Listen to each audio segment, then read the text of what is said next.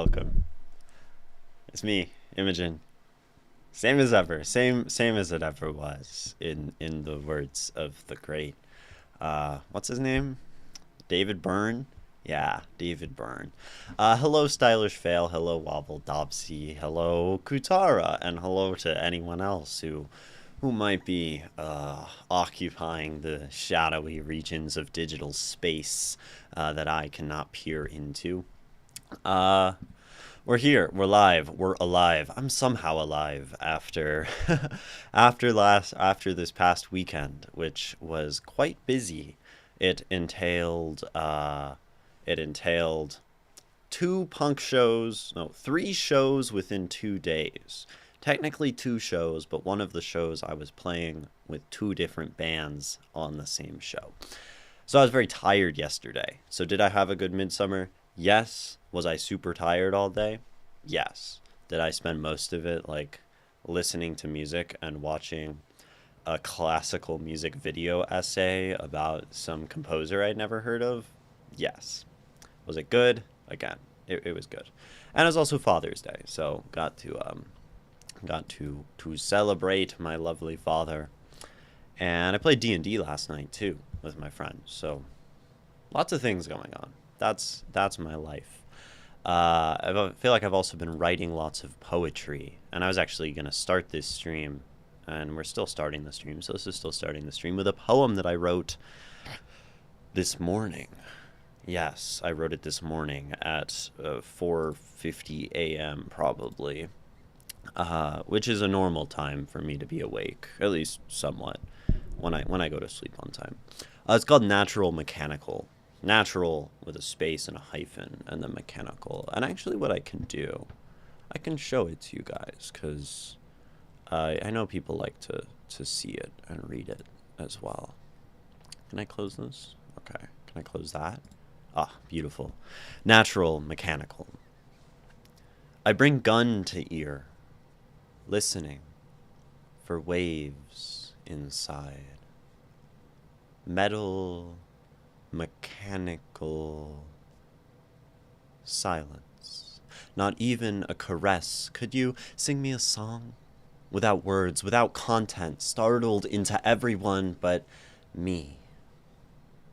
The shock, the pleasure, the awe of a melody, of open ears, cavities to receive all this world's vividly unusual auditory trembling indiscriminately, like a game, like a finger poised at the trigger, the temple of modern filled with fiery hymns, metal, mechanical praise, hands flung into above to move, to express upon the stage we play upon.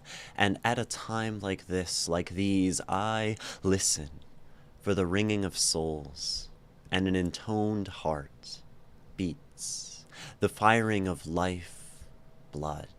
Nothing to be afraid of, my dear. Natural mechanical. That's my poem of the day that I'm sharing, because I really kind of dig that one a lot. It was another one of those poems where I was writing in my journal in the morning and just writing about stuff, and then I kind of pulled lines and pulled pieces from that journal entry to turn it into a poem, and I think it turned out well. You must go, Stylish Fail. Well, glad to have you pop in, and I hope wherever you're fleeing to is a wonderful place. Hello, Callie. Welcome, Callie. Yes, it's been a minute.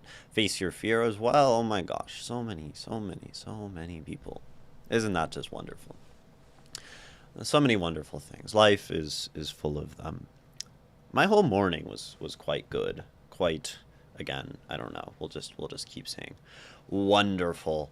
Uh uh I like practiced piano for like an hour this morning and was doing like singing practice at the piano here.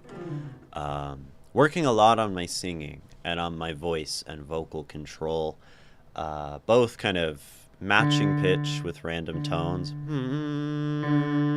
right? That's kind of what I'm working on, to like have that ear match the tone, and then also extending my range downward. Oh, I love that I have a bass voice. It's really cool. Um, I love the piano. I love singing. It feels so good to play the piano. It feels so good to sing. Like, to sing a low note is just this full body like experience for me. It's awesome. Yeah, I'm an artist. Big surprise. I'm good. I'm looking for some exercise stuff, even though I have a room filled with weights, bars, plates, and weighted clothing. I mean, you can never have too much gear for whatever you're doing, right? If you're a musician, more instruments, more gear, whatever. If you're not really, not really, but it's the impulse we get into, right? With our hobbies, is there'll be writers who own like 300 pens and journals because they like writing on paper. So you know, there's always stuff you can do with your own body weight. I am a body weight exercise kind of person. I love push-ups, pull-ups, L-sits, kind of squats, pistol squats. That's my jam. And I can I warmly suggest planche. I forgot how you planche push-ups. That's crazy, Face Your Fear. That's absurd. That's like less than 1% of the population type exercise. um, Absolutely bonkers. But I mean, as a goal, right? It's a good thing to strive toward. Similarly to how a goal that I have exercise-wise is to be able to do a front lever. For those who are not aware of what a front lever is you're on like a pull-up bar, or you know, if you're a rock climber, a hangboard, and you basically are hanging, but then you pull yourself up and hold your body like horizontal, right? While you're holding onto the bar, and you're like straight. Super hard, but that's kind of one of my big like things I want to be able to do. Core, yeah, I love core stuff. Practiced my pistol squats today and yesterday. I'm doing mobility stuff for it. Excellent. Pistol squats are one of my favorite exercises. They are super awesome and great for flexing my athleticism on my friends, uh, when that comes up in conversation. One of the nastiest things you can do is bring Sally up. I have no idea what that's referring to.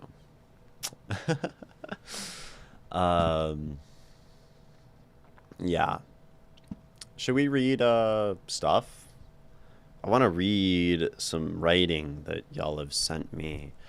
And I know a number of you in chat have things that you have sent me. Have you not heard of the Bring Sally Up push-up? No, I have not. So who in chat has the song?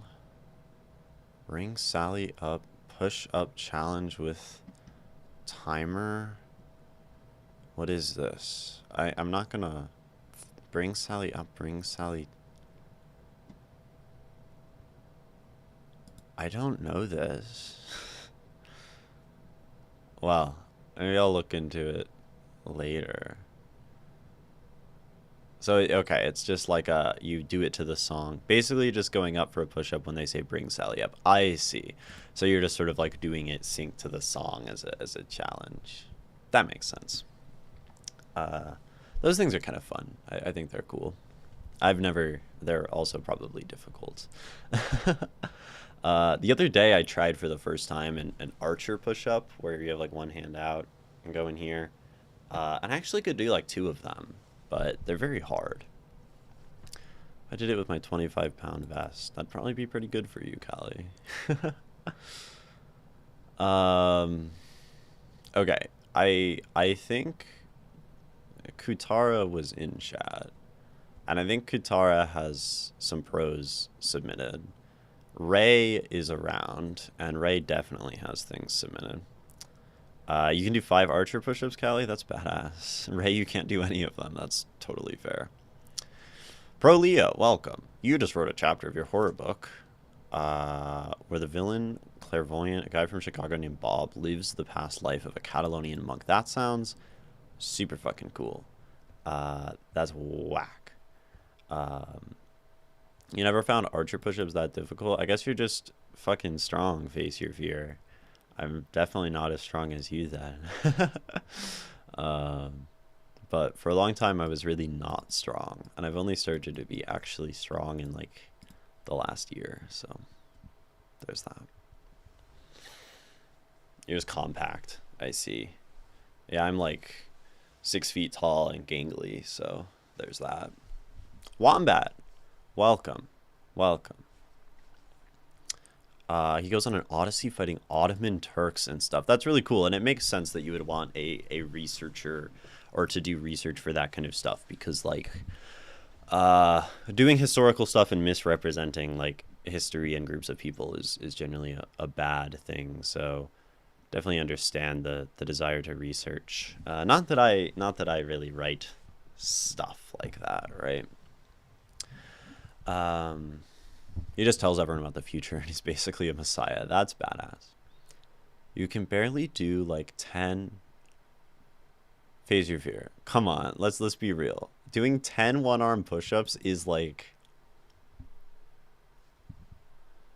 cracked. I don't think I can do one-arm push-up.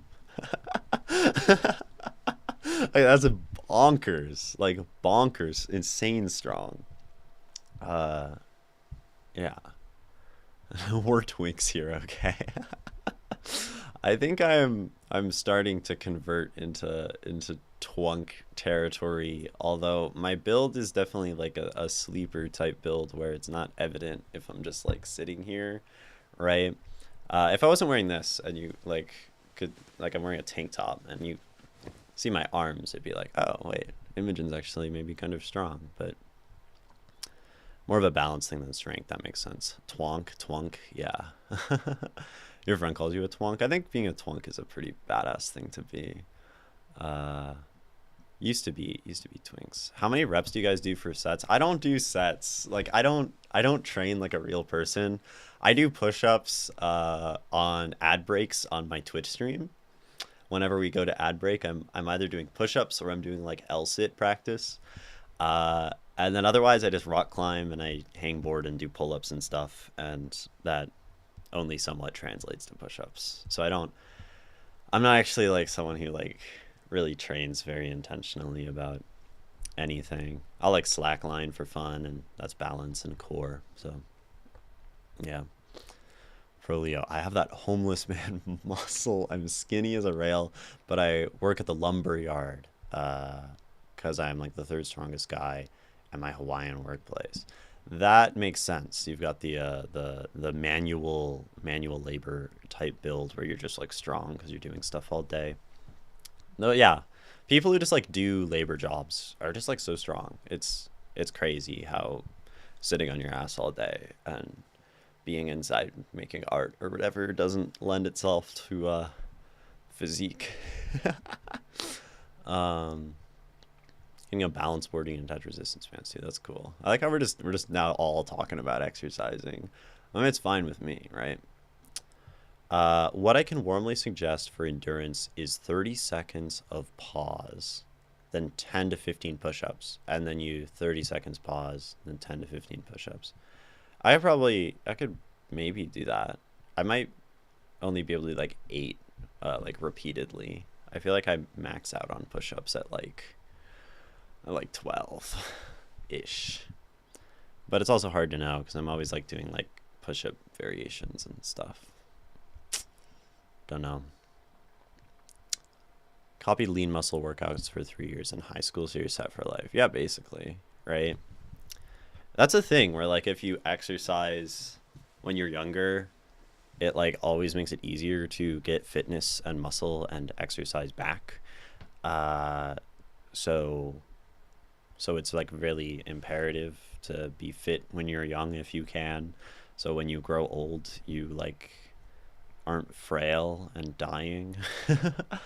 But it's also hard, right? And life gets in the way of many people's ability to exercise for all the sorts of reasons of like I don't know, like capitalist hellscape or like chronic illness. Pepper, chronic illness, and I'm just happy when I'm able to move around. Hell yeah.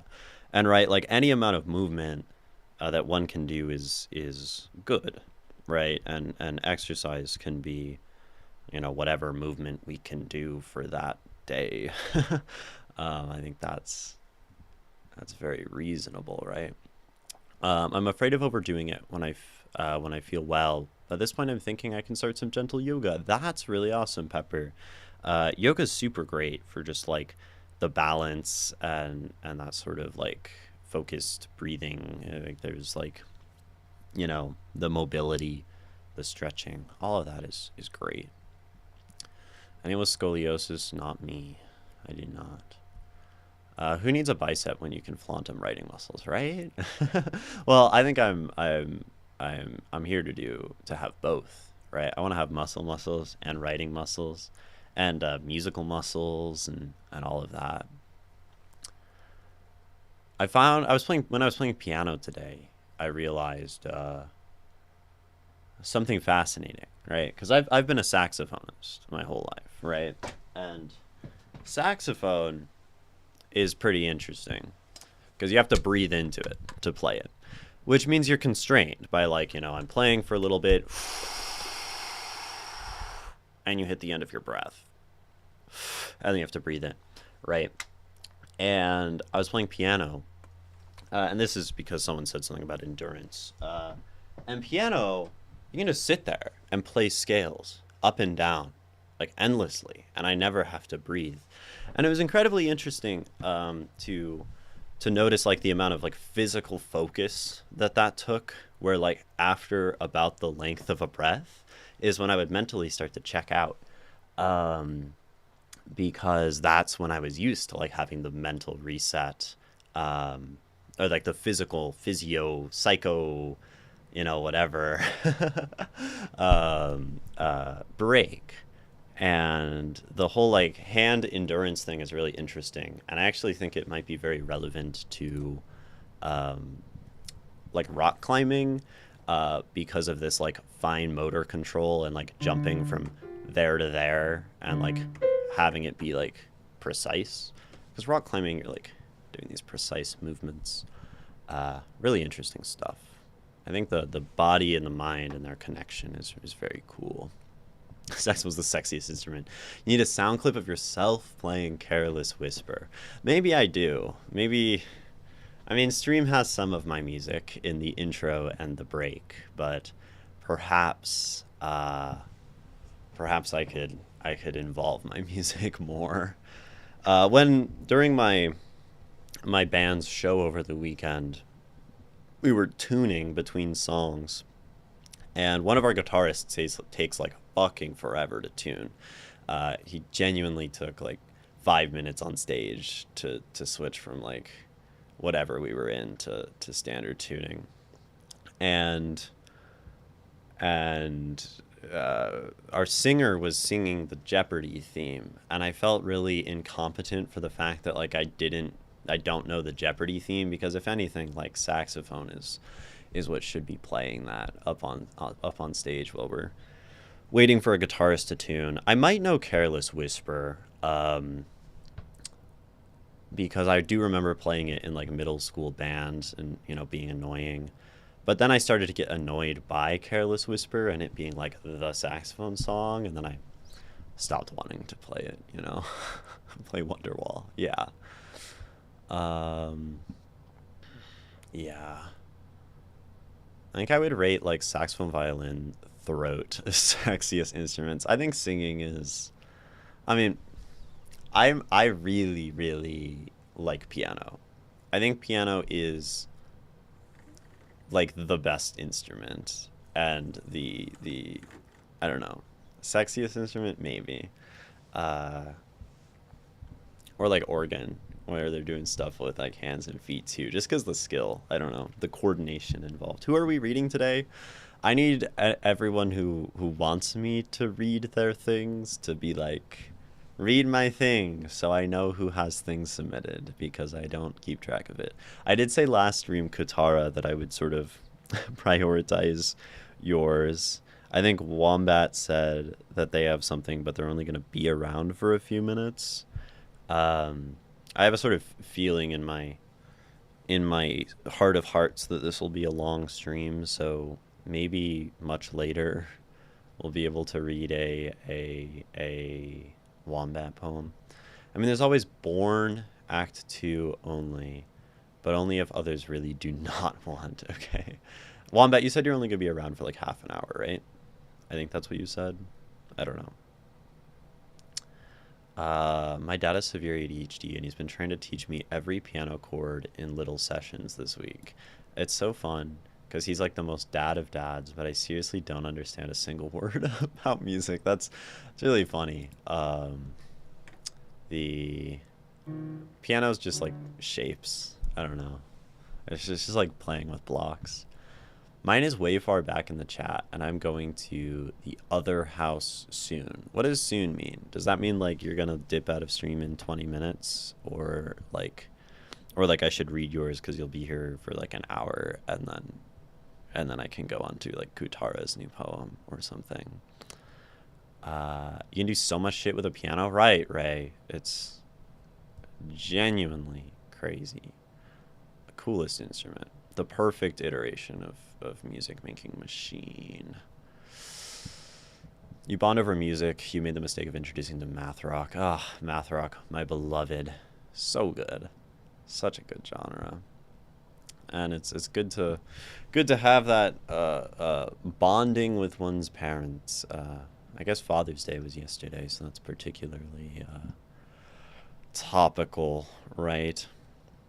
Math rock is awesome. Yes. Uh, okay. Let me see if I can find yours, Pepper. Because it's probably like genuinely so far back and ancient. Does it have a title? If you could tell me the title, that would be like super badass and cool and helpful. And that would make my life significantly easier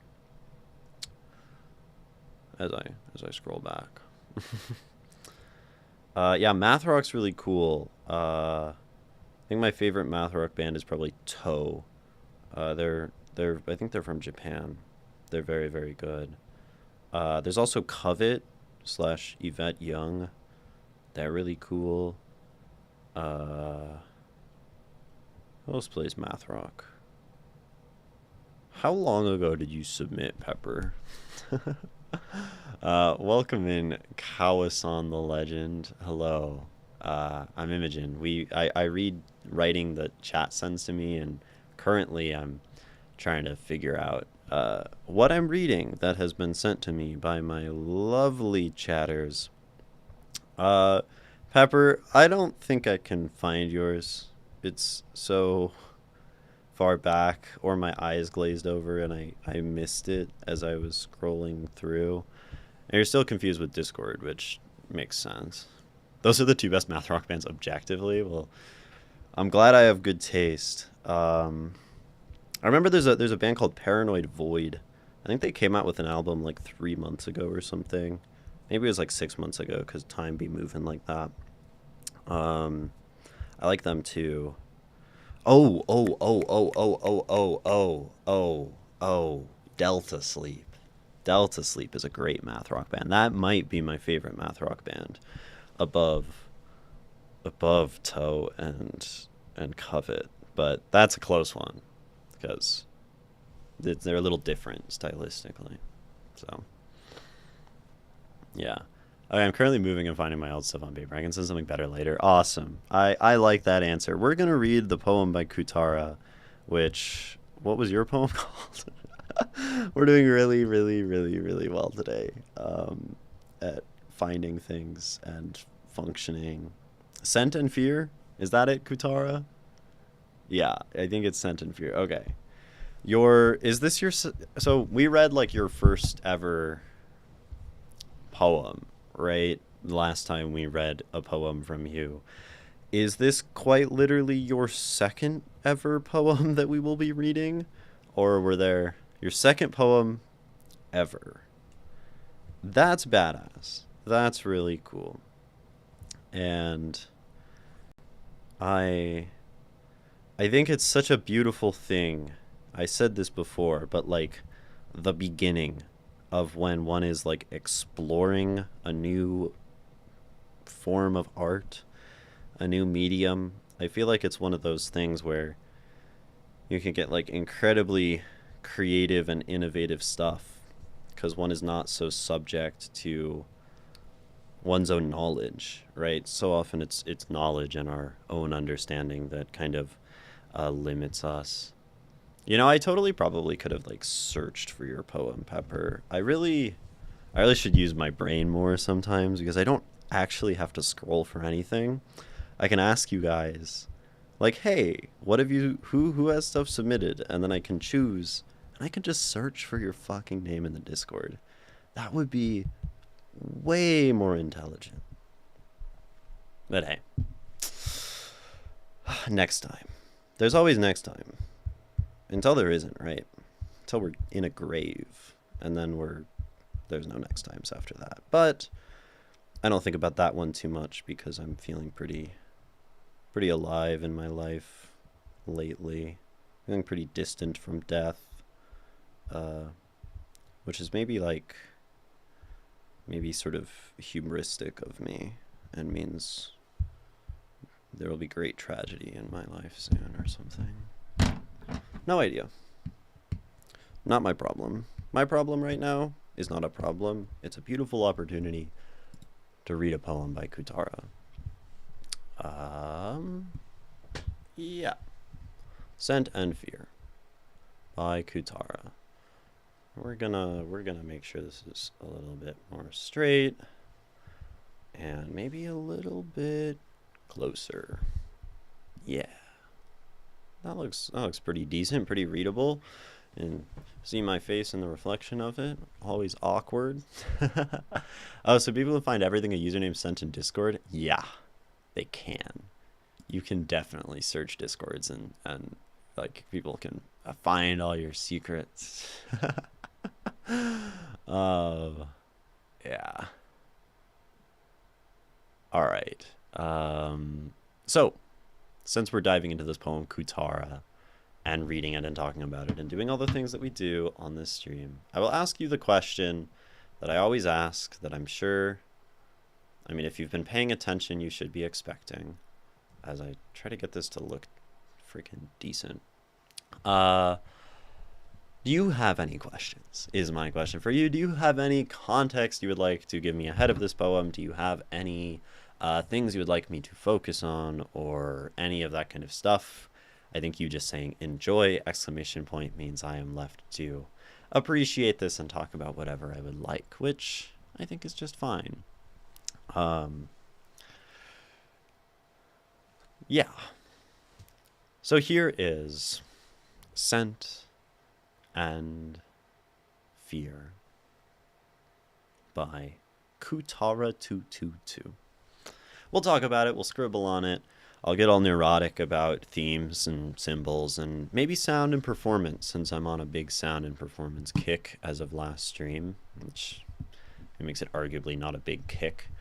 We'll see. We'll see where the brain and the mind and the enigma that is my associative portions of my brain decides to go. Scent and Fear. My nails are filling up. I'm cold. The world is like ice. I'm freezing. My hands are getting tired. I'm so curious. My nose is filling up. I'm shivering. Where are you? Scent. Scent embraces me. I am so curious. Why am I doing this? Will regret consume me? How long has this answerlessness been so powerful? I'm sure you're old and you smell, but you're so valuable. You're valuable because you're the only answer. You're probably ugly and full of germs, but you're so special. You're special because you're the only proof. We are alone. Now tell me, will I want to rot? Is befriending insects easy? Now tell me, will my memories walk? Will my mind breathe? Or did all of it get lost in eternity? I don't know. And that makes me itch even more. With a ceaseless obsession, I dig into the cold earth. There's an unquenchable fire inside me. I'm so curious. Answerlessness is pushing me to the edge of madness. I'm looking for somebody. I don't know. No, since I was born. It's so hard to carry my head with all these thoughts. Don't be silent anymore. I am so curious. We are alone. Now tell me, will I want to stink? Does rain smell good down there too? Now tell me, is there a pillow here? And a window I can look at when I'm bored? Or did all of it get lost in eternity? Tell me, did I go through all this effort just to turn into worthless remains? Scent. Scent embraces me. Fear. Because answerlessness is one of the saddest illnesses of mankind. One writes stories for its sake, believes. It kills insidiously, slowly. Scent. Scent is the only place to return to. Fear. Sad illness. When a human can't find their way in the empty field of answerlessness, they plant their own crops. The sad thing is, they plant nothing at all. Scent. Scent is the only place you will be sent. Fear.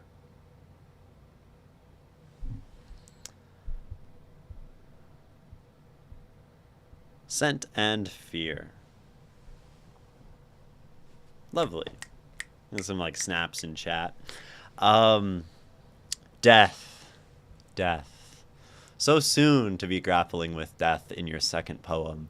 That being said, the first poem I ever wrote was grappling with death. So it's you know, death is one of those beautiful things to fuel art.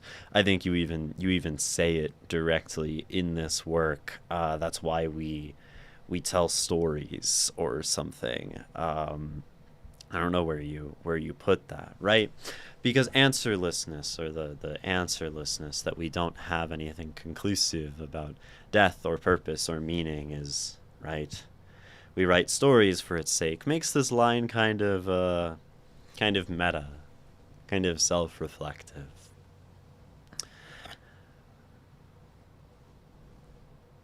Death. Scent. This poem does something cool, I think. Cool is a word. I like the word cool with its pacing. We have these very slow sections, is something that I felt, right? Scent. Scent embraces me. I'm so curious, right? We have these short lines, punctuated, kind of, you know, these repetition. I feel like this is a place where maybe the repetition is sort of inviting us to slow down. When you say scent, if you say it like too fast, it just doesn't feel nice to me. To go scent embraces me. It's like scent. And we have the ellipsis, right? Scent embraces me. I am so curious. So we have these moments. And even this opening section is quite slow, right? We have this, we are alone, now tell me. We have, again, this like, I don't know, no, since I was born. These big spaces, these big pullbacks, these sort of existential ponderings of you know, our place and death and whether it's easy to befriend insects. And then we have these really much stronger pushing sections, right? Uh, Frantic at times, even. And this is where, I mean, we can see we start to bring in some like sound. I am so curious. Why am I doing this? So we're even sort of transitioning here with sound, and then doing and consume, and has this awarelessness, answerlessness, not awarelessness. And whenever we have this answerlessness, these sections are kind of the ones that really push us. Answerlessness is pushing me to the edge of madness. And so we get this sort of bouncing back and forth between this almost obsessed, mad, trying to understand death, grappling, coping kind of situation. And then we have this like really slow, reflective, fearful, really, I think, and more uncertain section.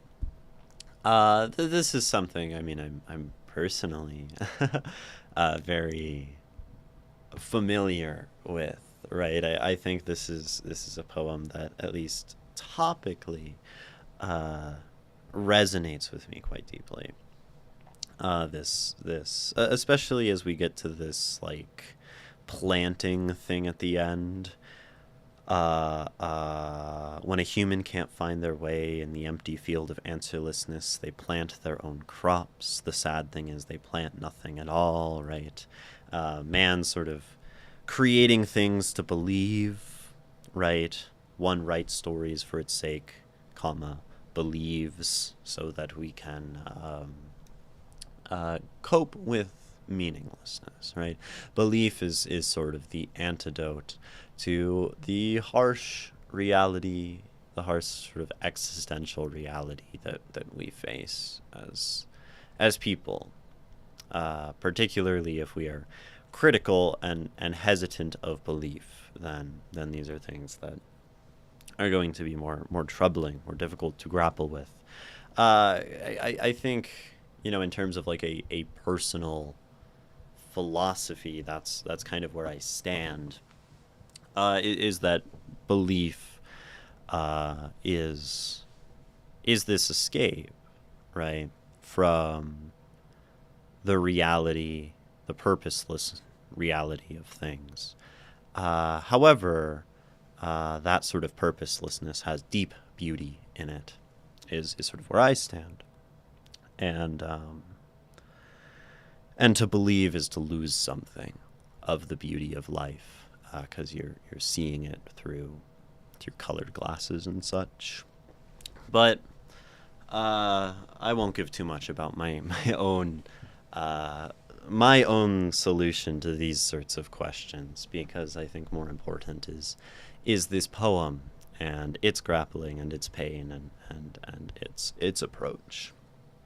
So I'm going to read through it again, not like a straight read through, not a performance read through, but a scribbling and note taking and starting to suss out some of the things going on here.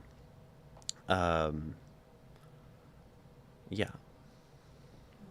Oh, and I usually say this at the beginning of poems, but as always, if chat has any feedback or comments on the poem or questions or things you would like me to talk about, those are always welcome, of course. Nikki, you say you want to be planted, you want to be put in a living urn, so you will be planted. I love the idea of being planted, and I think Kutara here in this poem, the narrator, which is perhaps Kutara himself, it feels very confessional, right? Has a similar thought for their own future, right? To befriend insects, to rot, to, I think there was something at the end.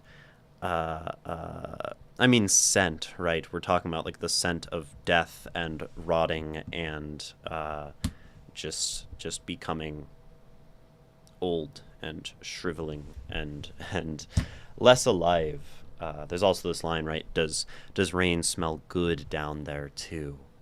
And I one of my favorite lines in this poem. Does rain smell good down there too?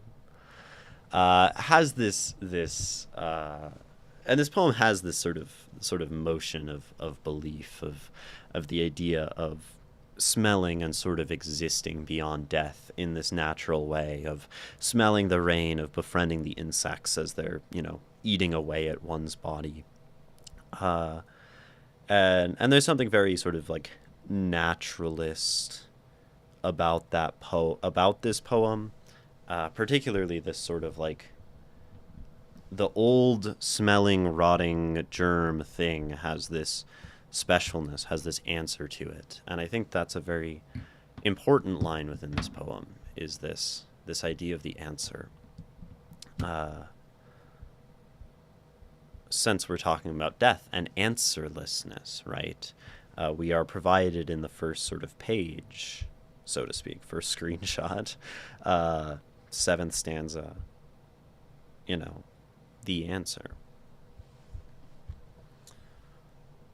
So that being said, dig into some of these things more. Start to figure things out. My nails are filling up. I'm cold. The world is like ice. I'm freezing. My hands are getting tired.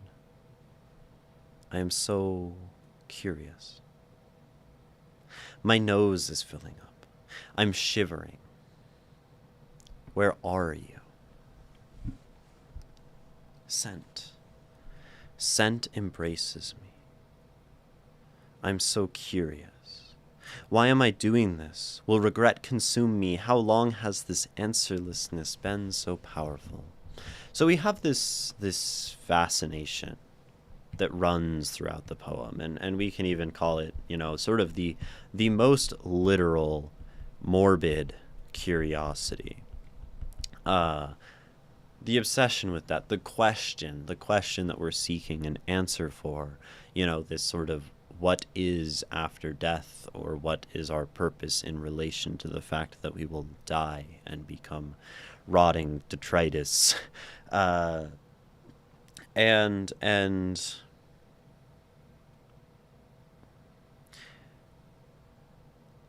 in some capacity, I think there might be almost like a physical sort of scene happening here. I think that's one way to read this.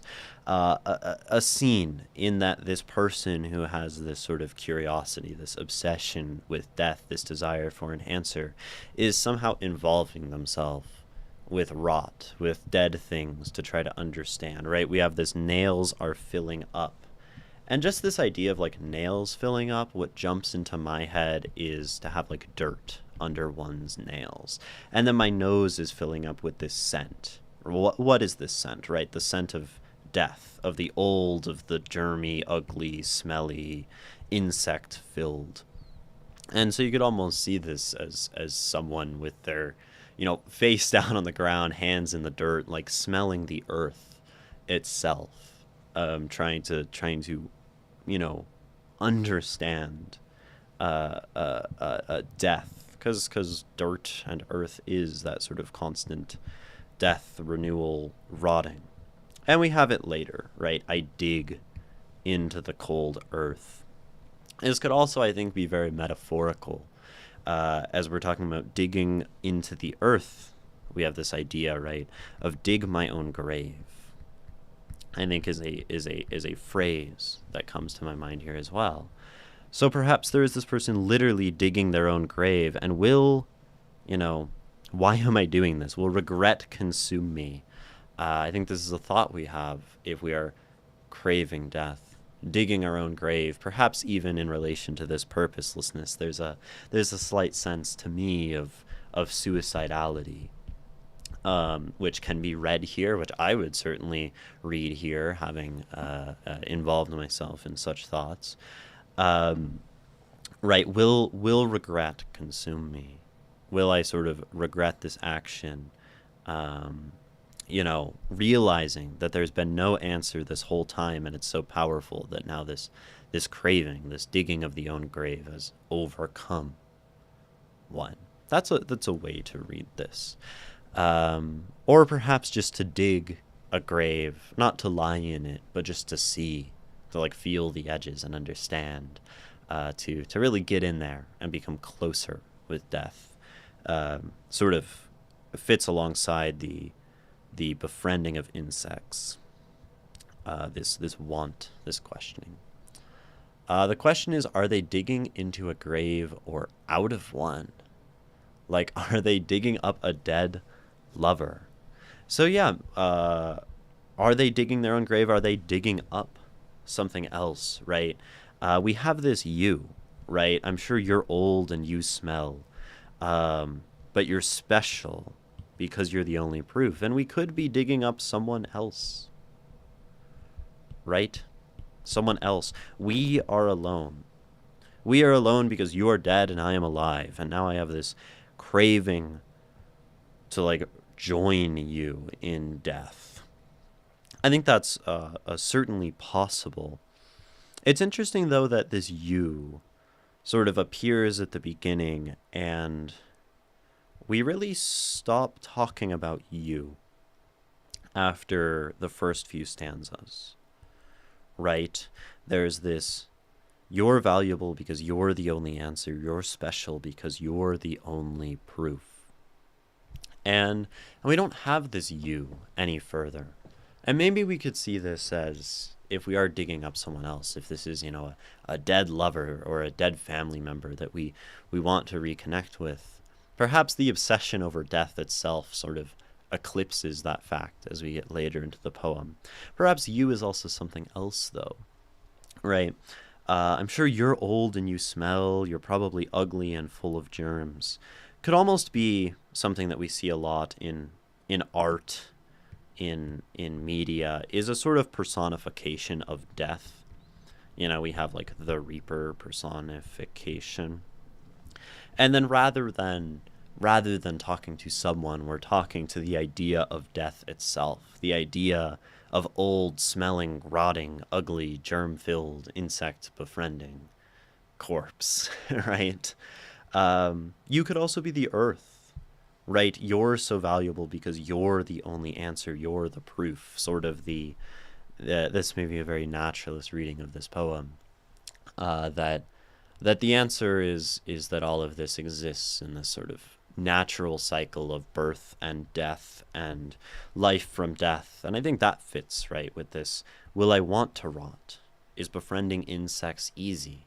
Because, once I am dead, I will be back in part of this. Well, we're in this cycle in life, but one will be on to another part of the cycle where death and rot sort of comes easily and automatically. Welcome in, Slow Gamer. How is everyone? I am great. I think chat seems like they're doing pretty well, too.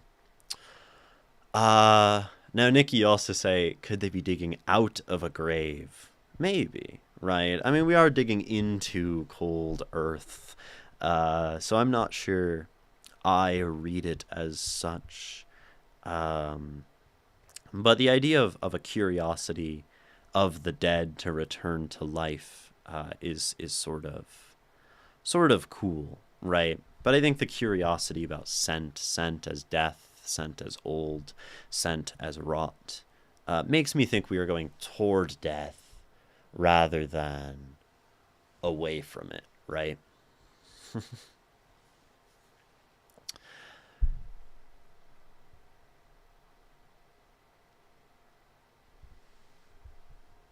But something that really also sticks out at me about these lines is not just, who you is, or the introduction of this idea of smell and old and germ and ugly and earth, is this idea of the answer, right? The only proof. Because this is almost maybe the most important thing to me that this is doing to set up the rest of the poem. Because we establish an answer sort of in the same breath that we talk about answerlessness. And then we end up returning later, right, to answerlessness. And then we sort of seem to, in some capacity, forget about the answer we've come to and continue, right, to dwell on answerlessness. So this sort of tension, right, between the beauty and the answer and the perfect and the proof against the answerlessness, and maybe that indicates some amount of doubt or uncertainty or impossibility to really the fact that this is proof. But I think we would want to keep reading. I'm sure you're old and you smell, but you're so valuable. You're valuable because you're the only answer. You're probably ugly and full of germs, but you're so special. You're special because you're the only proof.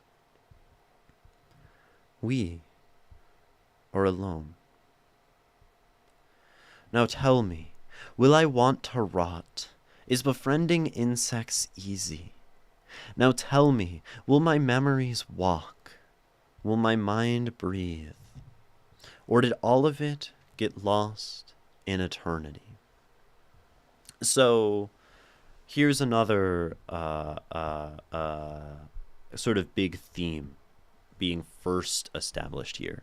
Did all of it get lost in eternity?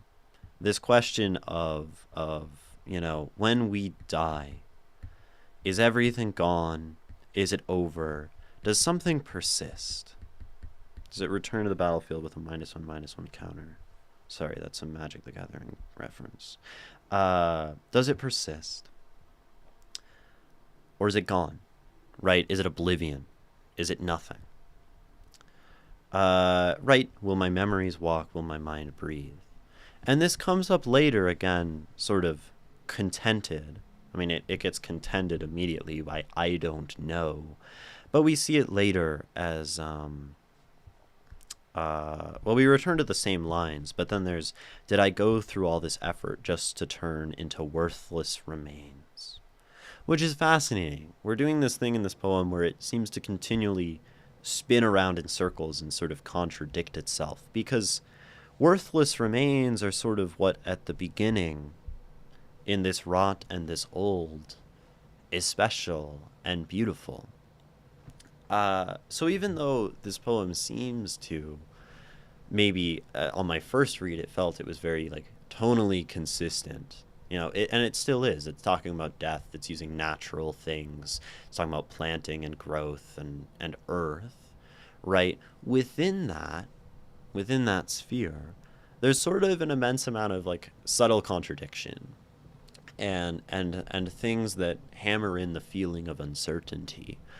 I think the worst kind of uncertainty, as this poem would suggest, and maybe as I would suggest as well, is not having absolutely no answers, not having oblivion, but having a bunch of answers that you're continually stuck contradicting, negating, coming to believe in again, proving to be false, returning to, and not having any sort of stasis, being constantly in flux and in a change of these answers. That's quite difficult, and I think this poem, right, expresses that, the idea of itching, right, ceaseless obsession, digging, kind of in this physical craving of death, this questioning, this discussion, this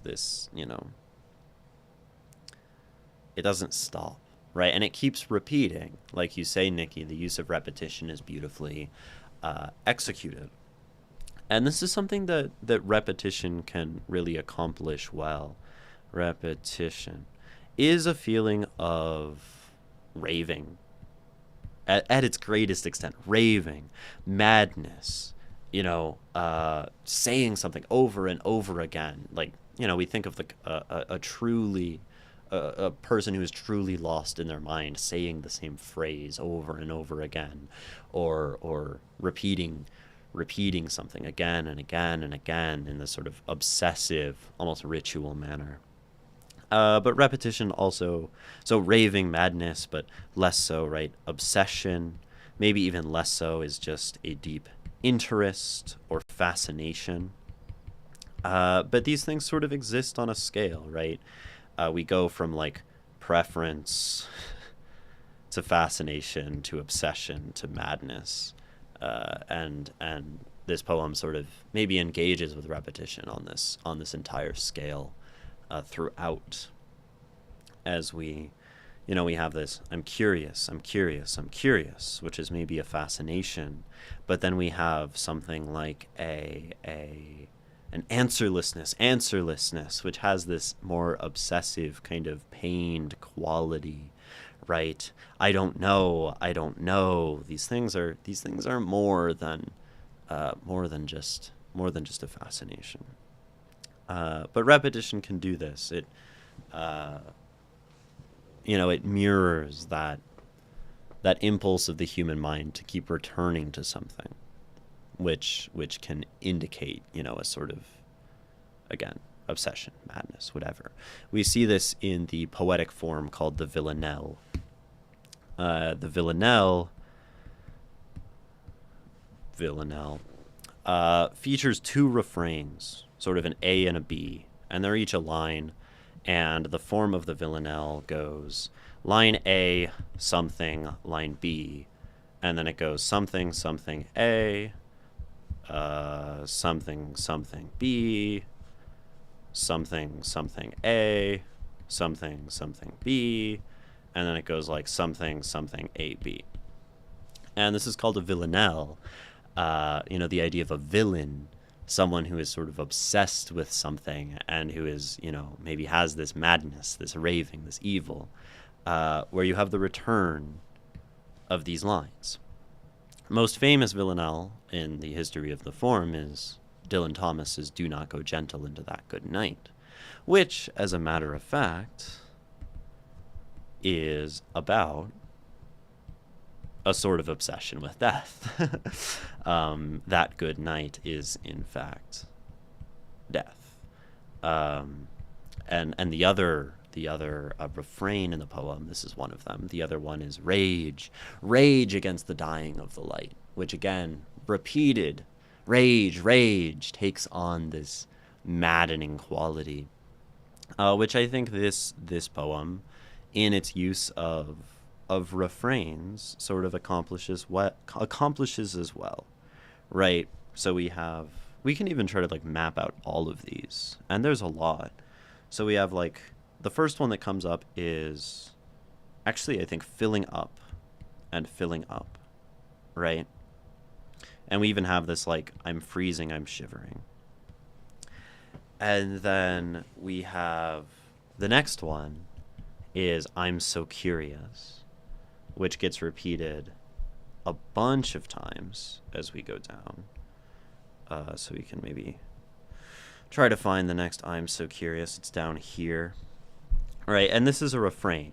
A refrain is when we take a line and we use the same line multiple times throughout the poem, oftentimes in different contexts to sort of tweak the meaning, sometimes in very similar contexts.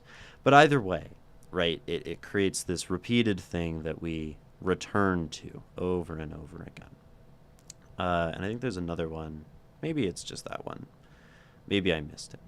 So that's one, right? I'm so curious kind of returns. We have scent embraces me, which is maybe a full stanza that gets repeated down later somewhere. And the cool thing is, as we draw these lines, well, I guess this one is scent. Scent is the only place to return to. As we draw these lines, the cool thing is that the repetition is happening on sort of different levels of scale. And I think this is a great thing to be doing with repetition, if we're nesting repetition like this, where some repetitions are happening very close to each other. Fear, fear, fear. I think that might be kind of all of the fears that we use in this. But then the scent embraces me happens at the beginning, and it doesn't come back again until much later in the poem. And this gives us, I think, a feeling of something that is constantly recursive, but not in a predictable way.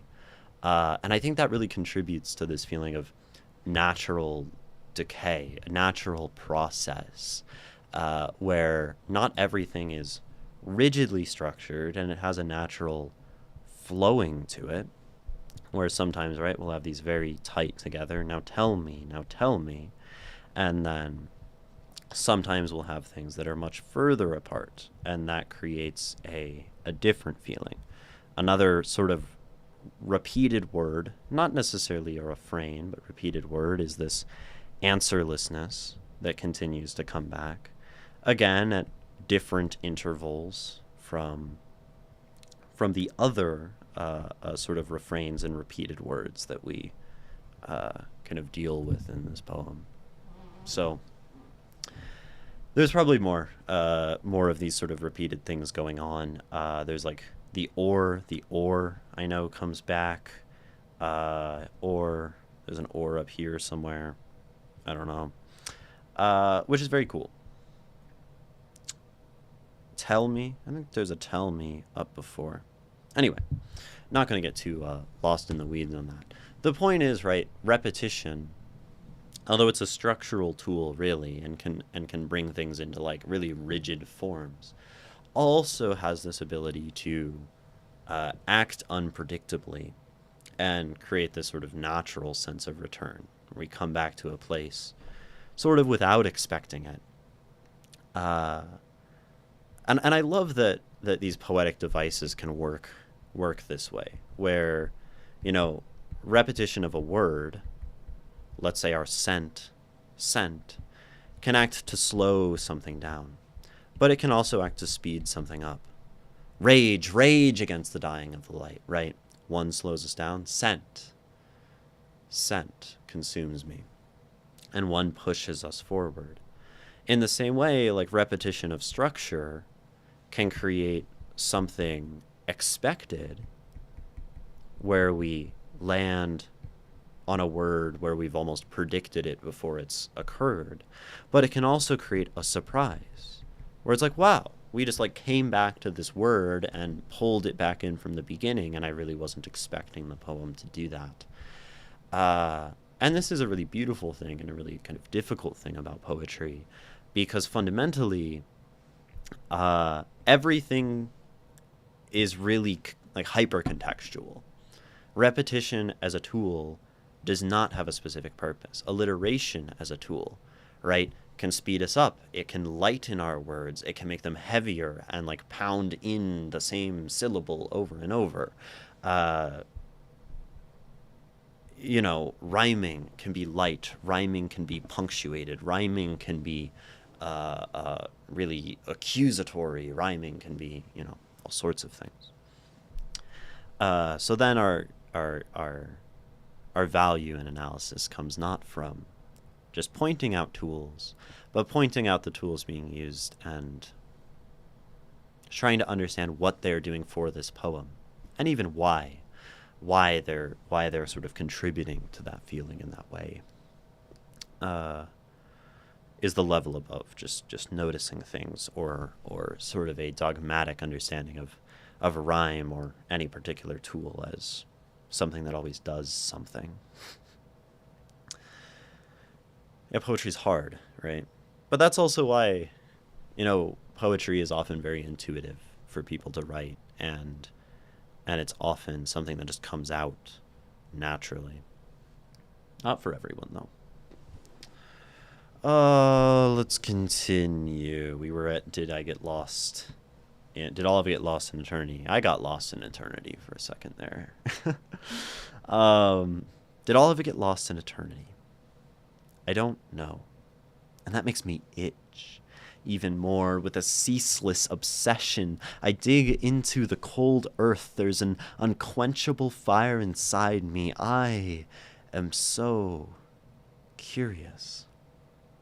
Why so serious? Answerlessness is pushing me to the edge of madness. I'm looking for some body.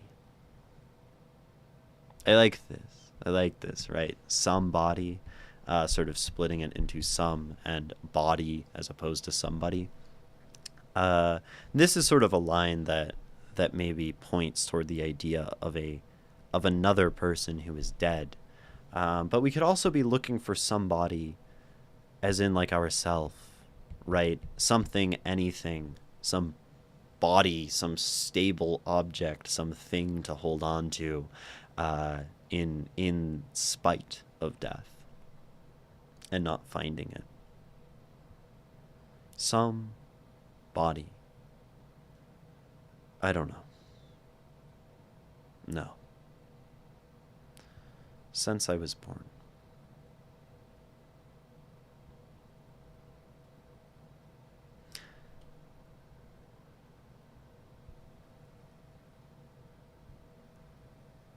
I like this. I think the spacing works well here. This sort of. There are like three kinds of spacing happening in this poem. There's like the straight up hit the enter key spacing, which gives us these stanzas with momentum that we really maybe push through or that have a very specific connection, right? I'm cold, the world is like ice. And then we have like the single enter key, which is sort of like stanzas. But then sometimes we have this like double enter, which forms it into like larger sections. And I think that's a really nice structural thing we can do. And this is why even a tool like a stanza is something that's fluid, because there's I think a pretty reasonable argument that this is stanza 1 and this is stanza 2, and that this is stanza 3 going in between these like big breaks, stanza 4.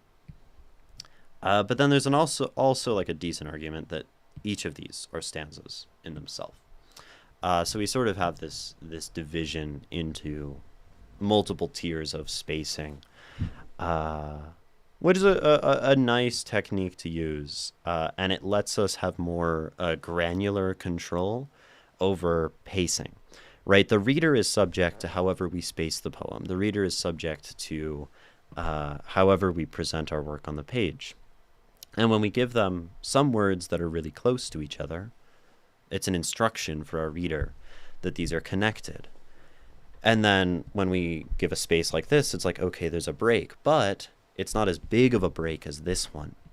And that's really useful as a reader, because you might read something like this section as, since I was born, it's so hard to carry my head. But since we have the large space here indicating functionally a super stanza break, we can call them stanzas and super stanzas, we know that it's I don't know, no, since I was born, right?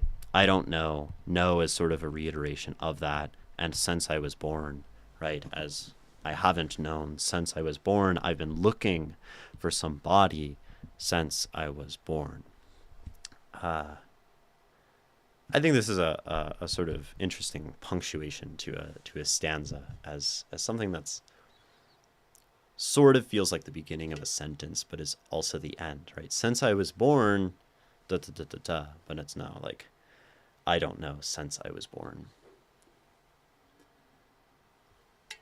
Born also gives it this feeling of beginning, and to punctuate on a word meaning, to end on a word meaning beginning, is cool. Sort of a subtle thing, and this whole poem, right, being about the end of things, death, and the beginning as life, as planting, right, body as planting, body, death as returning to a cycle of life. I think a touch like this is very fitting. It's so hard to carry my head with all these thoughts. Yes, it is. They're very difficult thoughts. That's I like the matter-of-factness of this line. I think for anyone who grapples at length and maddeningly with death, it's almost just enough to say that, right? Don't be silent anymore. I am so curious. We are alone. Now tell me. So we have this now tell me and don't be silent anymore, which I think is, this desire for this other thing, this empty, answerless thing to speak, right? To give me an answer. Tell me, what will it be like? Will I want to stink? Tell me, right? Is there a pillow down there? Tell me something. Like, console me about the fact that I'm going to die. I also like that it's so hard to carry my head with all these thoughts. Don't be silent anymore. Also is, you know, rather than asking you to speak, now tell me, it'd also be that I, right, won't be silent anymore. The thoughts won't be silent anymore. Perhaps it's meta to look outside of this poem, understanding it as, Kutara writing their second poem. But there's this aspect of like, I am going to express this. I am going to express this curiosity and engage with the idea of death. Engage through digging into the earth. Engage through chasing this thing down and trying to get an answer, trying to understand. Because, there's this understanding, this implicit understanding that there won't be an answer. There will just be a silence. So one has to, fill it yourself or appreciate it for what it is. We are alone.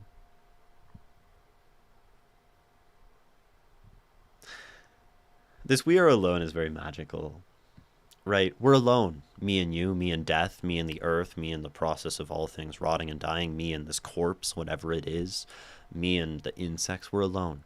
No one else is listening. So since we're here and since I'm trying to listen to you, like, come on, slip me a hint. Tell me. It has this really, fatal kind of earnestness to it, right? This spirituality, right? We're alone. Tell me. It's okay. No one's listening. It's one of the lines that gives this poem so much warmth. And although we've been talking so much about death, I feel that this poem has an immense amount of warmth in it, right? There's this deep amount of like closeness. We are alone now, tell me. This discussion, this intimate connection with the idea of death or the earth or rotting or whatever.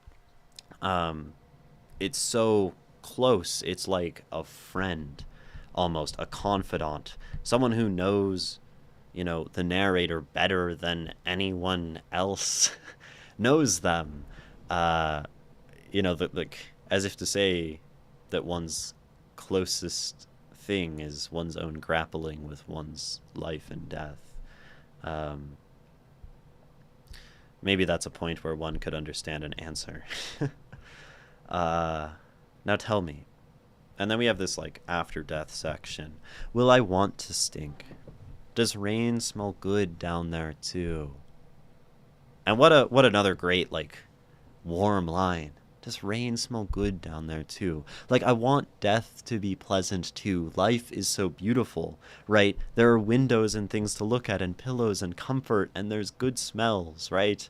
Petrichor is the smell of rain, the word that is impossible to use in a poem because it's overused. Right? There are these beautiful things in life. Is there beauty in death? I just want to know, and I think this almost says that would be enough of a comfort, right? If death wasn't just nothing, right? If death wasn't just everything lost to eternity, if death had good smells.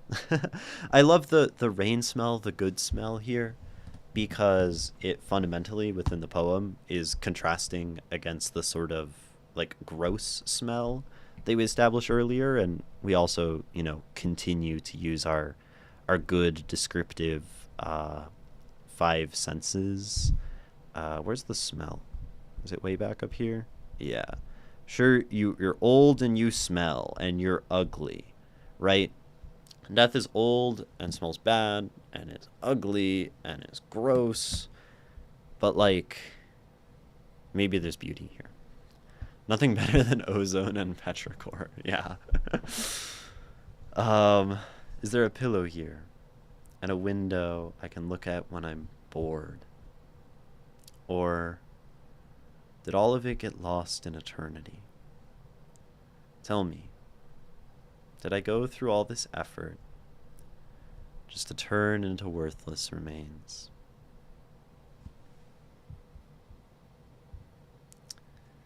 Scent. Scent embraces me. Fear. I like how in this... Oh, this bumped. I'm sorry.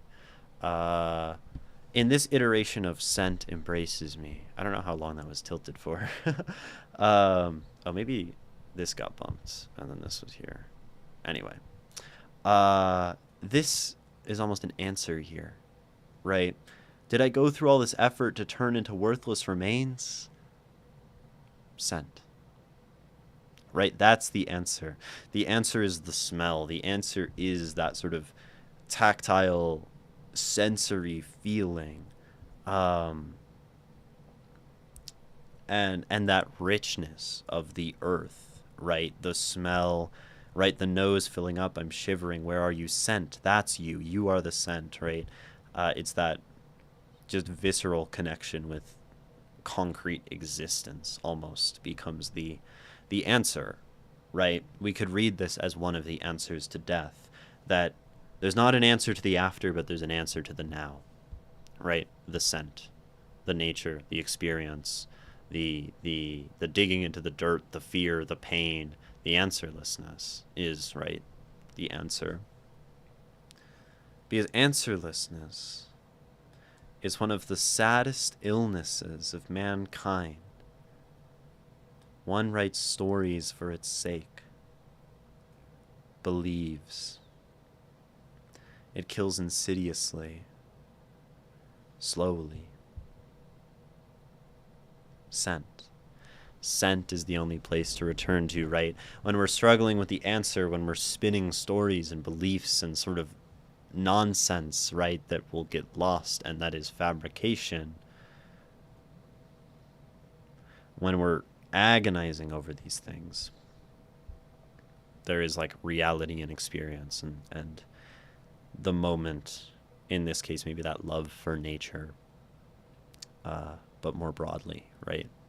Sense. And I like how, you know, I said sense as in sense, S-E-N-S-E,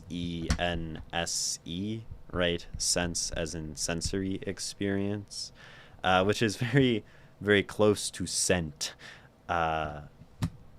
Maybe there's a what one could, you know, argue for a double meaning there. Let me have my phone be off, but I should probably check who texted me because I'm hanging out with a friend later. No, it's just one of the band chats. Cool. Turn it off. I don't like getting texts. Okay. Fear. Sad illness. When a human can't find their way in the empty field of answerlessness, they plant their own crops. Right? We create our own beliefs, whatever it is, to fill the void, to fill the hole of death, whether that's God, whether that's, you know, some kind of identity attachment or some kind of like political devotion, whether that's, I mean, identity is pretty broad. You know, yeah. Right. Those are the crops we plant, the beliefs we create. The sad thing is they plant nothing at all, right? So this poem argues that anything we plant to fill the void is not going to fill it. I think I agree. Sort of sad. It's sort of not sad. The more you think about it, the more I thought about it. It was very sad for me at one point. But scent. Scent is the only place you will be sent. Fear. Just ending this poem on fear is fascinating because there is such a conclusiveness, right? To scent is the only place you'll be sent. It's like, here's our answer, right? Like, it's death, and it's rot, and it's also the moment, and it's beautiful, and that's okay. And it's like, no, fear. And I think that's very real, right? It would almost be disingenuous to end a poem this way because it's wrong.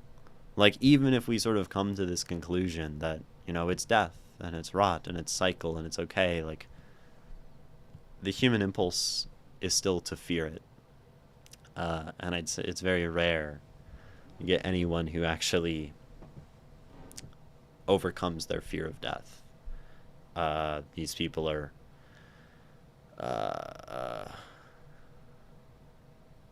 considered in stories, in these are heroes, these are great philosophers, these are like Socrates, right, who drinks and dies. It's our like Christ-like figures who embrace their own death to save others. It's our there's like the Tibetan saint, whose name I don't remember, who's the murderer, Milarepa, right? So yeah, fear, right? There's always going to be fear.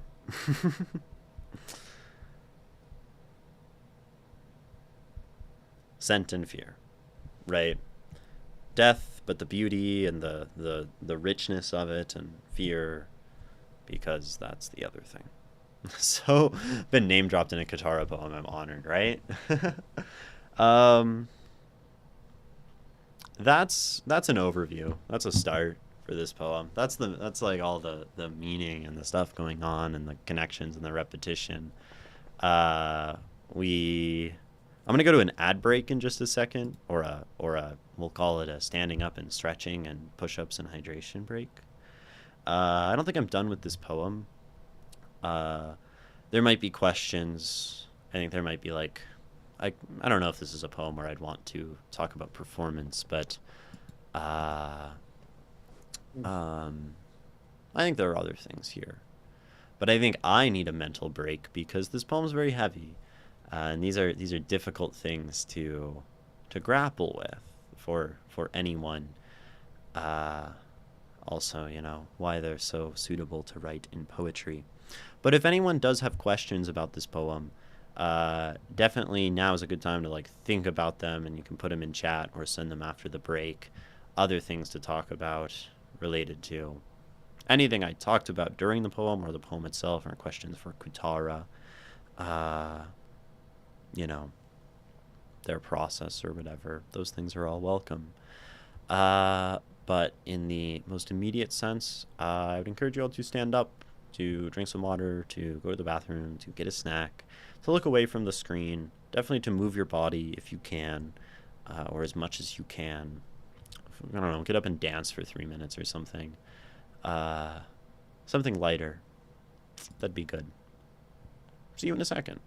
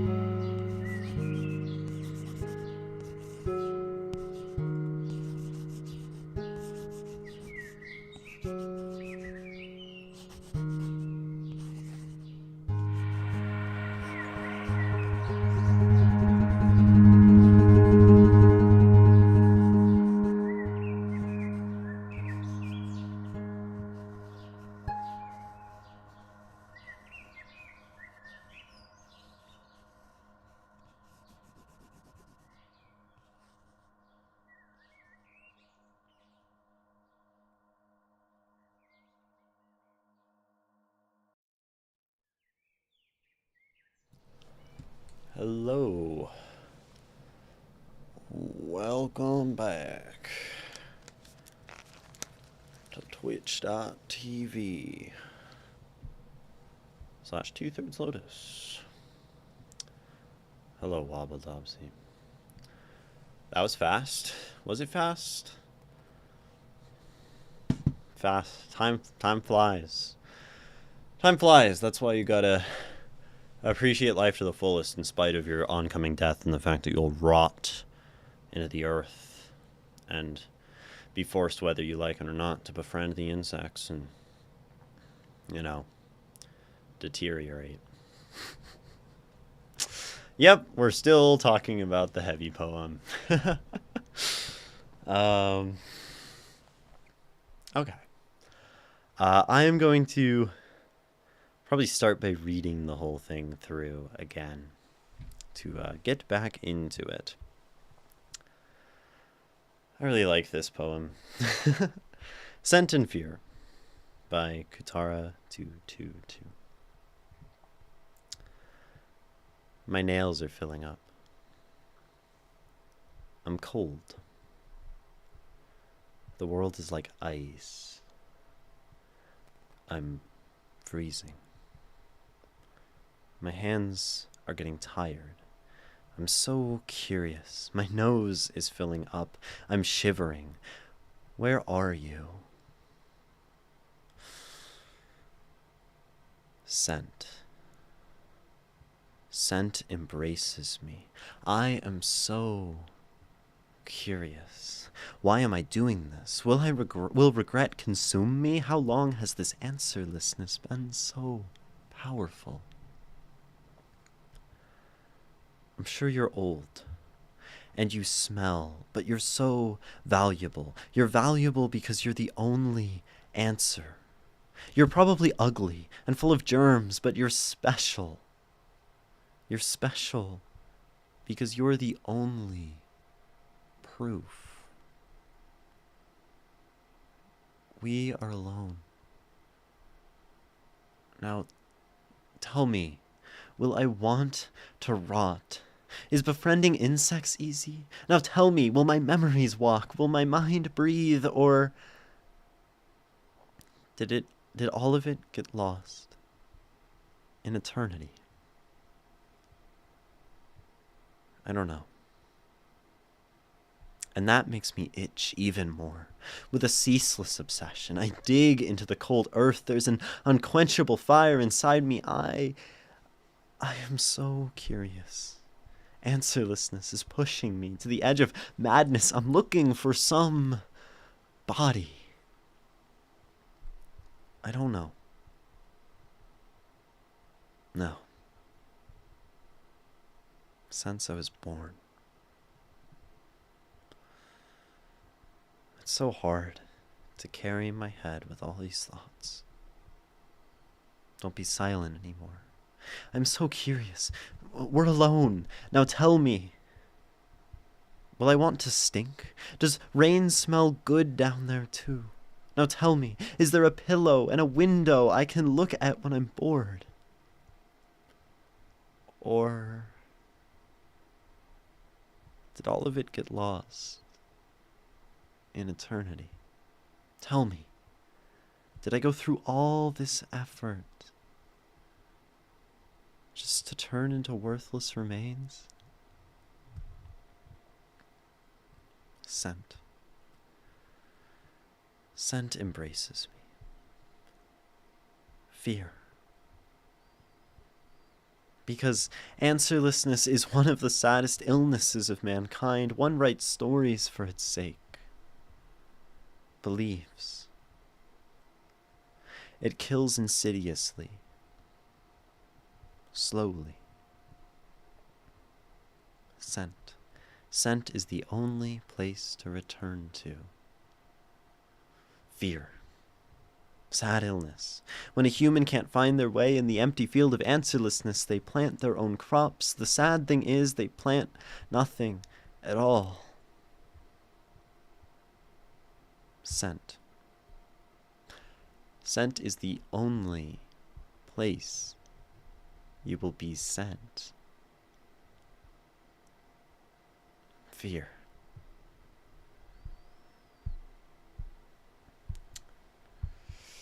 Scent and fear.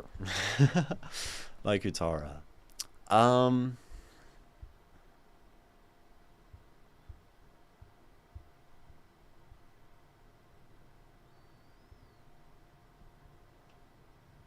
yeah, I mean, I said it at the very start, right? That we have this back and forth, this, the dialogue between like the crazed, the intense, the obsessed, and these parts that are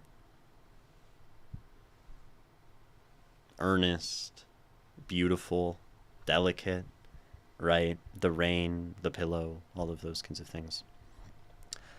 And it just works really well for me. You know, this back and forth. I think that the pacing, it pushes, it pulls, it pushes, it pulls, right? And right, I think that's just like a nice suitable pattern for a poem about, you know, life and death, right? It's this sine wave going along. Uh, if this poem were to be a graph, right? That's roughly what it looks like, and it just oscillating around the self. um, yeah. Kutara, now that I've talked about this for some time, do you have any questions, any comments, any thoughts? And does anyone else have questions, comments for Katara, thoughts, things that you really liked? I don't know, does anyone in chat have favorite lines? That's always a welcome and lovely and easy sort of feedback to give that I think can be helpful to a poet, right? To know which parts are maybe most deeply well received. uh, I think in this poem I have a few, right? I really I like the now tell me once I sort of read it in that way, right? That now tell me as in, you know, we're alone, or that we are alone now tell me. That's what I mean. um and I mean, does rain smell good down there too? Yeah, you love the rain part as well, Nikki. Yeah. It just has this like really pure human thing. You know, I love this smell. I love this experience. You know, is that something I have to lose too? Right? Do I have to lose the calm beauty of gazing out a window, or at a window, as the poem says, maybe at one's own reflection? Um, and it's just like these moments, because I don't know, I've had enough of the madness in my own mind, and it's good, right? The you know, answerlessness is one of the saddest illnesses of mankind. Like, the sound is good, it's written, it pushes. I think it works poetically. Uh, but you know, for me, I'm more interested in the little moments of any kind of delicate, tender beauty, and I think those parts are very strong. You really enjoyed the comments. Don't think you have any questions, and that's okay, right? Um, right. Questions guide us, and you're fairly new to poetry, so uh, not not having any questions of direction is probably understandable and reasonable, right? Uh, really lovely, right? Um, as a poem, and as a second poem ever, right? I think it has this nice metaphor.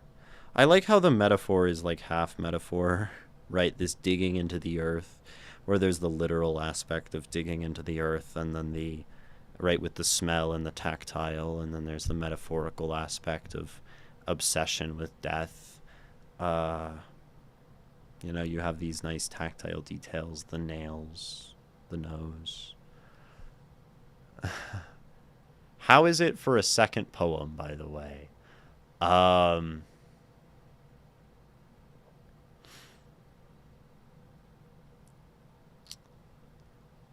how does one answer this question? This is a very hard question to answer. I think chat last time was jumping to say your last poem was very good for a first poem. Uh, I think that's. I like to think about poetry and developing as a poet in relation to the things we've already written, right? So your first poem was Seven, which we read, a few weeks ago, and 3 weeks ago, I think we decided, and it was very intense, right? It pushed kind of the whole time. It was very push, push, push sound. It was very maximal, right, in terms of its use of technique. And I like that this poem explored something different and was restrained in the way that it is. Uh, has these delicate moments. Because I think, if you wrote the first poem and then you wrote a second poem that was sort of like the same, I would be like, okay, well, try something new. Don't get stuck in a rut on your second poem. So the fact that it looks to me like an exploration of something new, I think makes it excellent as a second poem. I was very hesitant, or it gave me pause that when you sent your first poem, it got a lot of praise, because praise can be a very dangerous thing when you haven't like explored and like developed an artistic identity, because you can get stuck in things when you get told that something is like good. Um, so the fact that you've explored and done something new means that for a second poem, it's absolutely a success. I think in terms of like quality of writing, I mean that's such a hard thing because it's not entirely a notion I like to subscribe to. But I think your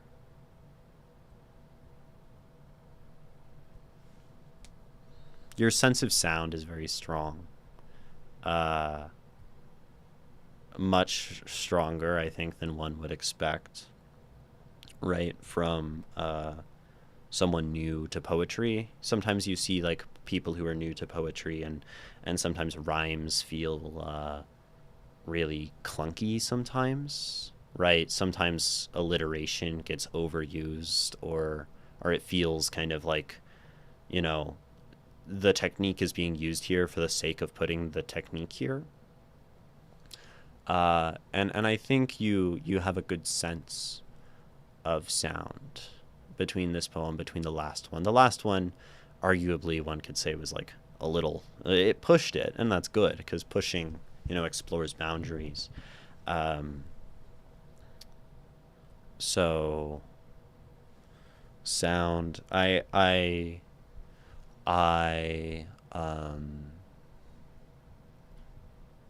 something that I like to see in people who are new to poetry is a willing to express earnestly, and maybe that's because it's something that's fairly inaccessible to me in my poetry. Um, I write my meanings behind a lot of layers and oftentimes behind a lot of unnecessary veiling. So it makes me happy to see someone newer to poetry, just being able to say something like, answerlessness is pushing me to the edge of madness. Right? That's something I've never been able to say like quite so forwardly in a poem. And I think that, yeah, I like that. Um, I think you got the depth as a writer. I think you could be a bit more concise if that makes sense. But I'm not a poem writer. Yeah, right. This is a fairly well, long is pretty relative. It's longer than the things we usually read on stream. I think people tend to send me stuff in like the this length range at most, and yours is pretty sizable. Um, and more with less, as they say. Yes, face your fear. And the tricky thing with poetry is to find that balance. I think sometimes there is such a thing as too little, right? Uh, where you can get too concise, and there are things that require an amount of length to be told. Um, but then maybe the question becomes, does this poem justify its length, right? Um, and that's a really hard question to answer. I think that's only a question really that like the author themselves can answer. You could certainly go back and toy with like which of these lines could be removed for the same effect. I don't think I'm I don't tend to recommend editing one's poems early into one's writing career or poetry career. I think writing more is better, like just more poems rather than going back and iterating. Uh, but it could be different for everyone. Um,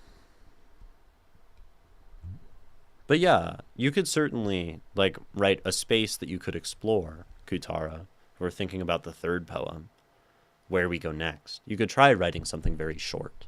Try writing something that right packs as much into as little space, because this poem definitely uses its word count. And when you wrote 7, I think that poem also made good use of word count in terms of lots of words.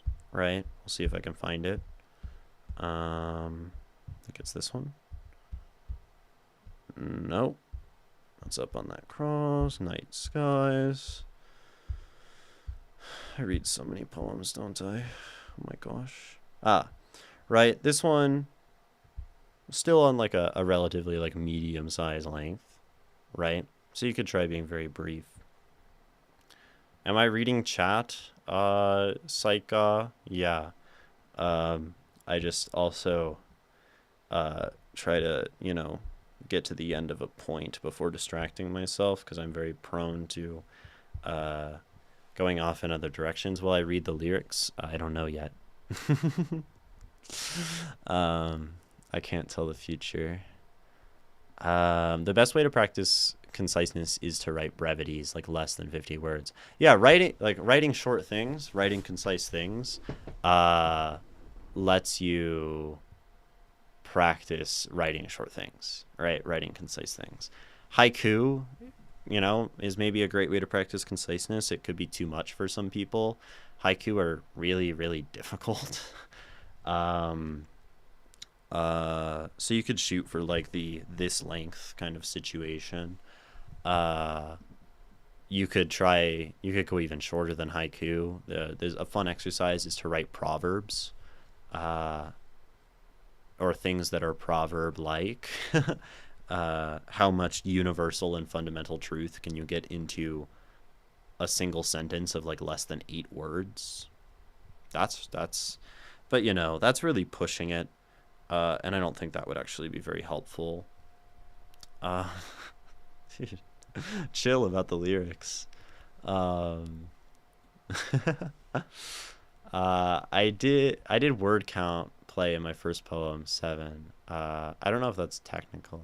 Oh, you're responding to someone, or you go technical where every word of the poem rhymes. Yeah, your first poem was very technical, Kutara. With your wordplay and you were doing rhyming and these sort of like symbolic things. Um, I mean, there are so many ways you could experiment with, so many things you haven't done. And the more, uh, uh, the more you read and the more you experience poetry, and I mean, I'm sure hanging out on stream a lot, you've seen that there are so many things that one can do with poetry.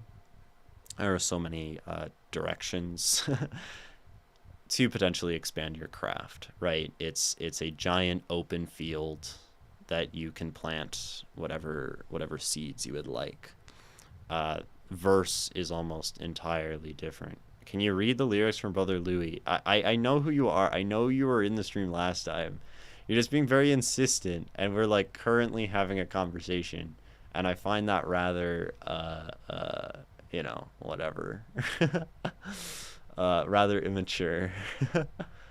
Write a sentence where every odd words forms another sentence. If you read it like that, then every word forms another sentence, and they form a third sentence. Yeah.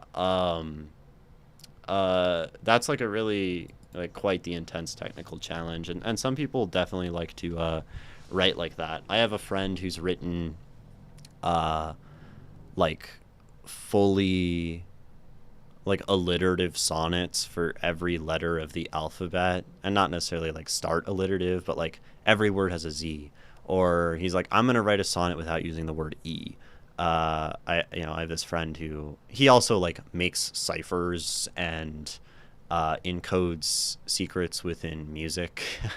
So some people's brains work like that, right? Where um, it's about these challenges in these ways to like quite literally play with words, to play with the possibilities of what language can do and like try to break it, right? Uh, Not how my brain works and not how everyone's does, but for some people, it can be quite fun, right? There's like palindromic works, uh, whether on a letter level or a word level or a line level. All sorts of arbitrary stipulations we can apply to our poems. Can be fun. You did a palindrome poem. It was fun. I've seen like line palindrome poems. I've seen word palindrome poems, and I've seen again the same friend I was talking about wrote like a very long poem, like a few hundred words, where it was palindromic on the letter level, right? Where you're it's not just the words reading them, but like reading the letters backwards. Um, it was kind of crazy. Not my thing. Not my thing. Uh, the best I got was like a you know palindromic haiku. Like I'm not good at that stuff. Um, Present memories, past the future envisioned, they wonder all are all for nothing. And then this is like your present, past, future, they are for they are for. Oh, that's really cool. Um, yeah, that's badass. Face my fear. Not my thing. Not my thing. Uh, anyway, it sounds like we've sort of left the scope of this poem, so I think we can safely wrap up "Scent and Fear" by Kutara, and I will definitely read it one more time so we can all appreciate this work, take in the smells of it or whatever. And then we can continue off in some other direction potentially. Here is Scent and Fear. My nails are filling up. I'm cold. The world is like ice. I'm freezing. My hands are getting tired. I'm so curious. My nose is filling up. I'm shivering. Where are you? Scent. Scent embraces me. I'm so curious. Why am I doing this? Will regret consume me? How long has this answerlessness been this powerful?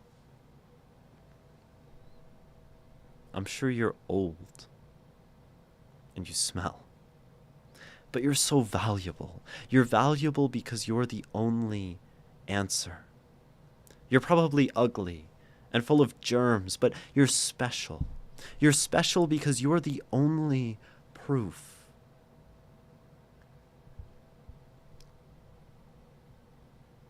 We are alone. Now tell me, will I want to rot? Is befriending insects easy? Now tell me, will my memories walk? Will my mind breathe? Or did all of it get lost in eternity? I don't know, and that makes me itch even more. With a ceaseless obsession, I dig into the cold earth. There's an unquenchable fire inside me. I am so curious. Answerlessness is pushing me to the edge of madness. I'm looking for some body. I don't know. No. Since I was born. It's so hard to carry my head with all these thoughts. Don't be silent anymore. I'm so curious. We're alone. Now tell me, will I want to stink? Does rain smell good down there too? Now tell me, is there a pillow here and a window I can look at when I'm bored? Or did all of it get lost in eternity? Tell me, did I go through all this effort just to turn into worthless remains? Scent. Scent embraces me. Fear. Because answerlessness is one of the saddest illnesses of mankind. One writes stories for its sake, believes. It kills insidiously, slowly. Scent. Scent is the only place to return to. Fear, sad illness. When a human can't find their way in the empty field of answerlessness, they plant their own crops. The sad thing is, they plant nothing at all. Scent. Scent is the only place you will be sent. Fear. Scent and Fear by Kutara.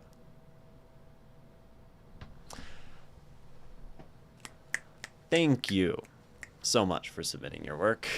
A pleasure to read, a pleasure to talk about, a pleasure, right?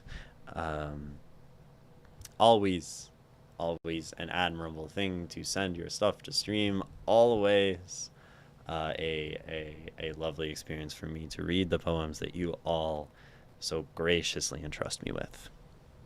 I had the thought as I was reading at the end there, Kutara, that, I mean, there's like one condition on which you might like take this suggestion, and my suggestion is that you might enjoy slam poetry based on the way I read your poem. Slam poetry has this really like clear and forward earnestness to it, and slam poetry also has this really strong use of literary device and pacing and motion and, you know, these things. The only stipulation is that slam poetry is a fundamentally performed art, and if you don't want to perform your poems, then you may want to steer clear from slam poetry. But your poem is very performable, I think is what I'm saying. And I think, I don't know, you might find an appreciation for people in that space. One thing about slam is, for some people, it can be like too forward, too on the nose, too overt, and because it sort of requires you to play to an audience, because you're, you know, getting scored in like actual official like slam, you know, poetry slams, right? Because it's a competition thing. Although people also just perform it for the sake of performing it. But it you know, it has these like constraints to it, you know, with like within 3 minutes, and usually as close to 3 minutes as possible, and like that you know, you want people to get, moved and impacted as heavily as possible within a period of time, uh, to get like your 10, right? I adore listening to slam. I wouldn't be able to write it. Slam is hard. I've only written a few slam poems. I've written less slam poems that I like. So yeah. If not perform on stage, could just record your voice like an audiobook. Yeah, definitely. People also just do like slam on TikToks and on the internet.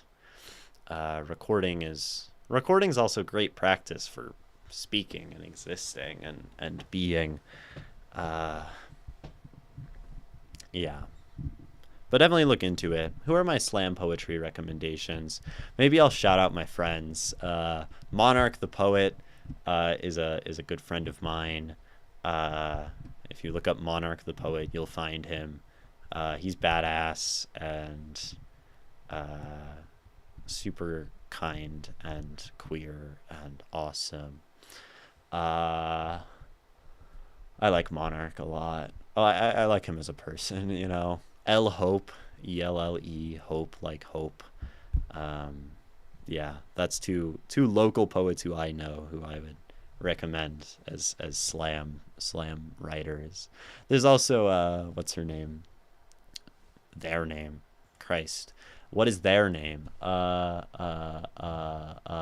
always forget their name when I'm like gonna talk about them. Uh, they died. um, they're a slam poet. They're really good. They're non-binary.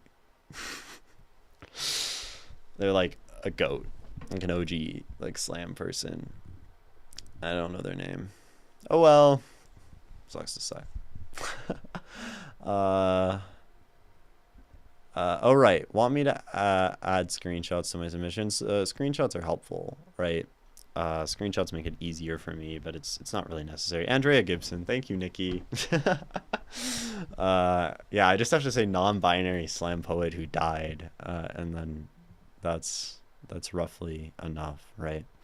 What work is next? I don't know. I haven't decided yet. I needed like a little mental lift, I think, after that poem. So I don't know what that means. Maybe I'll read a slam poem since I'm thinking about it right now. I don't. Do I actually want to read that poem? I sort of do. Because I definitely don't want to read the other slam poem. I've written one good slam poem. I'm gonna be so real. Like, most of my slam stuff is like so bad. um, what's it called? It's called SAD. It's called Seasonal Affective Disorder. Do you guys want me to read a slam poem? Or really tolerate it? I think I'm gonna read a slam poem. I'm not going to share the screen on that one, just because it's, I don't know, it's slam. It's meant to be listened to, and there's me. So I'm talking to my shrink, right? I'm at the appointment and I'm telling her, you know, I get tired in winter. Sometimes a little manic, a little jittery in summer. And she tells me there's a diagnosis for that. And the diagnosis, she says, is seasonal affective disorder. So I go home, look in my DSM-5. It's on pages 114 and 113. But the book is full of shit, so I tear the pages in two and write myself a new diagnosis with one less word. I'm seasonally affected. What I mean is, I feel less rested. When comes September, the sun stops sending warming embers to my mornings. When I realize I'm mourning, the orange disguise is worn by the leaves. I'm affected. When the world is dying, it's writhing, and the writhing gives way to wilting, wilting to withering, withering to winter, and in winter's whisper I swear I hear crying, but mostly I hear the cold. In my muffled steps and breath, freezing like steam, I'm affected by the cold. Then, by the thaw, The thimble of thermal return, the torn open clouds of fire reborn, the sun, it's all up for me and the seeds. We are affected. We're making plans, making plants, pulling weeds, showing teeth again, growing back to speed. It all smells so free. We careen into summer's blazing heat. I burn affected for one fleeting season, and then the trees reset the stage to perform their change again. In perfect order. In the same order. Diagnosis says seasonal affective disorder. Like it is normal to ignore my nature because the psychiatrist only cares about getting me back to labor for a billionaire who loves Mother Earth, only loves Mother Earth if he can rape her from pole to equator, suck out all the flavor while peasants push papers, listen to doctor's orders, pop a pill in order to earn some leaves that always stay green, and order plastic decor unaffected by the seasons. It never loses its sheen. Their order is another week, another week, another week, another week on repeat in brutal order, over and over, until the mind is weak, full of disorder, no seasons, no affect. I can't accept that. So I'll give up. Billing for tilling, plastic for planting, tender for tending, cheap things for reaping. I'll gladly slow down and speed up with the leaves because I can't live by someone else's order when by mine theirs would be the one defined as, diagnosed as, seasonal, affective disorder.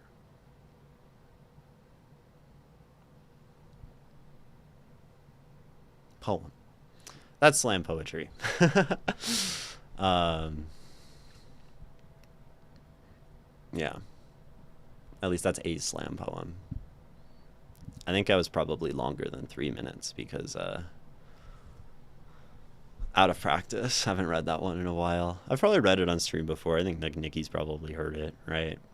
Ray has probably heard it like twice, is my guess. Maybe not.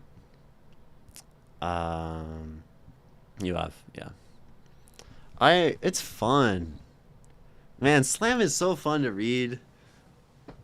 Should I like... Should I be writing more slam? Maybe I should be writing more slam. I mean, should is like whatever. I've been on this big like reading and performance like train of thought, and like how we read and how we perform, and of course that lends itself to you know, slam, right? I think I should. I've been like not involved in the local like slam scene for like a minute, but you know, it's never, you know, I can, there's always time. I'm like 22 years old. There's a local slam team. That's where the two people I mentioned, Monarch and L, are from. There's like a slam team in Vegas, and then they like travel around the country and they compete in poetry slams. I auditioned last year, didn't get in because, you know, it's hard and it's competitive, and I'm a child basically. But maybe in the future it could be fun. National Poetry Slam. You have such a way for making poems sound fun. I appreciate that. I think poetry, you know, I have fun, right? I'm 22. My youth is gone. It's too late for me. I know, right? No, I was saying I'm 22. I'm young. I have like all the time in the world to still, you know, do slam poetry and potentially engage deeply in that art form. Yeah, maybe. You needed to hear that today, VIP Marissa. Well, then I'm glad you heard it. Also, hello. Welcome. Yeah. So what are we reading next was the question asked of me. A very reasonable question to ask on this stream where I claim that I read other people's poetry, right? I think the answer to that is subject to all of you flailing yourselves in front of me in chat and saying, read my thing, as usual. Even if you were 30 like me, you still have all the time in the world for poetry. Isn't that beautiful? You have all the time in the world until you're dead, and then you have nothing. That's how I can see it as a young person, because like death isn't encroaching upon me. What is the Hamilton death? 6 feet ahead of me, something something. It's like the end of the musical. I'm like asleep by that point in the soundtrack. I posted the first thing I posted back when you didn't read prose yet. Oh, I see. Dude, I ain't greedy. I'll be patient. You just read mine. Yeah, yeah. Like the aliens in Toy Story clamoring for the claw. That clamoring for the claw. I feel like that should be in a poem. Like the aliens in Toy Story clamoring for a claw.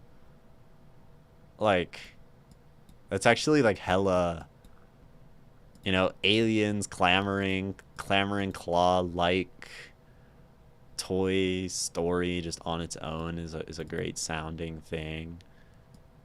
I don't know. And you put that in like a slam poem about like the economy or something. Slam is on my brain. The Unimind. Okay, so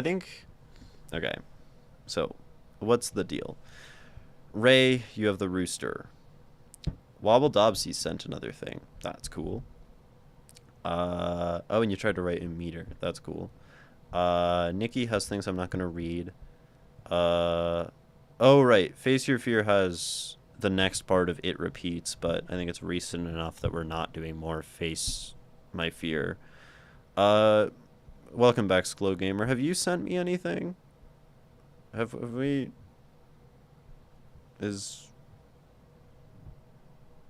No, maybe? I don't know. I don't. There's so many names. There's so many people in my freaking Twitch chat. I don't think you've sent me things. Oh, that was you. You were Woodsman and Water Nymph. Okay, so we're not reading your things, definitely. So, because we just did that last time. Let's read Ray. It's been a while since Ray. I feel like Ray gets like snubbed a lot because Ray is like always here, and I just forget that you exist sometimes, even though you're awesome and cool. So do you want me to read the rooster, or is it something else from further in the past? Because I'm sure there's other further in the past kind of situations as well. The rooster, it's fine, like good, or fine like there's something you actually want me to read more, because I'm totally willing to be at the whim of your preference here.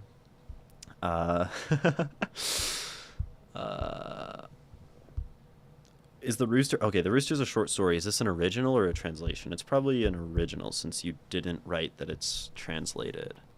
It's actually unfinished, so I'd like opinions. Okay, cool. Oh my gosh, someone who wants like specific opinions on things. Crazy. Oh, and it's not super duper long. It's like a 2 screenshot type situation, which is good. Also, it has the phrase exemplary rooster in it, which is cool. Okay.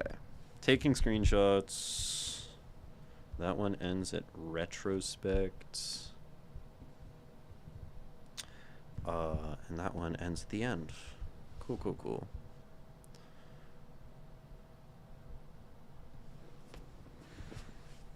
Yay, another short story? I know, right? Short stories are freaking awesome. It's an original and it's unfinished, which means we can guide it into its bright and potential-filled future through our reading and our supportive comments or something. Sometimes I'm just genuinely saying words, dude. Okay. Just a yapper. That's why I stream, right? Because I just love saying words. Streaming is such a strange thing. It's really, really maddening. uh, the rooster. You know, sometimes I'm streaming and I just get hit by like the crushing reality of like the fact that I have a camera on my face and I'm like beaming it to like the internet, and it's so like hyper real and uh something simulacrum of genuine existence or something. I don't know. I have to go to the bathroom though, so I'm just gonna take now as a chance to like hit the ad break so that the ad break doesn't run for a long time while we read Ray's story. So you can all take this opportunity to not watch the ads, to stand up, to look away from the screen, to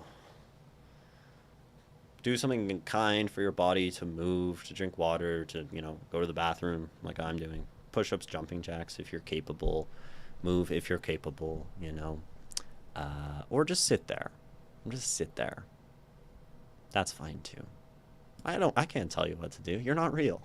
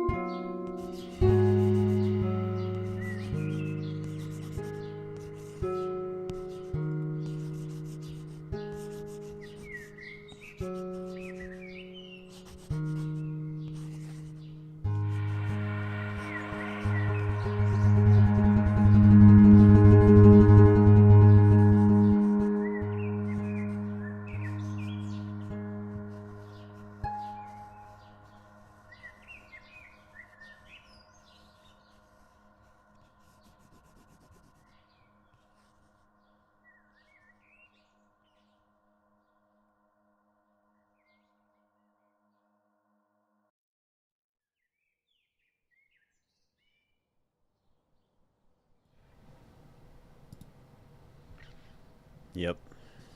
Still here. Still here.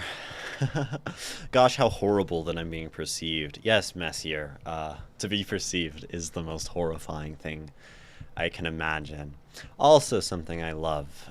Beautiful how such suffering and beauty exists in the same places.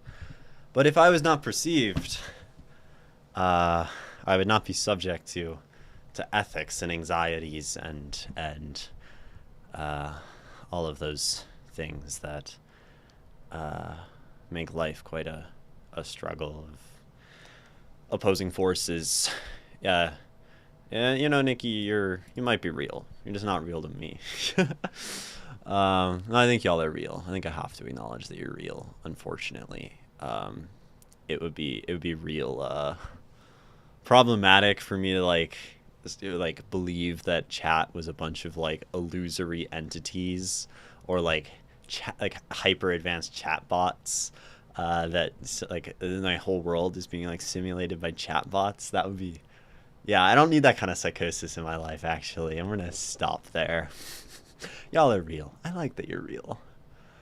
You started writing short stories, and this is like the third or fifth you wrote, got stuck and stopped. Gotcha. Um, cool, cool. A writer friend told me your short stories seem like they should be essays, and then you started writing really good essays, Ray. So that's badass, right? Not the Hegelian absolute. My face when the Hegelian absolute enters the chat. This interaction is very different than IRL. Yeah, right. It's something. It is nice. Yeah, I like it. Y'all seem to like it, which so it means it's somewhat mutually beneficial, right? We're symbiotic in our online dwelling. I mean, I do often think I'm a figment. Yeah, I mean, yeah,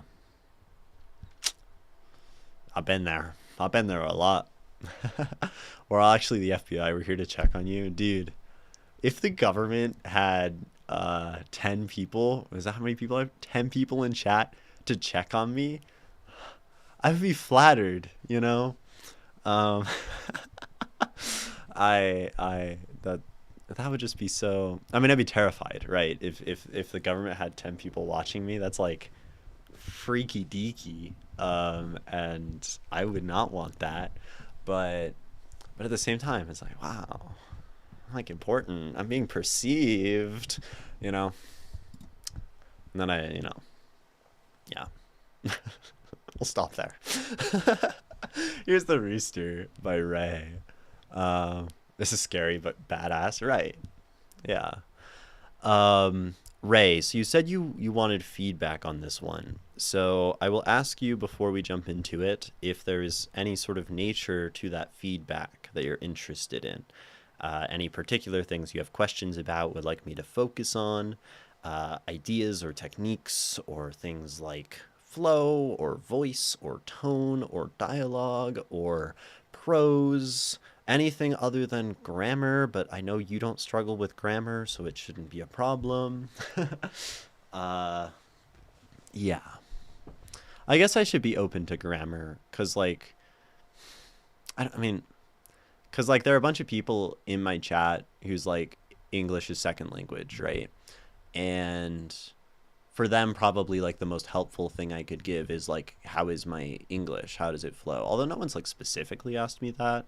I guess if someone was, like, interested in, hearing how their use of English was, I would specifically look at grammar. That's the addendum to when I say I hate checking people's grammar. Cool. I ain't got no people to check on me. How do I get the FBI?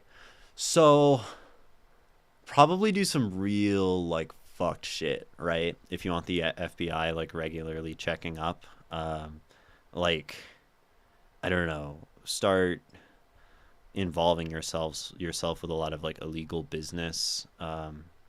Maybe you can like run drugs across the border, Nikki, since you're kind of in the southern west coast area, and then become like a big player in the drug business, and then the FBI will start at least looking for you. Like, oh wow, people are looking for me. That's so sweet. Yeah, what do you want my author brain to focus on?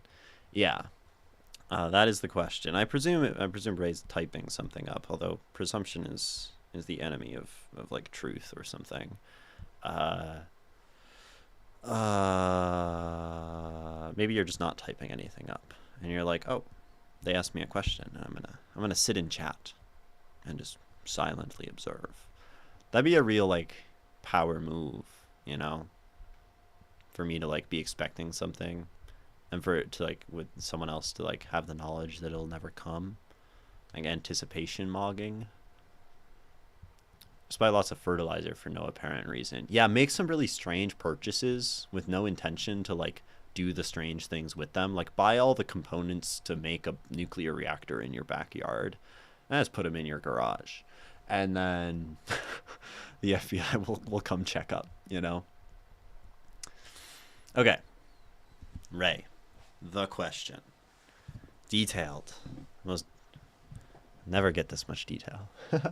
I've been thinking about writing the story in third person instead of the first, so a complete overhaul of perspective. It would differentiate the character from certain mannerisms of mine, because at times it seems like a self-insert. That makes sense, right? To pull it into the third person kind of forces them to be, you know, removed from you. Of course, we can also maybe make it feel like a self-insert by just recharacterizing them and helping to create differentiation. But that can also be difficult if you're going for a specific kind of character that just happens to be very much like you. So, of course, I don't know you, right? I only know the illusory object that is Ray Mondu 96. So I can't help in the capacity of how much of a self-insert they are unless they're like writing essays about obscure pieces of early 2000s media. And then I'll be like, oh, this is a Ray self-insert. But I don't know. I want this character to be an asshole who reads a lot of books. Okay, yeah, and that's kind of you. Yeah, makes sense. Depends, third person or limited omniscient. Yeah, I mean, there's a number of kinds of third person we can third person up, right? But I think before we get that semantic, I'm going to read it, or start to read it. And I think we'll scribble along the way. This might be short enough that we end up getting like 2 full reads throughout this analysis, but we'll see. The Rooster. It's a good title. I actually like the title, The Rooster. It's kind of antiquated, the idea of a rooster, I guess, to a modern American perspective. It's like it's been a long time since I've seen a rooster. Cursed be the sun. Stop and listen to me, O sun. I curse you. What are you looking at? Globe of fire. Cheap car. What unpleasant company you are. How unpleasant your stay is. And you turn. On top of that, the whole sky blue. On a Tuesday. I wish you would break down and hide among the clouds. I'm carrying the pain along the way, and alone on top of that. Long live the morning sun, this guy Alberti once said. I wish I could shut him up. Why so much praise to a merciless one like the sun? That now that I look at him, and when I don't look at him, he is always undefeated, mocking me. Absolute deranged monologue. Awesome. I wish the water in the marble fountain would make some sound now. But with the lack of water or marble, the fountain in the square will probably be drier than the Atacama and full of garbage. What I would give for an ice cream, for a cold one. My bottle of water has already become lukewarm, and I have not even advanced a block. But who tells me to accept superfluous invitations? Municipal events, concerts and social gatherings, social fairs under the terrible sun and his suffocating yoke. Condemned to endure innumerable pains because of its rays and disheveled locks. If it were up to me, I would stay in my chambers, with the windows open and its light barely touching me in the depths of my study, where my library protects me from its fury and its unbearable brightness. So, I don't know how you could get this much character in third person, right? You know, the beauty of first person is we can open our short story with so far these two paragraphs of sort of uh, insipid academic shut-in monologue is just insufferable, right? It's just, I mean, he's great. He's so funny, right? He's so dramatic, and just, you know, um, so over the top, right? About his lamenting of the sun. Almost someone in this fantastical world, right? The world of literature, the world of descriptions like this. It you know, like, and like what would this be in third person, right? I don't know. I reckon you can do that with third person too. To me, it really feels even better in this scenario. Okay. Um, I mean, I guess you can still just use like the he thought, right, and insert the voice and like use his thinking from third person, because the voice does feel a bit forced into the whole monologue. Interesting. Um, I guess that hmm, that's what you had in mind. I guess face your fear is more locked in on prose than I am. I'm truly just enjoying it. And I'm not the most critical of prose. I never have been um, in my own reading. Uh, by employing contrast in third, you can build it up. I see. Yeah. You also like the third person can play off of him, right? When we have a single narrator, right, we get the beauty of the unreliable narrator.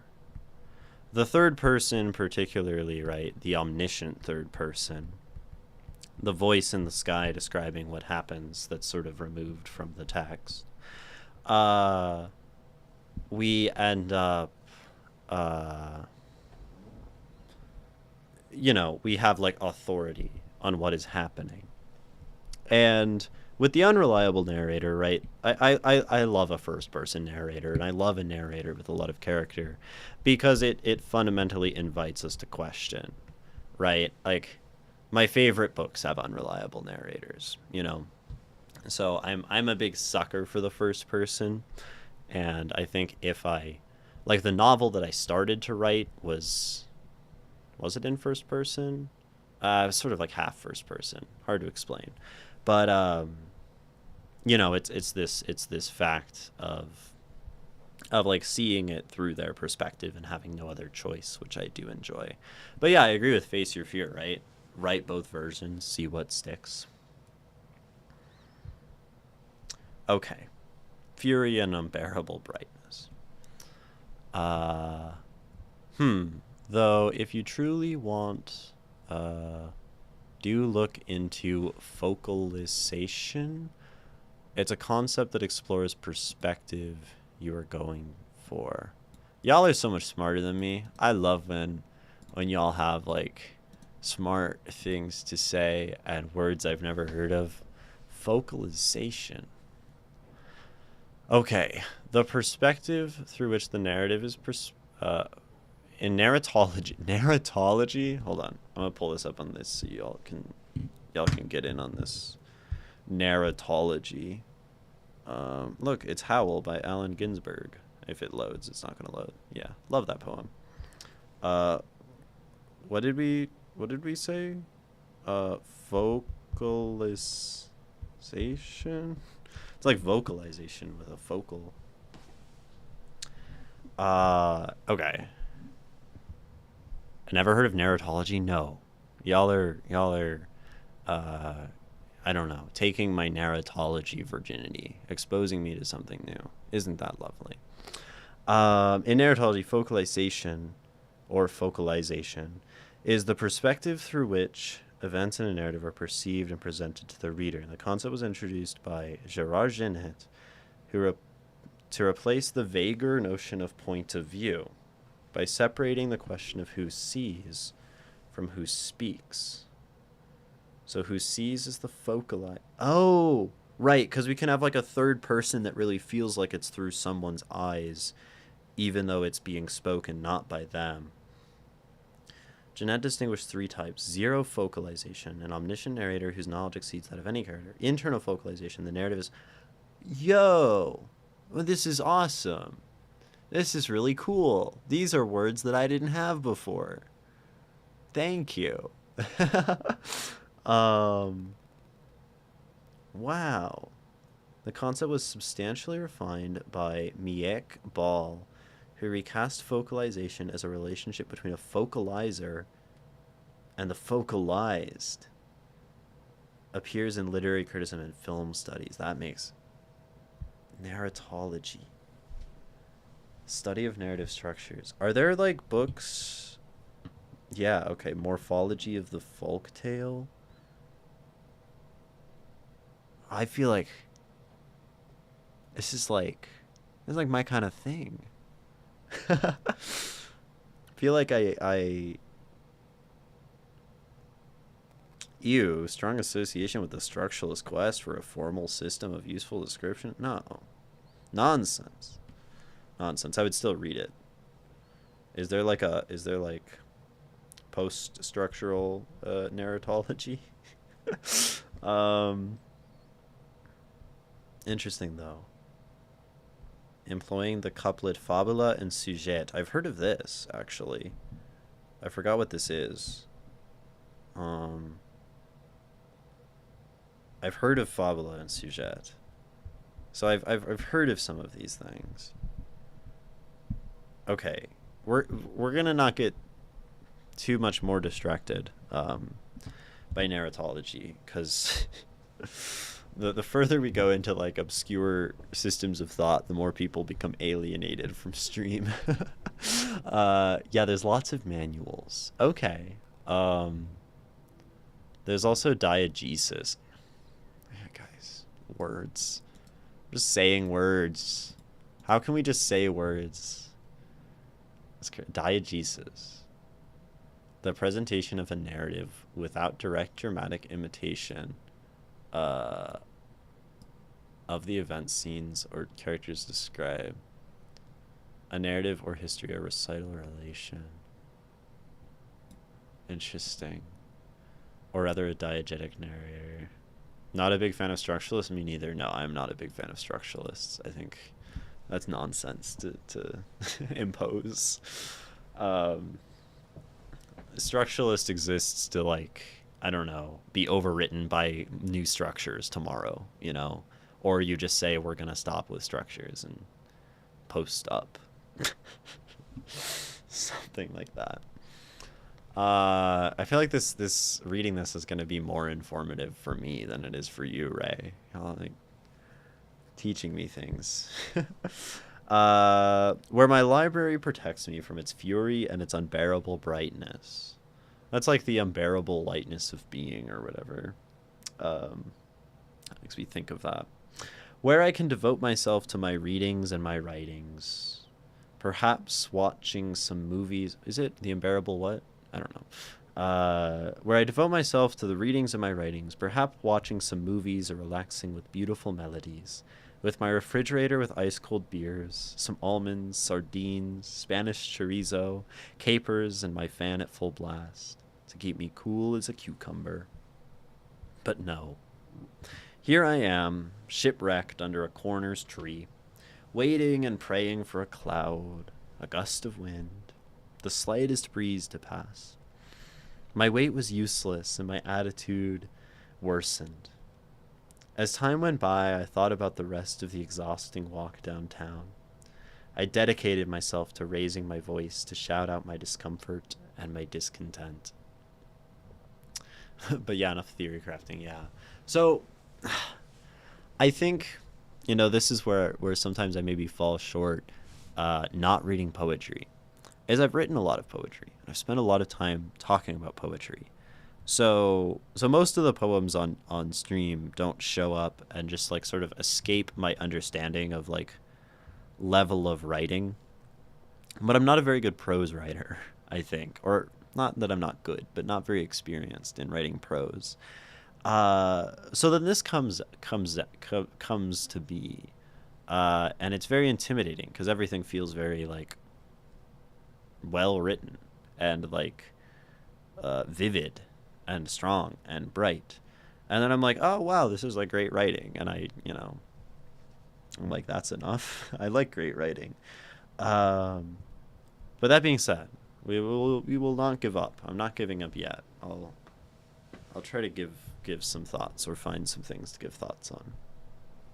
Damn it, Gabriella. Look at the nonsense you come up with.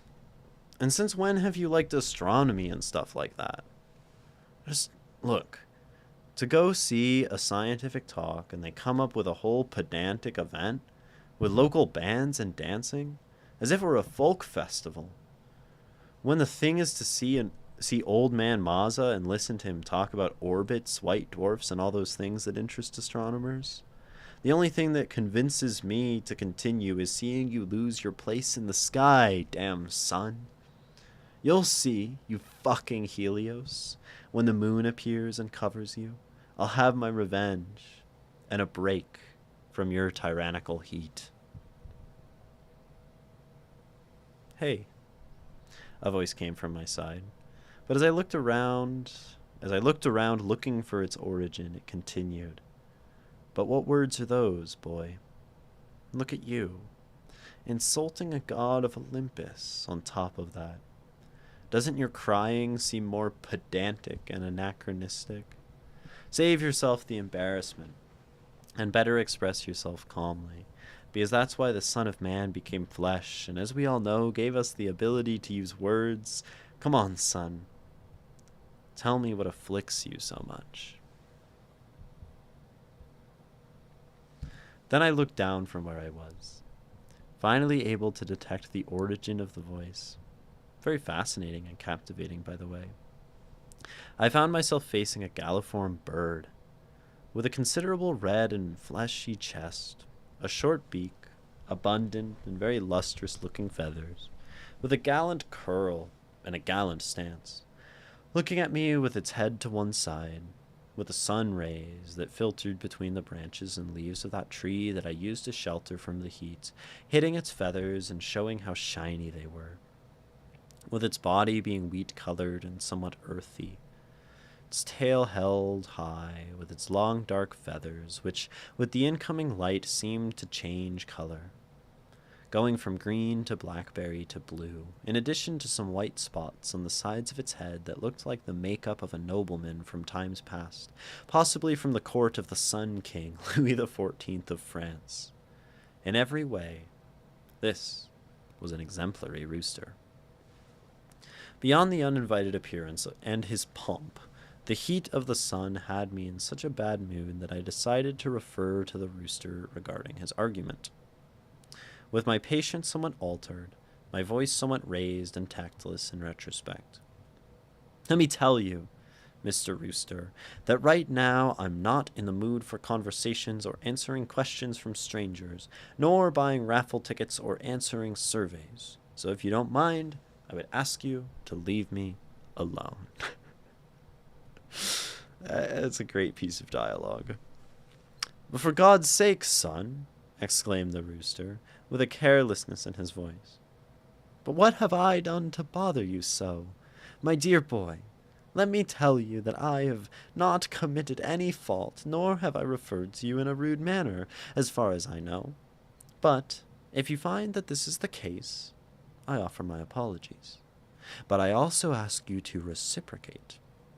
Since I too find myself under this tree, fleeing from the sun, and would not like to see myself exiled again to the burning pavement and the rain of UV rays, which in the past melted Icarus's wings, and if I had mine glued with wax like the ones his father Daedalus made for him, I do not doubt that they would melt too, leaving me with a flight even more unworthy than the one I possess. The rooster moved his feathers and wings as he told me this last part, as if to say that there was no need to taunt me. Tell me, son, are you going to throw me into the raging sun? You who also know how bad it is, under its burning rays, and must imagine what I am going through.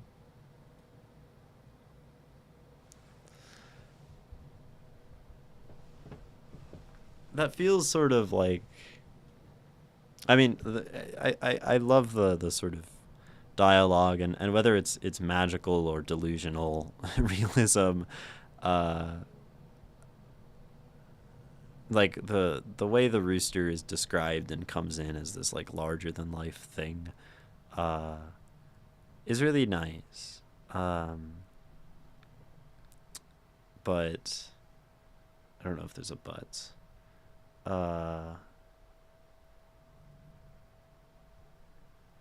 I feel like there's like a thematic implication here, I guess, about, what this story is about.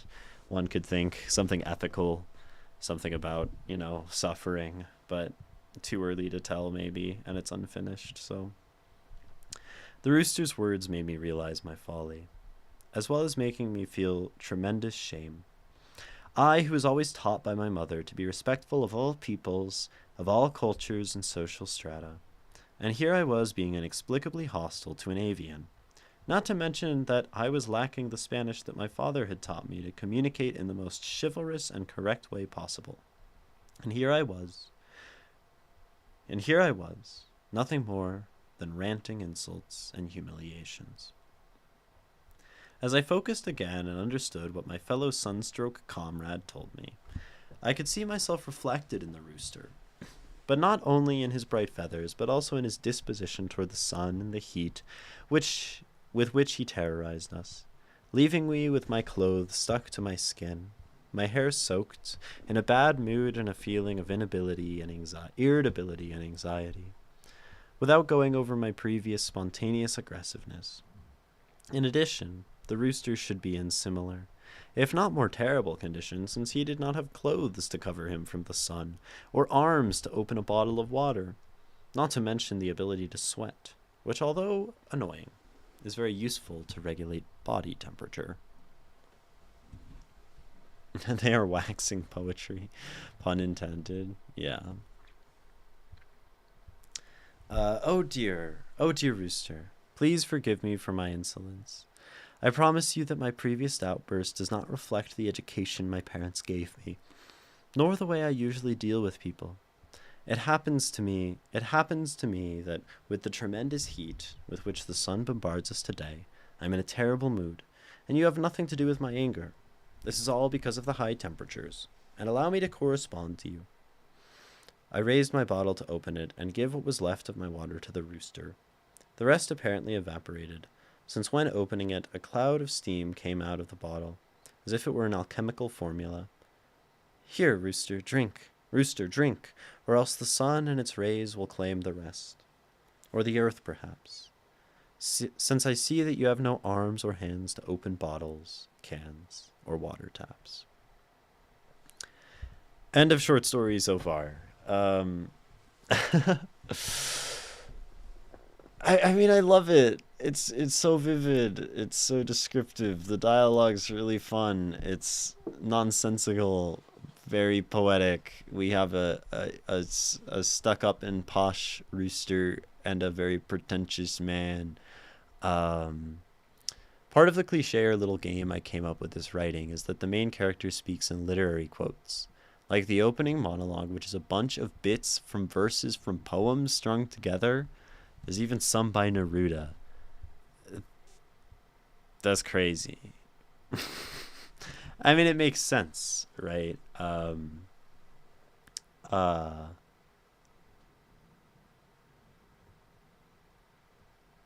Right, given how poetic and literary he sounds in the opening. Uh, Cursed be the sun, stop and listen to me. Oh sun, I curse you. What are you looking at? Globe of fire, cheap car, right? I don't know if the cheap car part is Neruda, but that feels very Neruda in its sort of a metaphorical association and the way it goes about it. Um, yeah, I don't I really like it. Um, it's all poems about the sun. Yeah, yeah. Um, she would break down and hide among the clouds.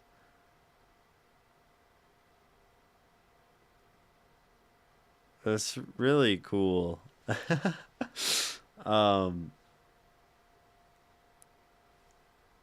it has potential, but the writing really feels like it does not fully commit. Okay, well, it sounds like Face Your Fear might have more detailed responses for your work. Um,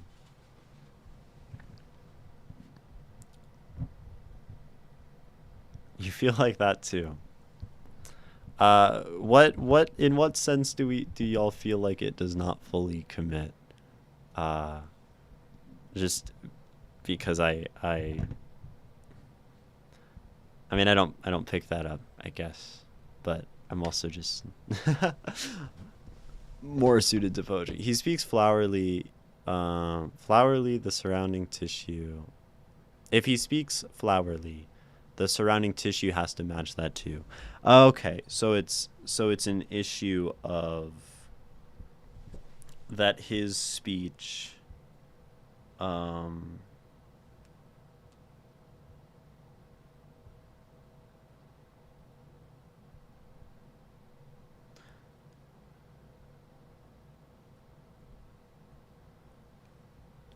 as it reads now, it has its highlights in the spoken word, but the surrounding tissue is just there.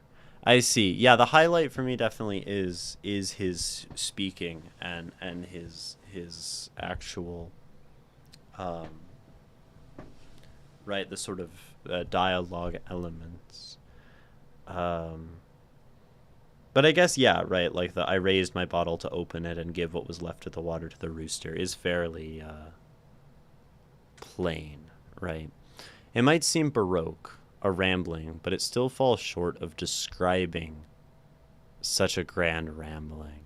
I see. Like it like is working on the wrong level, you feel. That it isn't capturing the grandness, but sort of existing as a facsimile that falls short of the actual feeling of grandeur that you're maybe trying to capture. Brian Elliott, okay, which holds the story back. Um, yeah. um,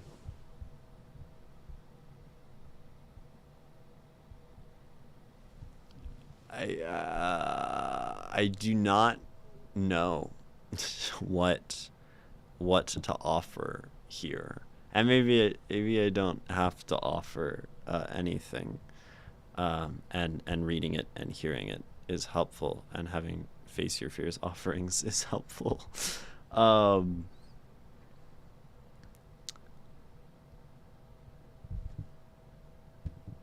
because yeah, I think it's too far from my like I think your writing, your prose writing is above my literary understanding of prose and my certainly my prose abilities, and that makes it very hard for me to like approach it, or feel I have something to say. uh, I wish I did, right? Several approaches to do that, but it really depends on the author's preference. Yeah, and I mean I think trying the other perspective, right? Uh, as you both sort of mentioned and suggested, will at least give you another look into how you can try to express the things you are trying to express. Um, I don't know if I have much to say beyond that. It's part of this batch of short stories I was writing. There's four stories that all happen in the same town, the same day and time. This is the friend of Gabriella, who has her own story. That's very cool, right? This sort of like, I don't know. I think of like the movies. I don't know who like the director is, but where it's like these big cast films and there's all sorts of different things going on at the same time, and you're like cutting between them. Uh, but of course, here you're presenting them as individual stories. Uh,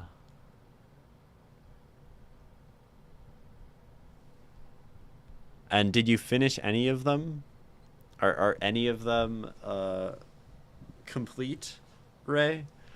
Any of the four, or did they all kind of stall and remain incomplete like this one is? No. Okay. Uh, well then, maybe my advice lies somewhere in that realm. Uh,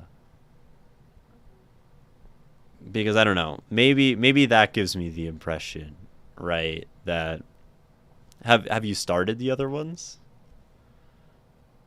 Because if you've like started multiple of them and you're like stopping yourself in the in the middle of all of them, it might be worth to to sort of break the stall to just try to write one of them, right, all the way through, knowing it can still be edited because I'm sure you will still edit it.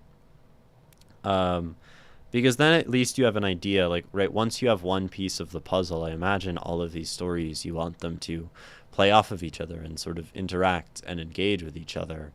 Um, and having something, right? I feel like in a larger artistic project, which like a series of four works definitely counts as larger, it has many multiple pieces.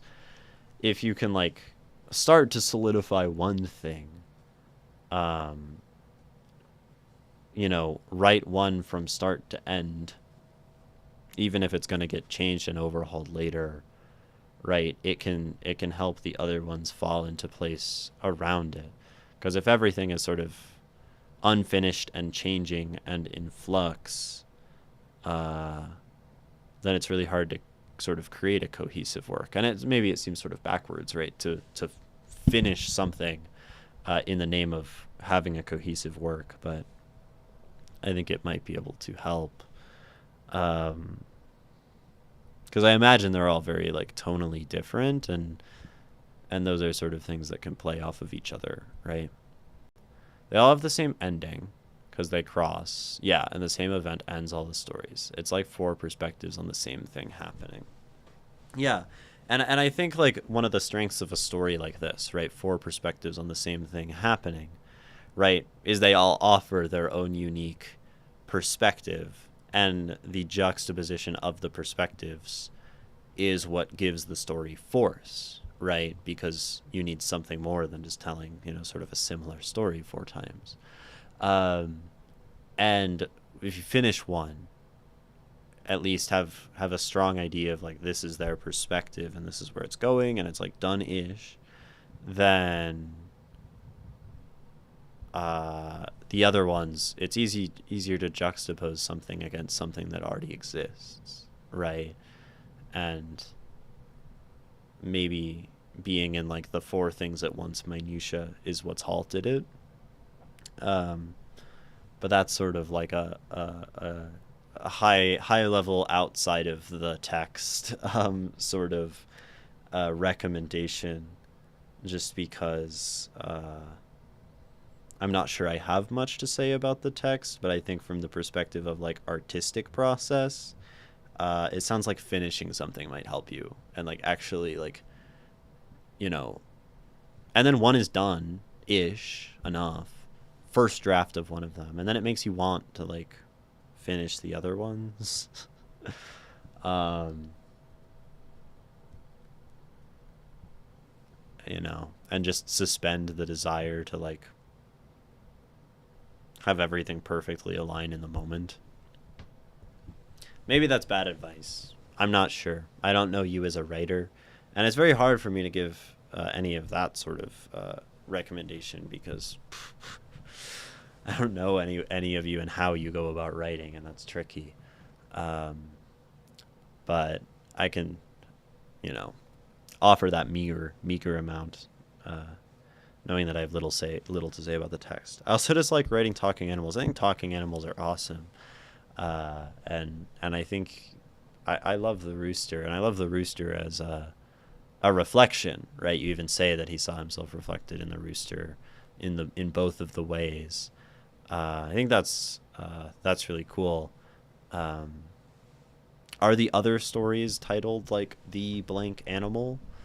And do they also have each character who is somewhat connected to their respective animal? Or is it less on the nose than that? I think you've got a good idea, but the structure and style have not matured enough to carry it. Interesting.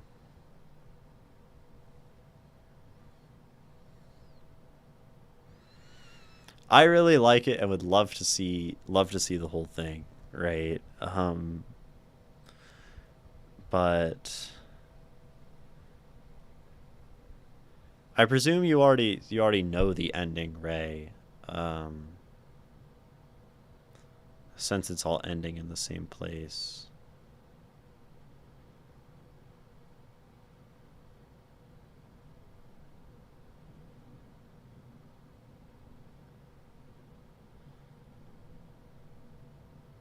So you could write the ending, right? That gives like a direction and a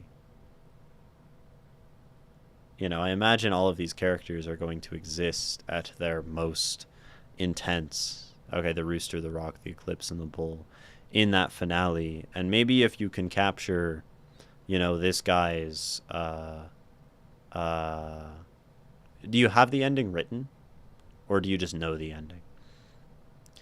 Cuz you could try to write it and work back from there. Like maybe this guy is able to be his most grand and his most to sort of require the greatest degree of capturing that emotion in the finale. I'm not sure if that's how your work would be structured, but if that's the case, you could write that ending, and then the beginning, you know, needs to justify the end which you're working toward, uh, and then you don't have to like, yeah, reverse engineering, right?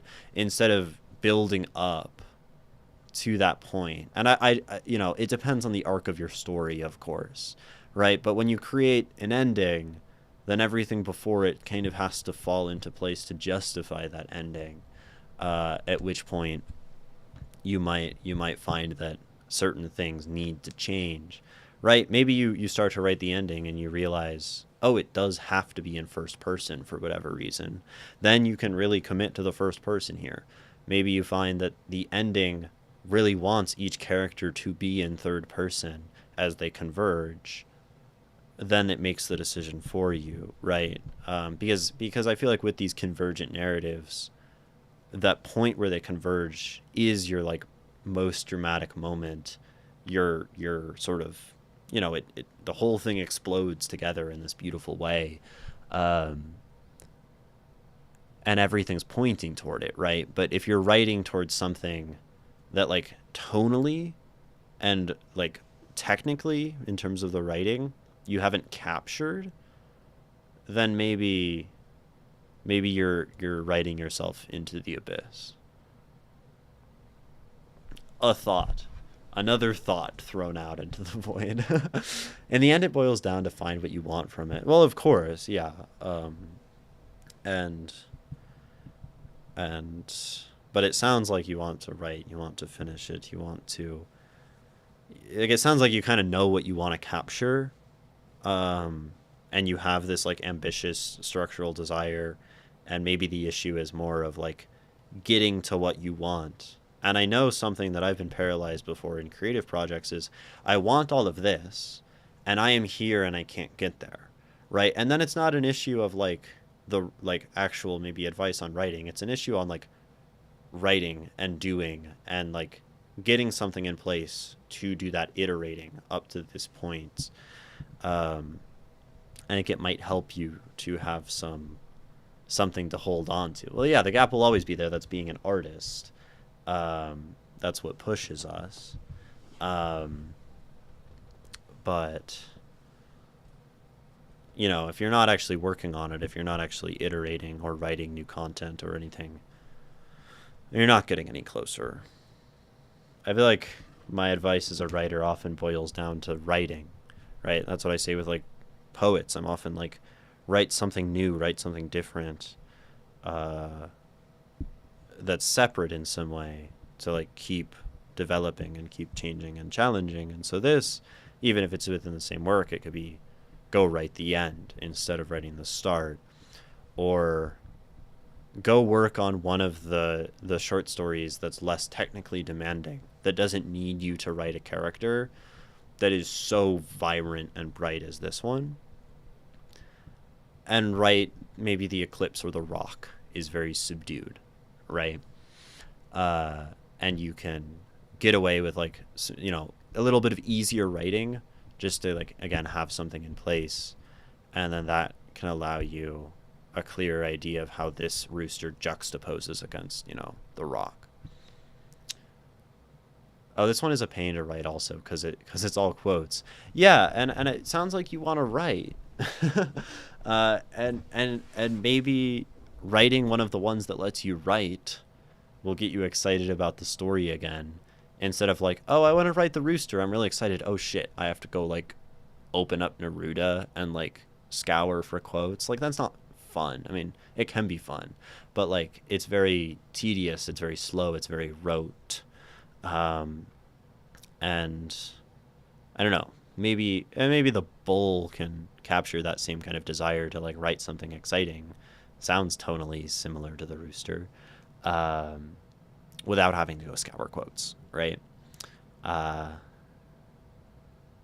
yeah.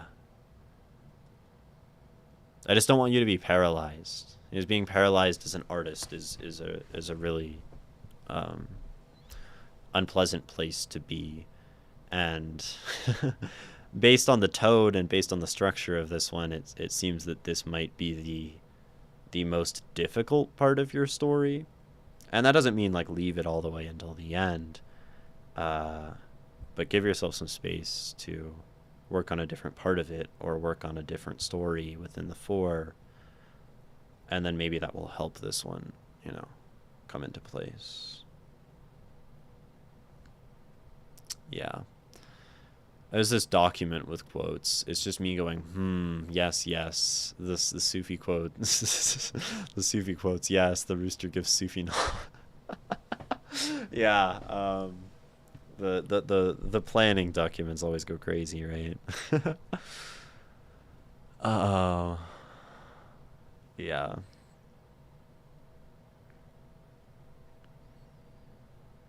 yeah. Do you have any other questions? uh, that you know may or may not be easier for me to answer. um, I'm definitely getting tired. I guess it's been 3 hours.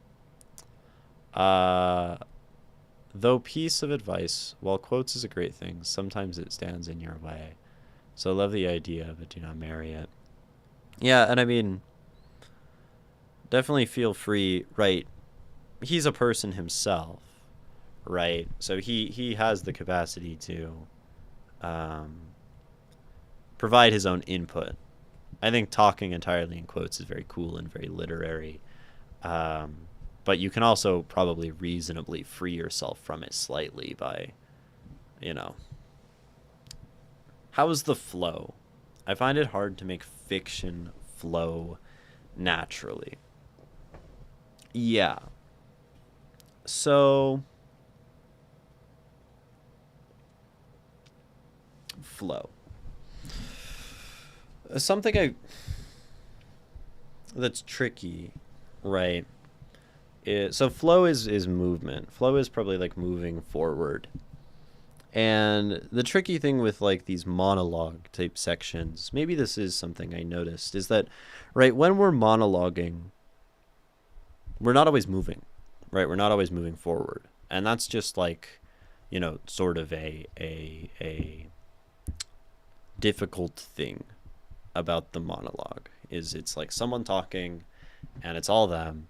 Yeah, right. Because as it is, the dude walked 5 feet and is bitched to a talking bird, and it's been like 2 pages. And I think that's a reasonable concern. Now, I don't think I don't think that means, for example, it needs to be like shorter. But I guess I'll notice something, right? You say he's walked 5 feet and he's bitched to a talking bird. And these are like the things the things that have happened, right? What has happened in this? He has, like you say, walked 5 feet, bitched to a bird. Um, and maybe one way you could like alleviate that, right? Because maybe that tells me that to you it's flowing too slowly and not enough is happening.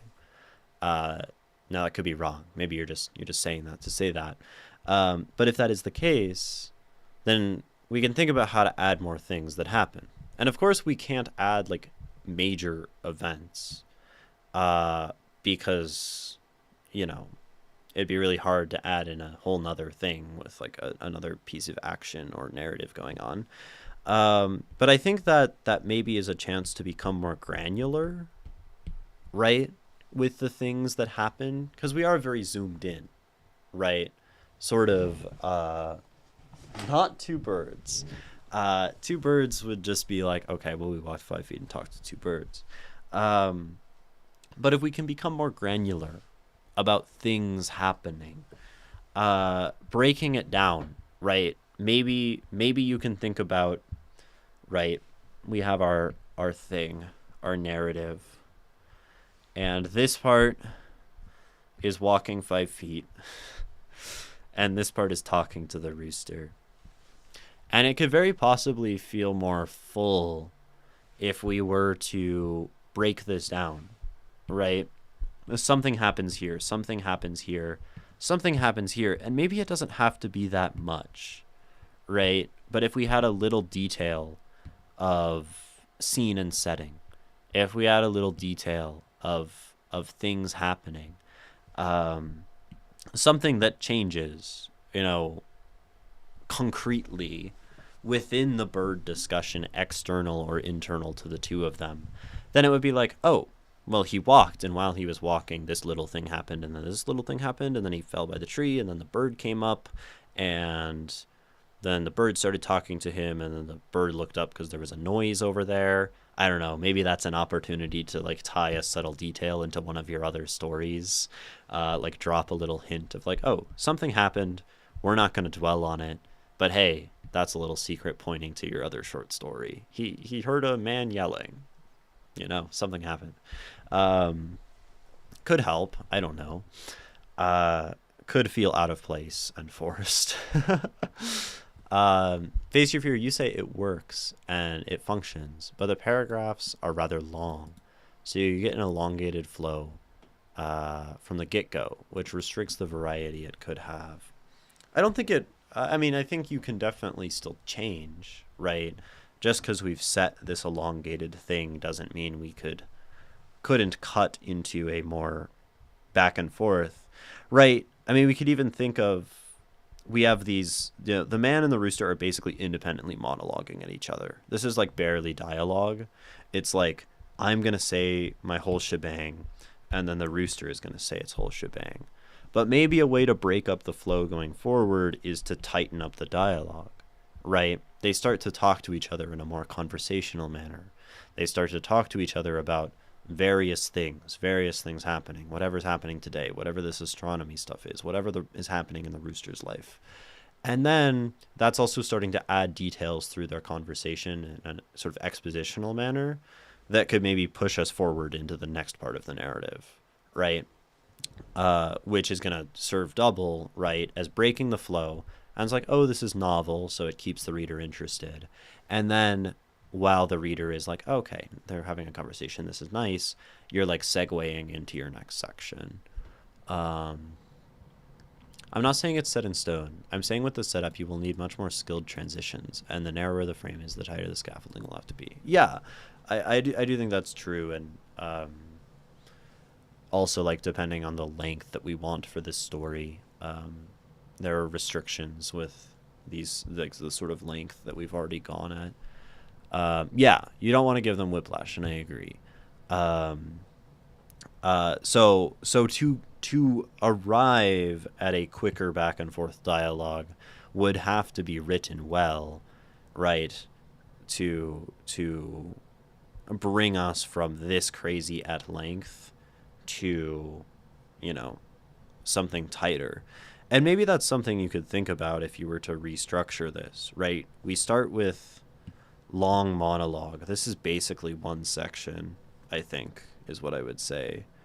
Um, and then, you know, we can say the next section is a little shorter, and the next section's a little shorter. You could like work it very intentionally, gradually, like that, where it, and then it would feel like the pace is picking up, right? It would feel like and then like the natural back and forth dialogue would come in. Um,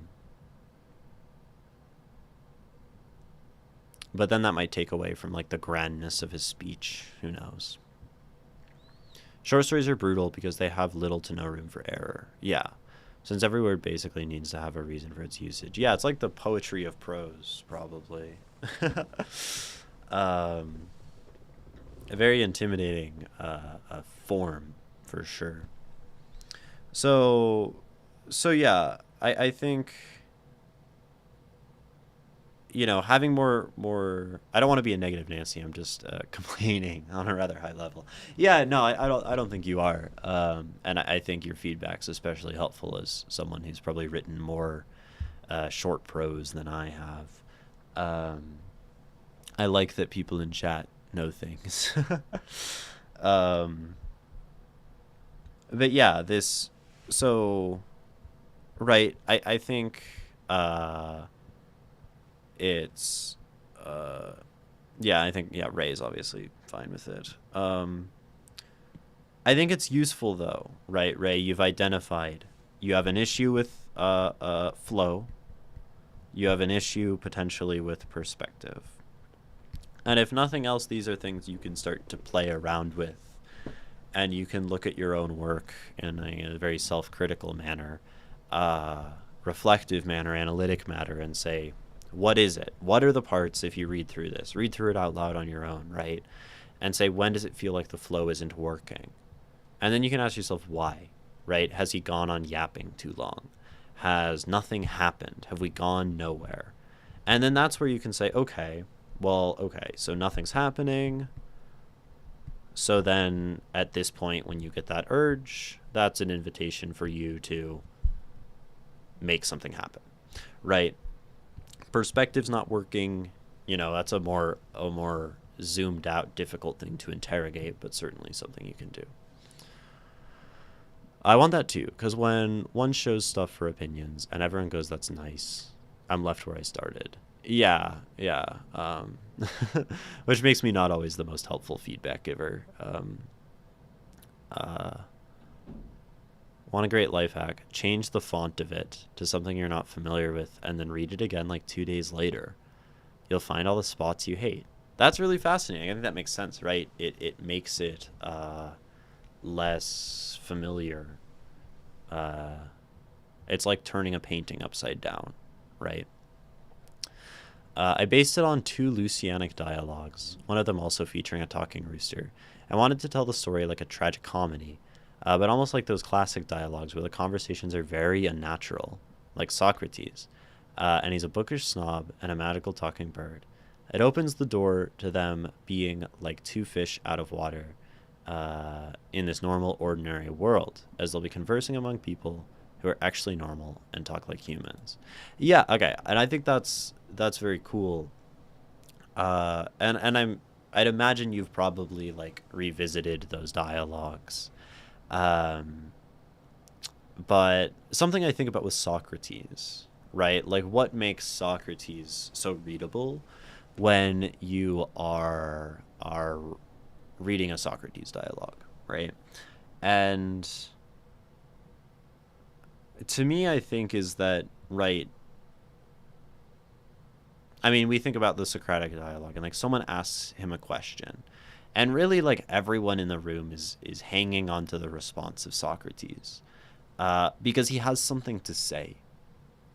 I think is why, right? Socrates, you can have Socrates talking for 2 pages, or, I think he just talks for like 20 pages straight in Apology, and it works, right? Because he has things to say. Um, and maybe if your pompous academic, like, you could almost tone down his like just nonsense a touch, right? And tone his things to say up a notch, where you'll come into a line in the middle of his monologue where you're like, oh, that's actually kind of like fire, and he's actually saying something like reasonable. Because I think there's inherently little flow to a completely raving madman, right? If he's entirely off the rails, just talking nonsense the whole time, uh, you're going to check out. Anyone is going to check out eventually. And I enjoy reading crazy people because I'm a crazy people, and that's probably why I like reading this. Um, and Socrates talks for 2 pages, then the other locutor goes, you're right, Socrates. That's very true. Yeah, that's Socrates. Um, but that's also because like reading Socrates is kind of didactic, right? It's about teaching something. So if you're reading it, it's like, okay, well, I'm like learning these things and I'm following along. And maybe you have to think about like what the purpose of your character here is as Socrates, right? Is he meant to be entertaining, right? And funny? Are we meant to like chuckle at the things he's saying? Like, what is his narrative purpose? Maybe is a question that's useful. Are we meant to, pity him, that he's so far gone into his academic thought? Um, or how do you feel about him, right? Maybe that's a really painful one to broach, as him being a self-insert. But you look at this man, and how do you feel about him, and what emotion do you want your reader to feel about him? Do you want them to hate him and think he's a snob and he's awful? Do you want them to laugh? Do you want them to, you know somehow resonate in a way? Do you that might help you too, because like Socrates is written with a purpose. Socrates almost like is not a person, right? He's a didactic tool.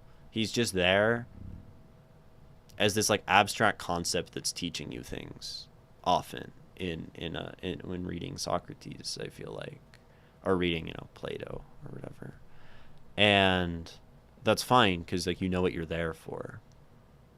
Uh and of course I think approaching it in that way, right? I mean, you have these idealized characters, which maybe works very well with this like dramatic kind of uh, tragic comedy perspective.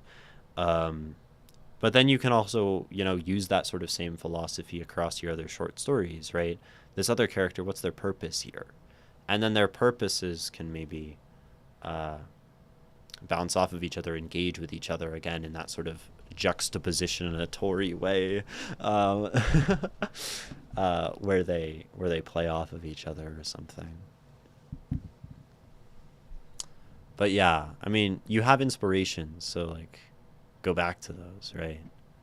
Um,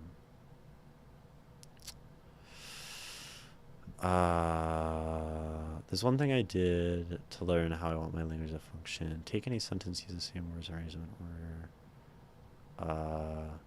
Said another thing is to throw it into Google Translate and let it read it back to you.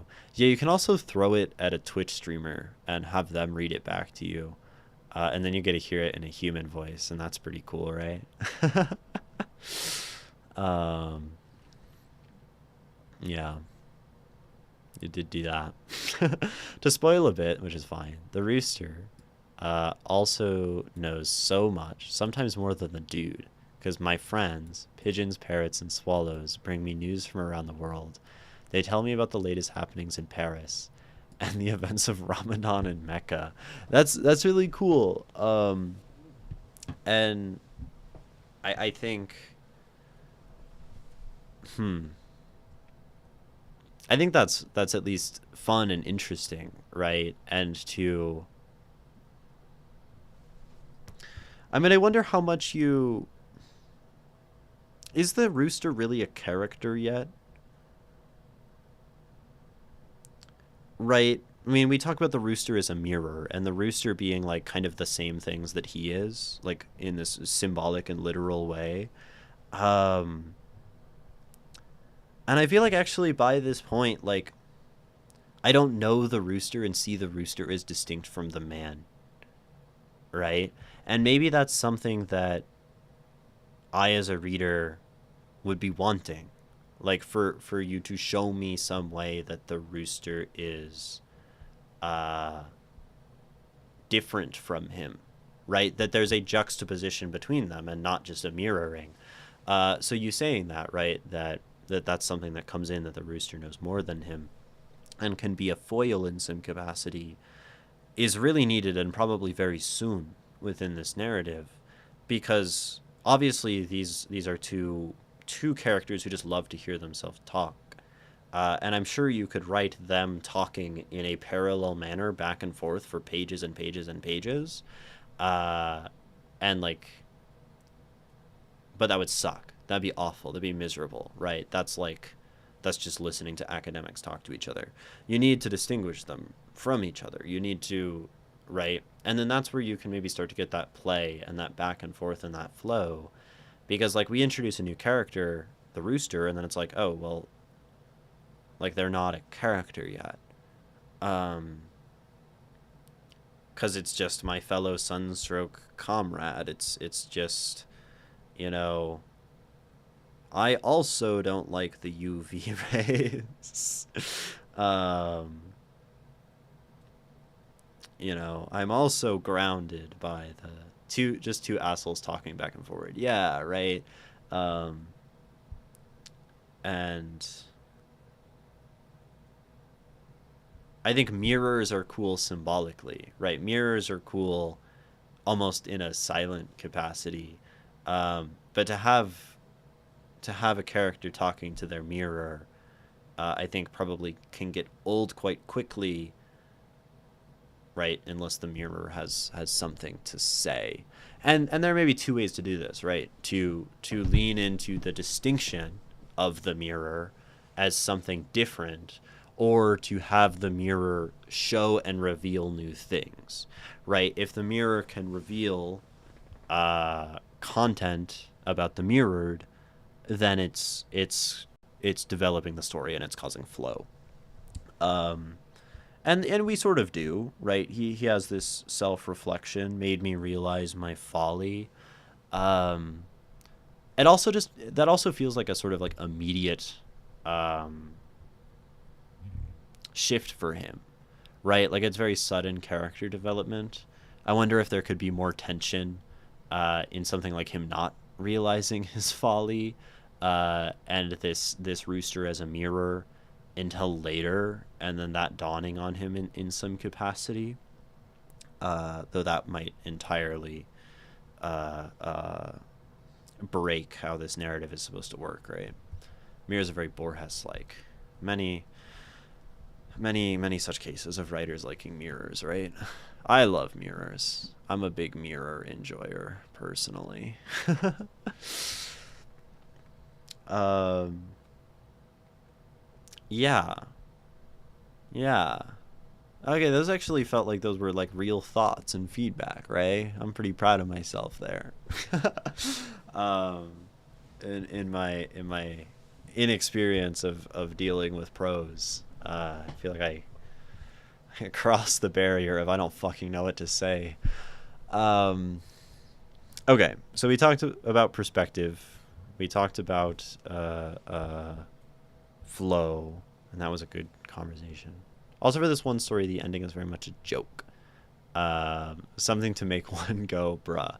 For this one story, as in, well, so like, because they all end in the same way, right? But sort of like his perspective on the ending is comedic and it's a joke. Makes you go, bruh. Yeah, okay. Uh, then I think maybe like there are some funny moments in this. It's pretty inherently funny and absurd. I mean, I think the comedy is maybe absurd in the opening of this story where he's like so over the top and he's talking to a rooster and it's like nonsensical and kind of magical. Um and it sounds like maybe the ending of your story is sort of absurd and it's this joke that just makes you go like bruh, right? That's kind of an absurd kind of thing. It's like it just is because it is, and that's how it ends. um but I think if that's not the case, right, you should think about, or you could think about uh how that joke is supposed to land, how this piece is a joke. What is that? Is it an absurd joke? Is it deadpan? Is it whatever? Right? Think about the tone that this is leaning up to, because fundamentally that's sort of acting as setup and punchline, right? All of this could be seen as the setup for the punchline that is the end. Uh, Even if the punchline is sort of entirely, you know, absurd, Dadaist, random out of nowhere, he gets hit by a car or something, right? Everything before that can still serve as priming you for that ending. And maybe that's another justification. He gets hit by the rundown car that is the sun. The sun actually comes down and engulfs the earth. The end. Um, the rooster fucking dies. Yeah. But I think you could certainly consider writing this with the tone of that joke in mind.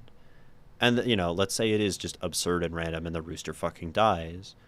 So you can write in a way that's, setting up other absurd things, or you can write in a way that's exceptionally earnest, right? And not trying to be funny, so that the absurdity hits like a cheap car. Uh, uh, and then like understanding maybe how you want the front 90% of the text to engage with the back 10%, um, could act as a tonal guide.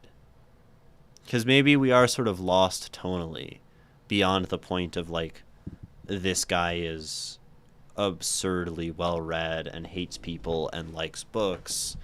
Um, but maybe it's missing a sort of like, but what are we doing with that, right? I always drop things. I drop things all the time on stream. I'm fidgeting with a kneaded eraser. These things are great. I just love how they feel. And I had it in two pieces, and it I dropped one. There it is. That's a day. I think there should be a counter, right? Like 300 days since Imogen has streamed and not dropped something on the floor and had to interrupt whatever they were saying because of it. Imagine if the Republic ended with Socrates getting hit by a car. Would be even more popular. Yeah. That would be great. And he's like waxing about Diotima, and he gets like halfway through the sentence, and then like a brick falls from the ceiling, hits him on the head, dead. That would be unfortunate though, because the best part of Socrates is his death, and it would really destroy Socrates as a character to have him die any other way than his canon death. So maybe we could kill someone else in the Republic. Like the Republic ends by like Phaedrus, getting hit by a car. That might be better. Anyway, Ray, do you have any other questions about this story that we read but once, and this part of a story that we read but once? A 2001 Honda Civic runs him over. Yeah, that's that's what we need. A 2001 Honda Civic. Good job, Ray. You say wobble dobsy. I do agree. I think it's a good start. I just want to see you write more of it, because it sounds like there's a long way to go until the ending, and you're like tripping over your feet a bit. So hopefully one of the many things I said as potential directions this could go. Very light on scribbles compared to the poem. As I used up all my scribbling over here, and this one got a little less. Yeah, hopefully one of those things has helped you. Whether it's starting at the end or changing the pacing with the dialogue, or creating a density of action, or whatever else we said. I wasn't taking notes. You got too distracted from essays too. They're too fun to write. Yeah, I mean, essays are pretty awesome. I think people really be sleeping on the essay. You've been taking notes? That's freaking awesome. That's so cool. The one fucking Twitch stream where someone in chat is honest to God genuinely having the page out and taking notes. I love that. It's crazy. I guess I'll read it again. It sounds like there's nothing much else about this one, so we can just read it over because it's not too long. I think hopefully I can fit it in before the ad runs, so I'm just gonna go for it. The Rooster. Cursed be the sun. Stop and listen to me, O sun, I curse you. What are you looking at? Globe of fire? Cheap car? What unpleasant company you are. How unpleasant your stay is. And you turn, on top of that, the whole sky blue on a Tuesday. I wish you would break down and hide among the clouds. I'm carrying the pain along the way, and alone on top of that. Long live the morning sun, as Guy Alberti once said. I wish I could shut him up. Why so much praise to a merciless one like the sun? That now that I look at him, and when I don't look at him, he is always undefeated, mocking me. I wish the water in the marble fountain would make some sound now. But with the lack of water or marble, the fountain in the square will probably be drier than the Atacama and full of garbage. What I would give for an ice cream, for a cold one. My bottle of water has already become lukewarm, and I have not even advanced a block. But who tells me to accept superfluous invitations? Municipal events, concerts and social gatherings, school fairs under the terrible sun and his suffocating yoke. Condemned to endure innumerable pains because of its rays and disheveled locks. If it were up to me, I would stay in my chambers, with the windows open, and its light barely touching me in the depths of my study, where my library protects me from its fury and its unbearable rays. Where I can devote myself to my readings and my writings, perhaps watching some movies or relaxing with beautiful melodies, with my refrigerator with ice-cold beers, some almonds, sardines, Spanish chorizo, capers, and my fan at full blast to keep me cool as a cucumber. But no. Here I am, shipwrecked under a corner's tree, waiting and praying for a cloud, a gust of wind, the slight breeze to pass. My wait was useless, and my attitude worsened. As time went by, I thought about the rest of the exhausting walk downtown. I dedicated myself to raising my voice to shout out my discomfort and my discontent. Damn it, Gabriella. Look at this nonsense you come up with. And since when have you liked astronomy and stuff like that? Just look. To go to a scientific talk and they come up with a whole pedantic event? With local bands and dancing as if it was a folk festival? When the thing is to see old man Mazza and listen to him talk about orbits, white dwarfs, and all those things that interest astronomers. The only thing that convinces me to continue is seeing you lose your place in the sky, damn son. You'll see, you fucking Helios, when the moon appears and covers you.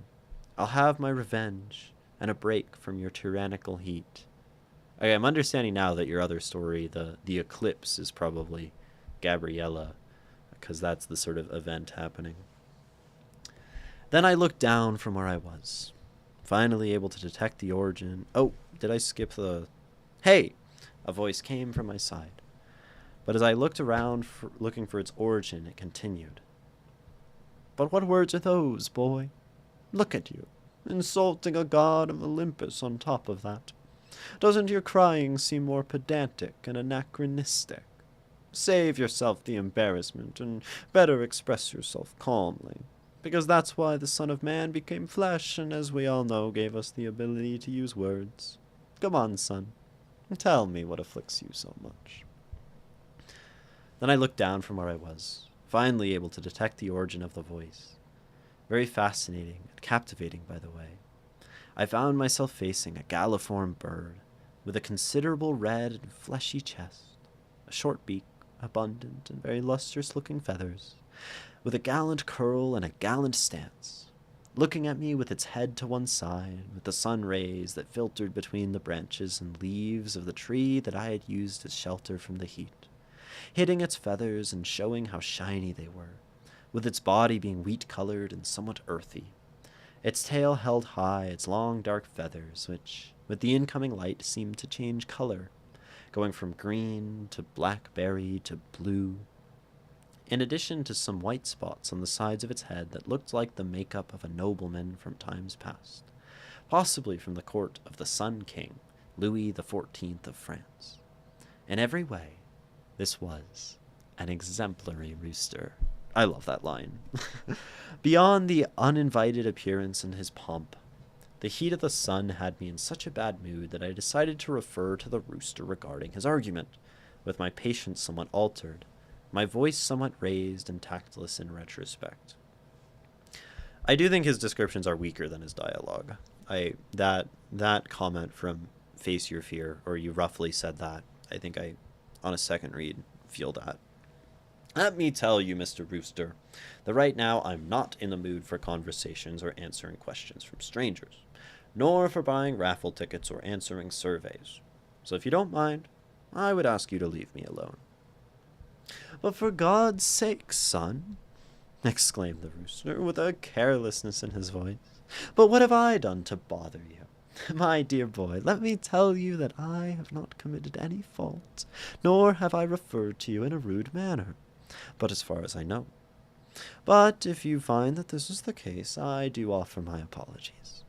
But I also ask you to reciprocate, since I find myself under this tree fleeing from the sun, and I would not like to see myself exiled again to the burning pavement and the rain of UV rays, which in the past melted Icarus's wings.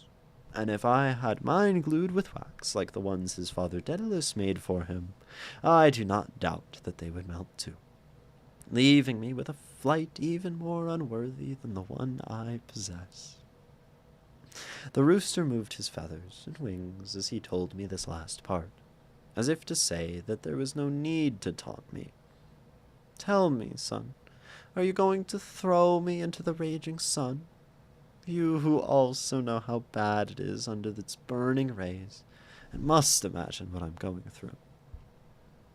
The rooster's words made me realize my folly, as well as making me feel tremendous shame. I, who was taught by my mother to be respectful of all peoples, of all cultures and social strata, and here I was being inexplicably hostile to an avian. not to mention that I was lacking the Spanish that my father had taught me to communicate in the most chivalrous and correct way possible. And here I was, nothing more than ranting insults and humiliations. As I focused again and understood what my fellow sunstroke comrade told me, I could see myself reflected in the rooster, but not only in his bright feathers, but also in his disposition toward the sun and the heat with which he terrorized us, leaving me with my clothes stuck to my skin, my hair soaked, in a bad mood and a feeling of irritability and anxiety, without going over my previous spontaneous aggressiveness. In addition, the rooster should be in similar, if not more terrible conditions, since he did not have clothes to cover him from the sun, or arms to open a bottle of water, not to mention the ability to sweat, which, although annoying, is very useful to regulate body temperature. Oh dear rooster, please forgive me for my insolence. I promise you that my previous outburst does not reflect the education my parents gave me, nor the way I usually deal with people. It happens to me that with the tremendous heat with which the sun bombards us today, I am in a terrible mood and you have nothing to do with my anger. This is all because of the high temperatures. Reminds me of a Camus, what's the Camus one where he kills the guy because it's hot? Anyway, allow me to correspond to you. I raised my open bottle to open it and give him what was left of my water to the rooster. The rest apparently evaporated, since, when I opened it, a cloud of steam came out of the bottle as if it were an alchemical formula. Here, rooster. Drink, rooster, drink. Or else the sun and its rays will claim the rest. Or the earth, perhaps. Since I see that you have no arms or hands to open bottles, cans, or water taps. Ah! The rooster. To be continued. Man, I went like 30 seconds into the ad break. At least most of you have gifted subs, so I think hopefully not too many people got cut off by the ad on Twitch. And at that point, I'm just gonna, go back to here since I'm ending stream soon anyway. No need for like a break and all of that. Thank you, Ray, for submitting that work. I hope my and Face My Fears various comments and things found themselves to be helpful to you. And if not, so it goes. But thank you so much for submitting. Really lovely work.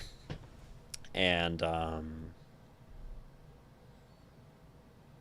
it's always a lovely, admirable thing to submit your things, not knowing how a stranger like me on the internet, someone who's not even real, might react to your things, and how a bunch of other unreal strangers might do so. The Camus story was El Extranjero, right? The Stranger. Yes, The Stranger. Right? He's like walking on, he like walks, oh, like his mom dies or something, or his grandma dies. And then he's like walking in a funeral procession, and then he's like on a beach. Oh, and there's like this woman he loves at his work or something. He like goes to the beach. There's like some guy. He just like shoots him, and then like that's the story, right? It's been a while. Obviously, it's been a while since I read The Stranger, but that's pretty good. Didn't really like impact me or anything. Then I tried to read The Myth of Sisyphus. I'm like, I don't really want to hear you talk about like Nietzsche. And I hadn't even read like any of the Greeks, so it was kind of pointless to read The Myth of Sisyphus. It's a lot of him talking about other philosophers. So the only Camus I've read is The Stranger. Well, 20 pages of The Myth of Sisyphus. I read the first line, and the last line. I haven't read Camus in some years. I have his books in the back of my bookshelf. It's probably a good place for Camus. The back. No, I don't have any particular dislike for Camus or his writings. And the Myth of Sisyphus might be more enjoyable for me now than it was like a number of years ago. I guess when was that? 2 years ago? 2.5? 2.5. I think my reading got interrupted by me having a complete psychotic breakdown. So as it didn't help me find like purpose in my life, uh, or any way to grapple with the absurd. Yeah, I kind of want to end my story with a reversal of the Sisyphus quotes, but that's a spoiler. You know, gotta spoil stuff. The Myth of Sisyphus was not enjoyable for me. Yeah, I don't think it's not like a very engaging book, right? It's like, as far as I remember, he like gives the little like introduction about suicide, and then he's like, all right, Aristotle, Nietzsche, you know, history of Western philosophy up to that point that I will discuss and add my little addendum upon, which is Western philosophy, and that's what happens, right? Hegel talks about Hume talks about whoever talks about whoever, and we go all the way back to Socrates, right? And Aristotle. What? Socrates, Plato, Aristotle? Is that the order? Anyway, right? So, you know, La Peste was very fun. Again, I don't know. That would probably be the plague? Um, the plague. He's really a the blank kind of author, right? The plague, the stranger, the myth of Sisyphus, right? Not particularly. There was a period in my poetry writing where everything was like the blank. Uh, and then I definitely got tired of that. Oh, truly, the stranger, the plague, the fall, the first man, short stories, the adulterous woman, the renegade or a confused spirit, the silent man, the guest, the growing stone. Now, that being said, he also wrote A Happy Death. He also wrote Jonas, or The Artist at Work, or The Artist at Work. That's another the. We'll still count it. He did write a bunch of nonfiction, nuptials and these kinds of things. So, also, a bunch of his plays are the blank. It's like half of his stuff.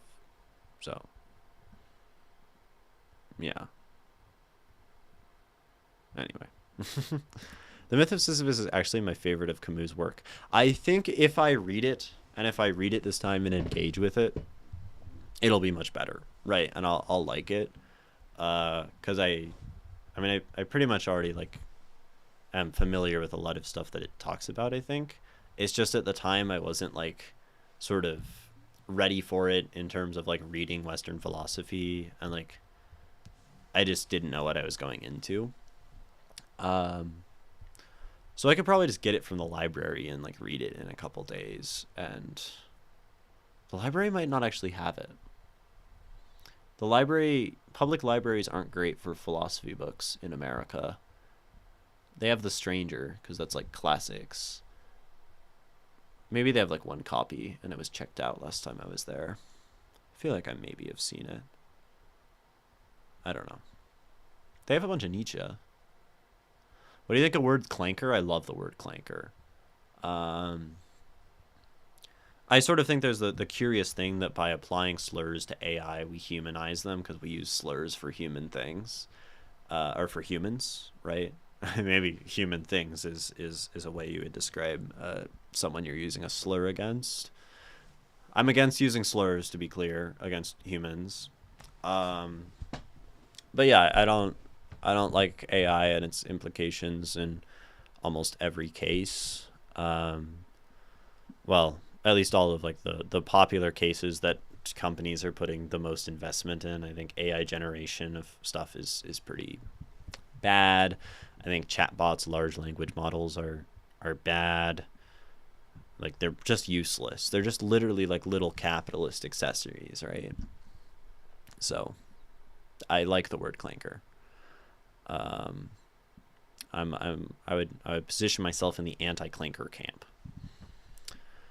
Sure, it's great. You just need to be mentally well slash stable in your life, in your will to live to read it. Yeah, probably. I was not at the time. Respect to Camus, but the dude reads well, too dry for me. Makes sense. You need some movement. Yeah. Makes sense that that was also your main point regarding Ray's work. Not your main points. I guess sort of. No, you were sort of talking at the start about other stuff, perspective, all that. I like that Limp Bizkit album, The Unquestionable Truth, where all the songs start with the. Didn't know that was a thing, but leave it to Ray to drop an unexpected musical or movie reference in chat. It has been 0 streams since Ray has mentioned a piece of media. If you're happy and you know it, use your slurs. It's crazy. If you're happy and you know it, yeah, use your slurs. Only at clankers.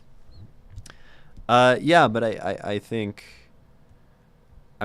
Clinker is kind of funny in its like irony of the humanization. That's one of my favorite parts about the word is it's kind of silly, right? Um, but I like the sentiment behind being anti AI. So I also AI in the capacity of like the kind of AI that's being pursued. Um, yeah. The undiscovered Camus story, the isn't that a band? uh, we can have a little slurs as a treat. No, we cannot have any slurs. No, slurs are not a treat. Um, we don't do slurs in this chat. I'm sorry.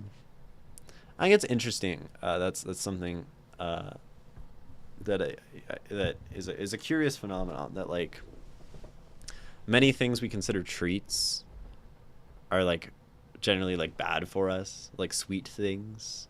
We're like, I'm gonna give myself a little treat, or like I'm gonna like do a treat and like buy myself some shit. It's this very like consumptive, like problematic thing to like have a little treat. And of course, I think it's okay to like have a sweet thing, because like they taste good. That's reasonable. I had cake yesterday because we had cake for my dad for Father's Day, but like I feel like the treat mentality is a dangerous one. It like is a reframing of like a generally harmful action as positive, right? It's an interesting kind of trick of the mind. Clanker in my country translates to Klengan. What's your country? You created the translation? Damn, you're on like the anti-clinker front in wherever you're from. That sounds like European, probably. Wait, clanker, Klangon. I don't know. Klangon. I wonder if anyone else has used it. I'm gonna look it up. I don't think anyone else has used Klangon. There's a Major General Mark H. Klangon in the U.S. Marine Corps. Yeah. I like it though. I think translating anti AI sentiment is an important thing to you know to do. Yeah. Okay. Um anything else? Anything else? I'm not reading anyone else's work. That was not what that was. That was not an invitation for more stuff. My voice is tired. I had three musical performances over the weekend in the saxophone, which I guess has its way of tiring the vocal apparatus. I also was singing this morning a lot, so I'm singing a lot the last few days, which also I'm not a good singer, so that's what happens, I guess. Yeah. But why you hate computers? Like I don't hate them either. Why you hate computers? Like I don't hate them either, but if there's like a competition, then I submit and end fourth and for. What are you saying? Like, what are you? um, submit and end. This is nonsensical. I'm on 3 hours of sleep. I shall not decode that. I mean, fair enough. Um, yeah. I think the I don't know. Maybe there's a question in there of like a general anti-technological stance. Um, oh, I think you're referring to Ray, the Whomstedivliantent Edisias. That's pretty badass. Tibg 14 Tibigia. So many wrong ways to say that. Sup? How was your Monday going? My Monday's awesome. I got to stream for 4 hours up to this point and talk about people's short stories and poetry. I'm gonna call you TL. Okay, TL. Because that's what I do on this stream. People in chat send me their stuff on our Discord, and I like read it, and I scribble on it, and I talk about it, and everyone has a grand old time. It looks kind of, it's fun because it looks really like neurotic and troubled when I fuck, it's not scrolling. Fuck. I'm fine. It's not scrolling. It's a problem. We're gonna get there. We're gonna make it. See, I like scribble on it and I talk about it. This one was a poem because I love poems and I'm a poet personally more than I am anything else. We also talked about a short story. You can see a notable lessening of me having productive things to say. But yeah, that's what happens around here, around these here parts of the interwebs. I keep trying to catch your stream, but I get too caught up in the World Cup. That's fair. World Cup is got to be way higher priority than my stream for most people, and I think that is entirely reasonable. Funnily enough, you're also a writer. That's crazy. Funnily enough, I think like everyone in my chat right now is writers. So you're amongst like somewhat like minds, at least by one sort of bit of qualitative information label, something like that. Yeah, no, listen, competition, 6 people enter, 6 computers enter, and what are you saying? And a senate of 7 people chooses best story written. It's all anonymous and computers beat people.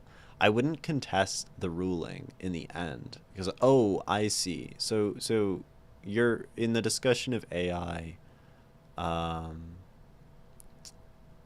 You still think humans will win, but the commercial stuff is hard to beat the computer in. Yeah, I mean the computer, the AI is very good at like cooking up like some slop advertisements and stuff. I'd be more positive on AI if like the getting rid of jobs was leading to things like social provision and universal basic income and not like we're just gonna keep bombing Iran or whatever, and like increasing the wealth gap and like giving money to Elon Musk. You know, that's kind of like, it's not like directly the issue. I don't have problems with like the systems themselves. I do have a problem with the environmental destruction, with like the stomping on the rights of communities, and like putting up data centers that pollute their water. Those things are all like objectively bad, right?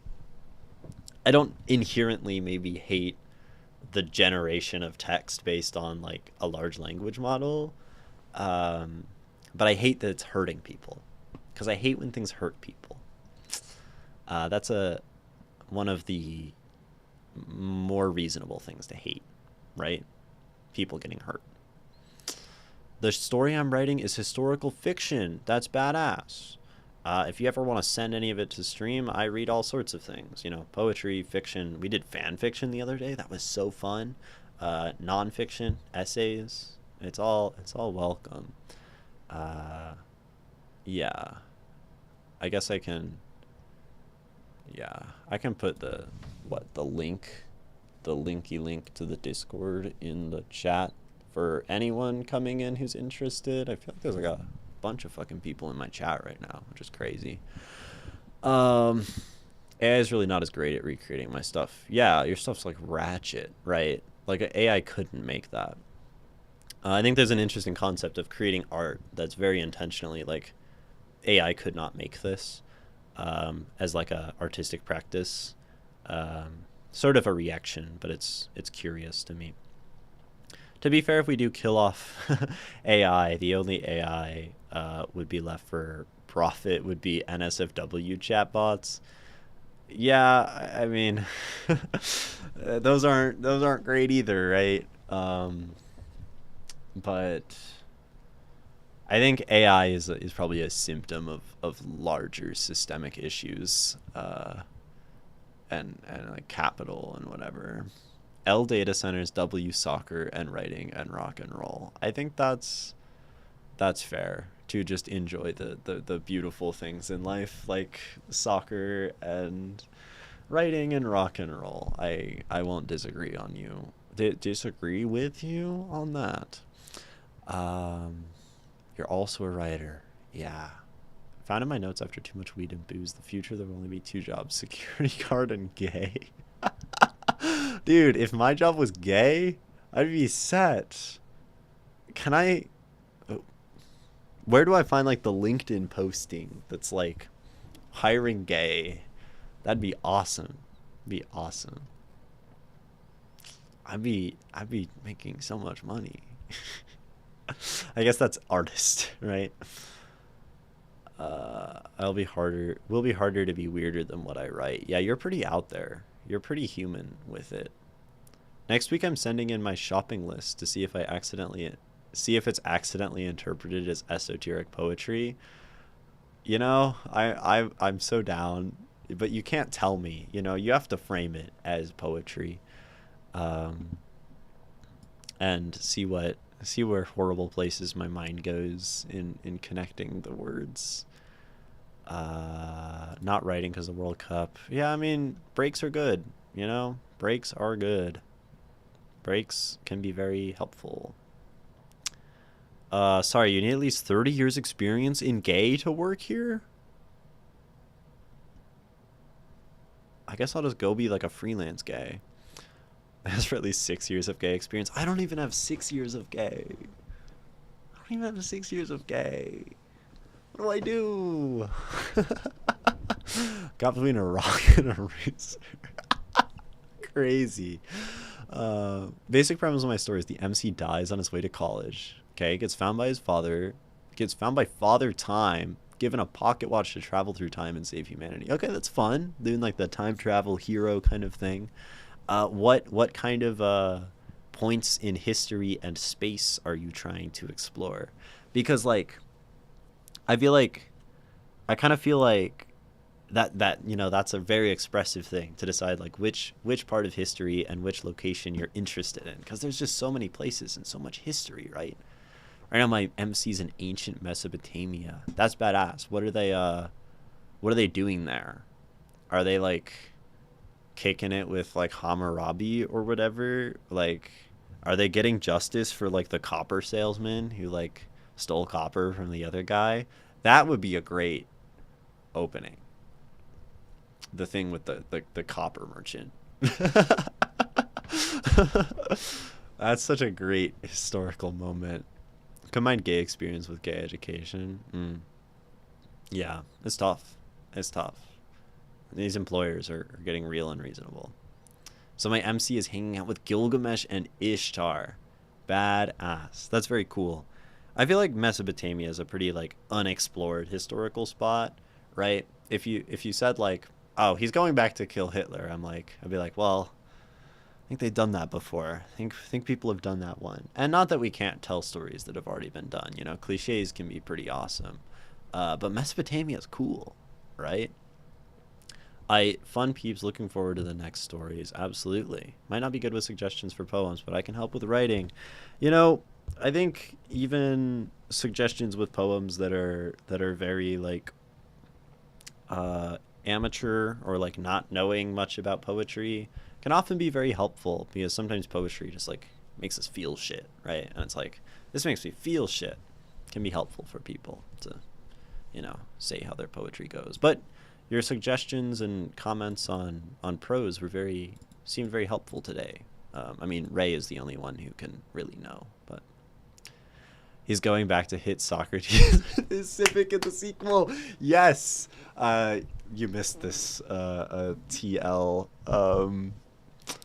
We were talking earlier about a rewriting or that a better ending for Plato's Symposium would be that Socrates gets hit by a 2001 Honda Civic and the dialogue ends.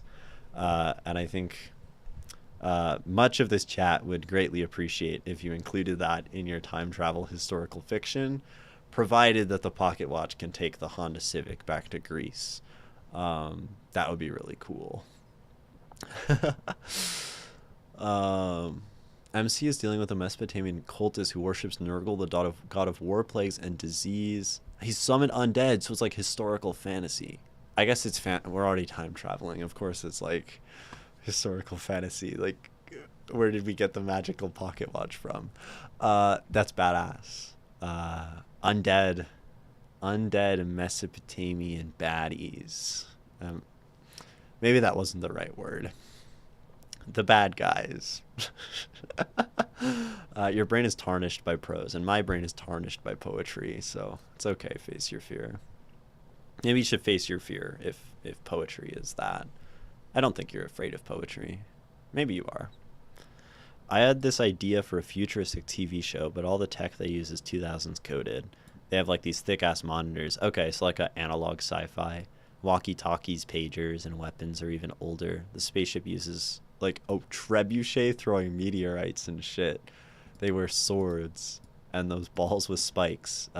Morning stars. Yeah. I mean, there's a lot of analog sci-fi, right? I mean, particularly the sci-fi that was made in analog times, right? Alien, they've got like the CRT monitors. I think it's an awesome aesthetic. I think analog sci-fi is way cooler than like high-tech sci-fi. I think Meteor Trebuchet is pretty cool. But like Dune, right? Dune has this sort of analog sci-fi. They fight with daggers and swords basically but it's because of their force field technology, right? Because if laser hits shield, nuclear explosion. Very useful in the Dune board game. You can send your soldier in with a shield and a laser gun, and you can blow up every soldier on that square in that combat, and all the leaders die. That's a deep cut. The Dune board game, so good. That's like my favorite board game ever. I don't know if any of my chat is board game nerds. I don't think I've actually expressed my board game nerdiness on stream very much. But I'm a board game nerd. And the Dune board game is one of my favorites. It goes for like 10 hours long. It's awesome. Who doesn't want to sit around a table with 6 of your friends locked into intense planetary combat for 10 hours? I've made some friends not like me for looping them into that. I love the other Dune board game, the one like Diplomacy. Yeah, you mean like the one with Arrakis and the storm that goes around, and each person with the asymmetrical factions and the battle wheels and the leaders and the bidding on cards. That's the only Dune board game. The new ones aren't real. The new ones, I don't even want to try to play them, because old Dune that's like Diplomacy is perfect. No one wants that. What's up? I know. You love Catan. Catan is great. Simple, elegant, lovely. Dominion is a deck building card game that I really enjoy. We've talked about how I like Magic the Gathering. Twilight Imperium, that's another like 12-hour game. Yeah, every few months I have to tell my fiance, sorry, I need 8 hours for doing with the boys. Yes, Wobble Dopsy. You know what's up. No one wants to play Nerdified Ludo for. Yes, some people do. Clearly, some people do. Me and Wobble Dopsy do. And that's what matters. You've been playing Queen's Dilemma. That's the sequel to the King's Dilemma, which I played with a bunch of friends in college. So the King's Dilemma, guys, is a legacy game, which means you play the game over a series of separate sessions, but they all affect each other into the future. So it's like playing a campaign, like a D&D campaign, but a board game. And the King's Dilemma, you're basically like drawing these cards, and you are collectively advisors to a king, each of the players. And when the card comes up, it's like something bad is happening to the kingdom. What are we going to do about it? And each person basically like uses their influence to affect the decision of the king, which is not a player, to like take an action for the kingdom. And you're all acting in your own interests, and you have secret goals and things you want to accomplish, and you're like trying to get power for yourself while keeping the kingdom alive. So cool. Great game. We played it over a whole semester at college, and then I crashed out and left school. You love legacy games? Yes, Nikki. Yes, legacy games are great. Yeah, the goal is once I'm done with Mesopotamia, you're going to ancient Greece. Okay, for the Iliad and the Odyssey, I don't know. Your MC should go hang out with Socrates. Socrates is. Wait, you gotta have Diogenes pull up though. Diogenes. I mean, I don't know how like the time and the history works, but I feel like hanging out with like the wacky philosophers, like Zeno, and like Diogenes, and like Pythagoras, and Plato, Aristotle, Socrates. That'd be pretty cool too, right? I mean, yeah, Iliad and the Odyssey are cool too, but like we're a lot of us in this community are philosophy nerds. I'll say that. My aim is to convince someone to try the campaign for North Africa with me, but no one's biting. I've talked about it with my friends, but I don't think. What, that game takes like 600 hours to play or something, right? I would love to play it, right? Although I feel like the like hyper granular strategy isn't always my thing. And Dune is actually very simple in like the strategic decisions.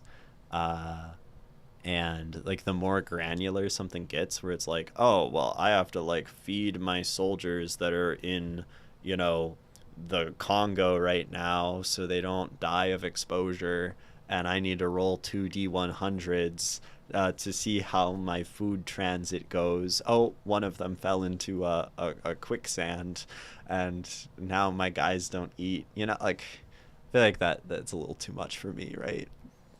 It's a hard sell. I feel like if I had a group of friends around me who like really were committed to Campaign of North Africa, I would try it, right?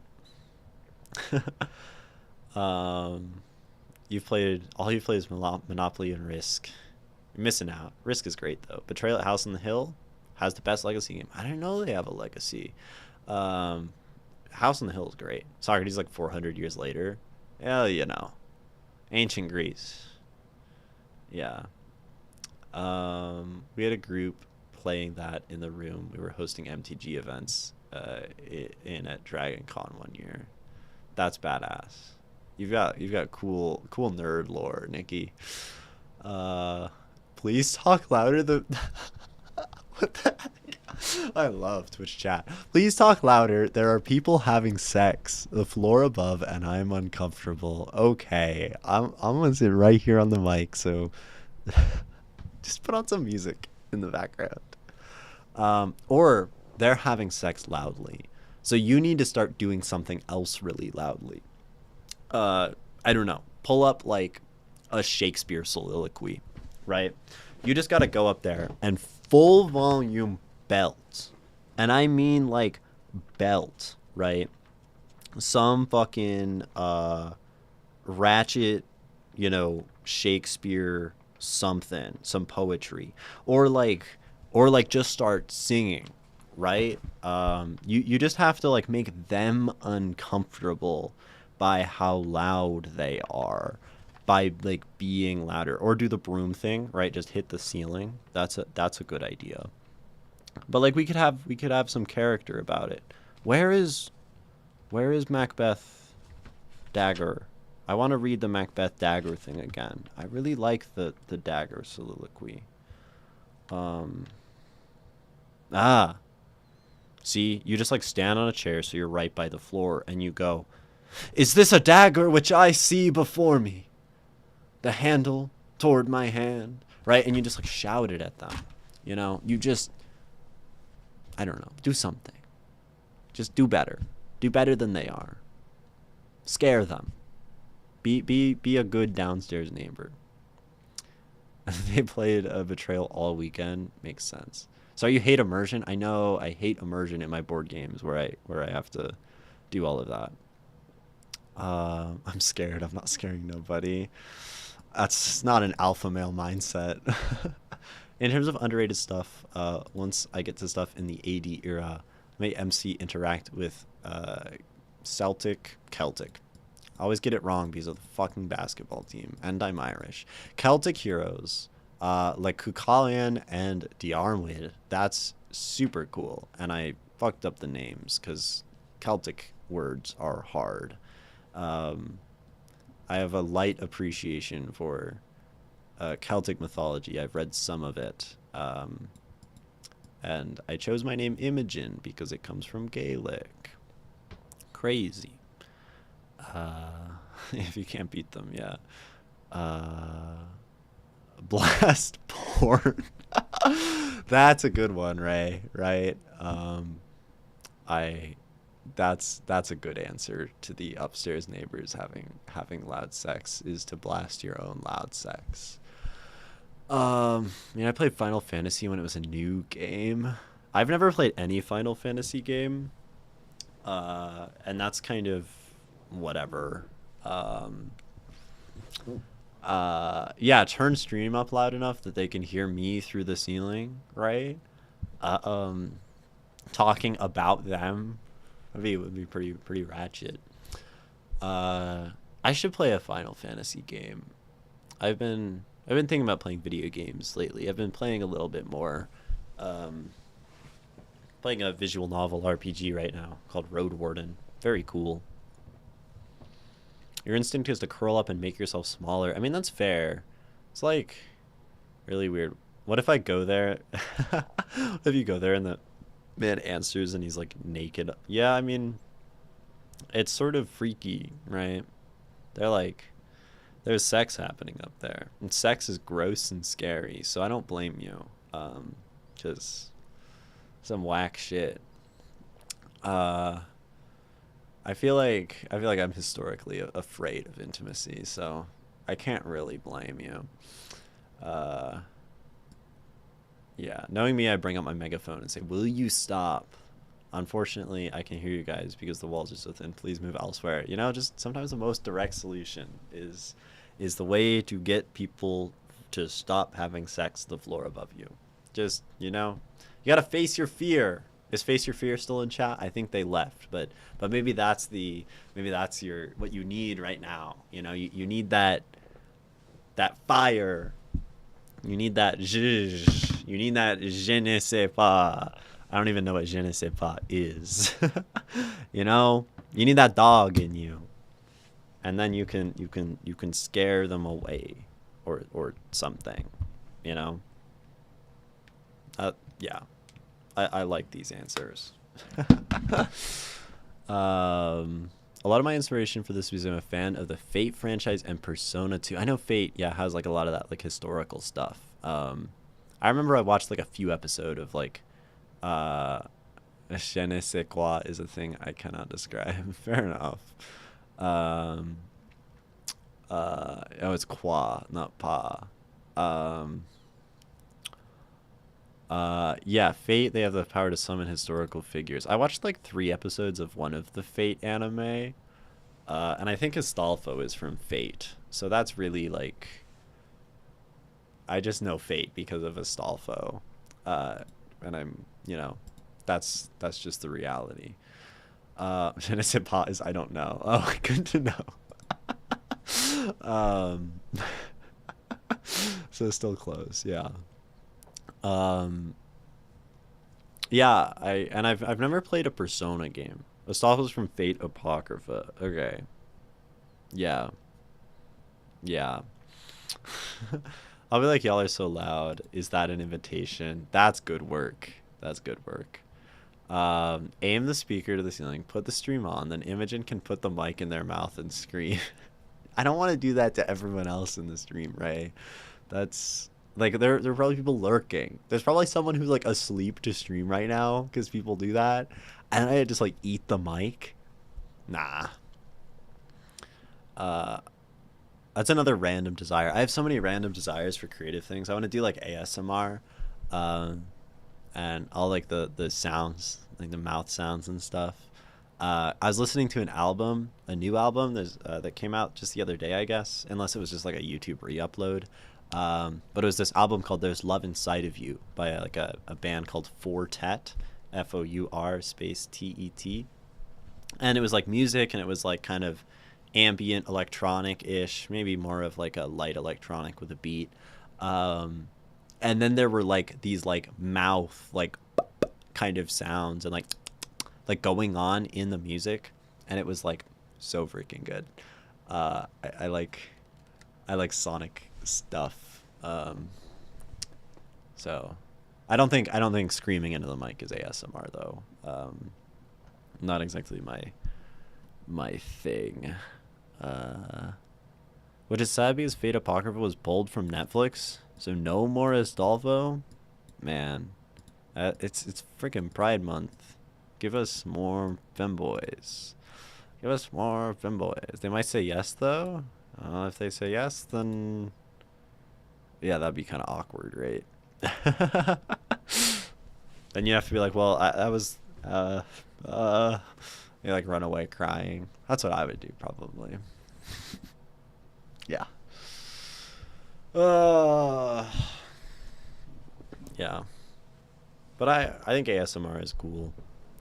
I like audio stuff, and maybe that has its place amongst my current or soon to be, I guess they're current, I've started my forays into voice acting. Uh, and I think it'd be really cool to be a voice in an audio drama. I want to write an audio drama too. There's so many things I want to do. There's so much to create, so much to do with this little mortal moment I inhabit. Crazy. In terms of newer Fate characters, there's Richard the Lionheart, Hippolyta, Dante Alighieri, and Lilith. That's pretty cool. I know Fate's like a visual novel first, right? Or did the visual novel come after? Is the anime based on visual novel? Because I really like visual novels, and if it's like actually like good writing and a good story, I would probably play the visual novel personally rather than watching it. It came out in 2004. Is it just one visual novel and then like everything else is just fundamentally like a spin-off, or I guess it, right? If there's one. Visual novel has a remaster on Steam. Okay. Maybe I'll check that one out. I'm a big That's like my favorite genre. Ah, another creative project. I want to make a visual novel, right? So many, so many. Oh, to be an artist. Oh, to be an artist with a brain that goes like this. Fate Hollow Ataraxia is the sequel to Fate Stay Night. Also has a remaster on Steam. Oh, cool. Ataraxia, the Greek ideal, that which we pursue in Pyrrhic philosophy, in Greek philosophy more generally. What is ataraxia? How could we describe it? I mean, it's sort of like non-affectedness, right? It's like a stoic, yeah, it's like a stoic perfection. It's like to be unfazed by existence. It's a good word, ataraxia. Sounds like Atraxa from Magic the Gathering. Ataraxia. I think they say ataraxia in a King Gizzard and the Lizard Wizard song. Not gonna lie, we started to watch more anime with a friend because he kind of got tired of all the movies I was coming up with. Yeah, I mean, I feel like with you like coming in and probably every week being like, let's watch some like I don't know, some David Lynch. Let's watch some that other guy. I don't know your other guys. I'm bad at remembering names. Yeah, I'd want to watch some like random anime, like battle anime shonen slop, like. um, but no, I think that's it's pretty fair. There's also Fate Grand Order, which has one anime adaptation and four movies. Wow, that's just got to be a pretty decent visual novel if you can turn it into five separate pieces of media. It's kind of crazy. Fate Stay Night has two anime adaptations and three movies, so that sounds like some chunky visual novels. Um, yeah, yeah. Well, I appreciate that reminder that just fate exists. Sometimes I forget the things exist. I I like cleared out my whole Steam wish list today because I want, or maybe it was last night, because I want to like actually use it. I mean, like these are the games I want, and like maybe I'll actually get them and play them. Uh, so now I can add Fate onto there because that's actually like a game I would desire to play, right? Fate Grand Order is its own thing since the source material is a gotcha game, naturally, right? Uh, I've never played a gotcha game, and I think that's a good thing for me. I think that's good. That's it's better that way. Yeah.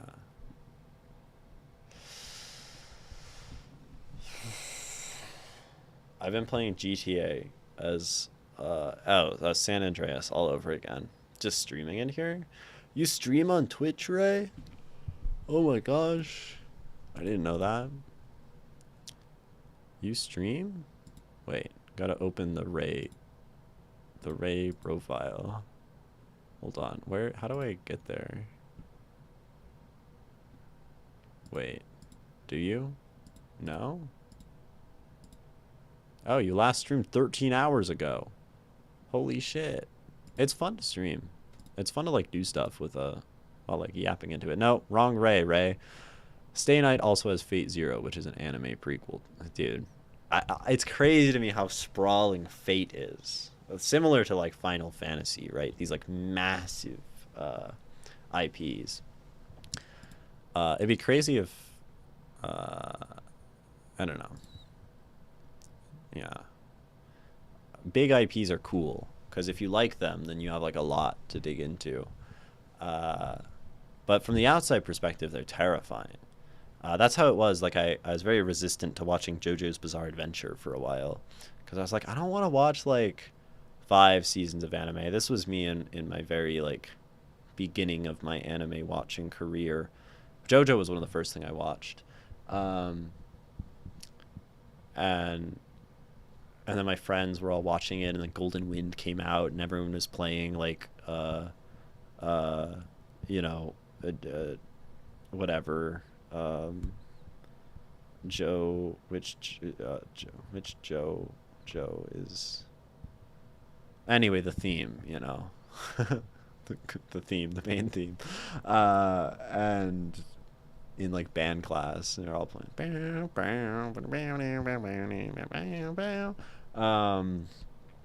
So I'm like, okay, I'll actually watch this show. That's really good. Definitely kept at least 6 foot distance from anything One Piece for my whole life, and I think I'm glad for that. I think of Fate as a gateway to history. That's kind of cool.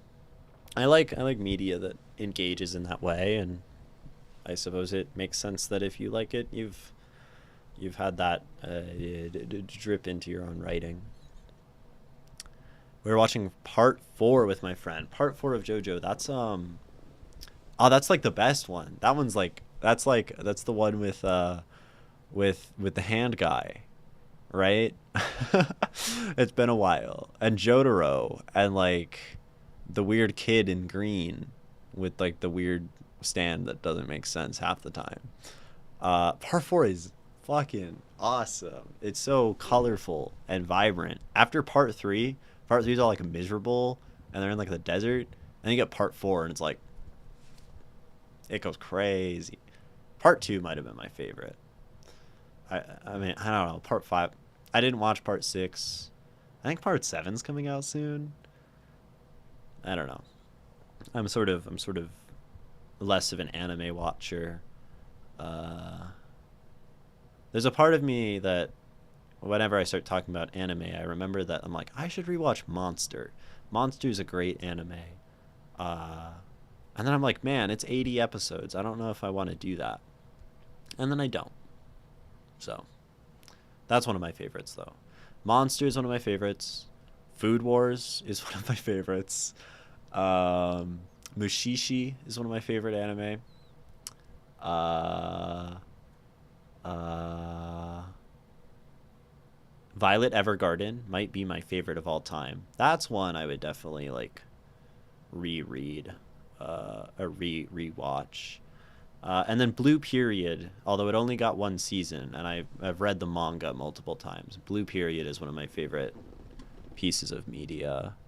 Like it cracks like favorite manga and goes into like favorite media. My favorite characters from Fate are Artoria and Pendragon Mordred. Pendragon, Joan of Arc, Iskander, Castor, Class, Gilgamesh, Ishtar, Shakespeare, Cuchulainn, Diarmid, and the Count of Monte Cristo. So you're having your character, right, visit Gilgamesh and Ishtar, the Celtic heroes. That makes sense, right? Um, Castor class Gilgamesh. um, that's cool. That's really badass.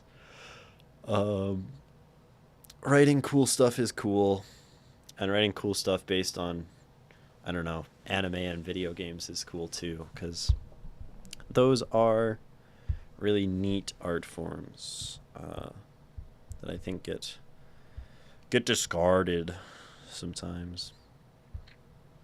Yeah.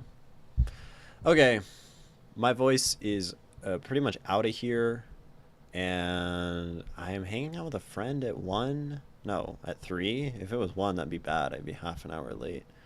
And I have to bike. I'm gonna bike to the tea place to hang out with him. Yeah. It's like 100 degrees outside. So it's time for me to go. It's time for... Oh, it's only 96 degrees out, guys. It's only 96 degrees. It's like veritably pleasant. Aren't I in Las Vegas? Yes. But 96 is way better than 104. Thanks for stream. Thanks for being in stream. That's very cool that y'all show up. I appreciate those who sent their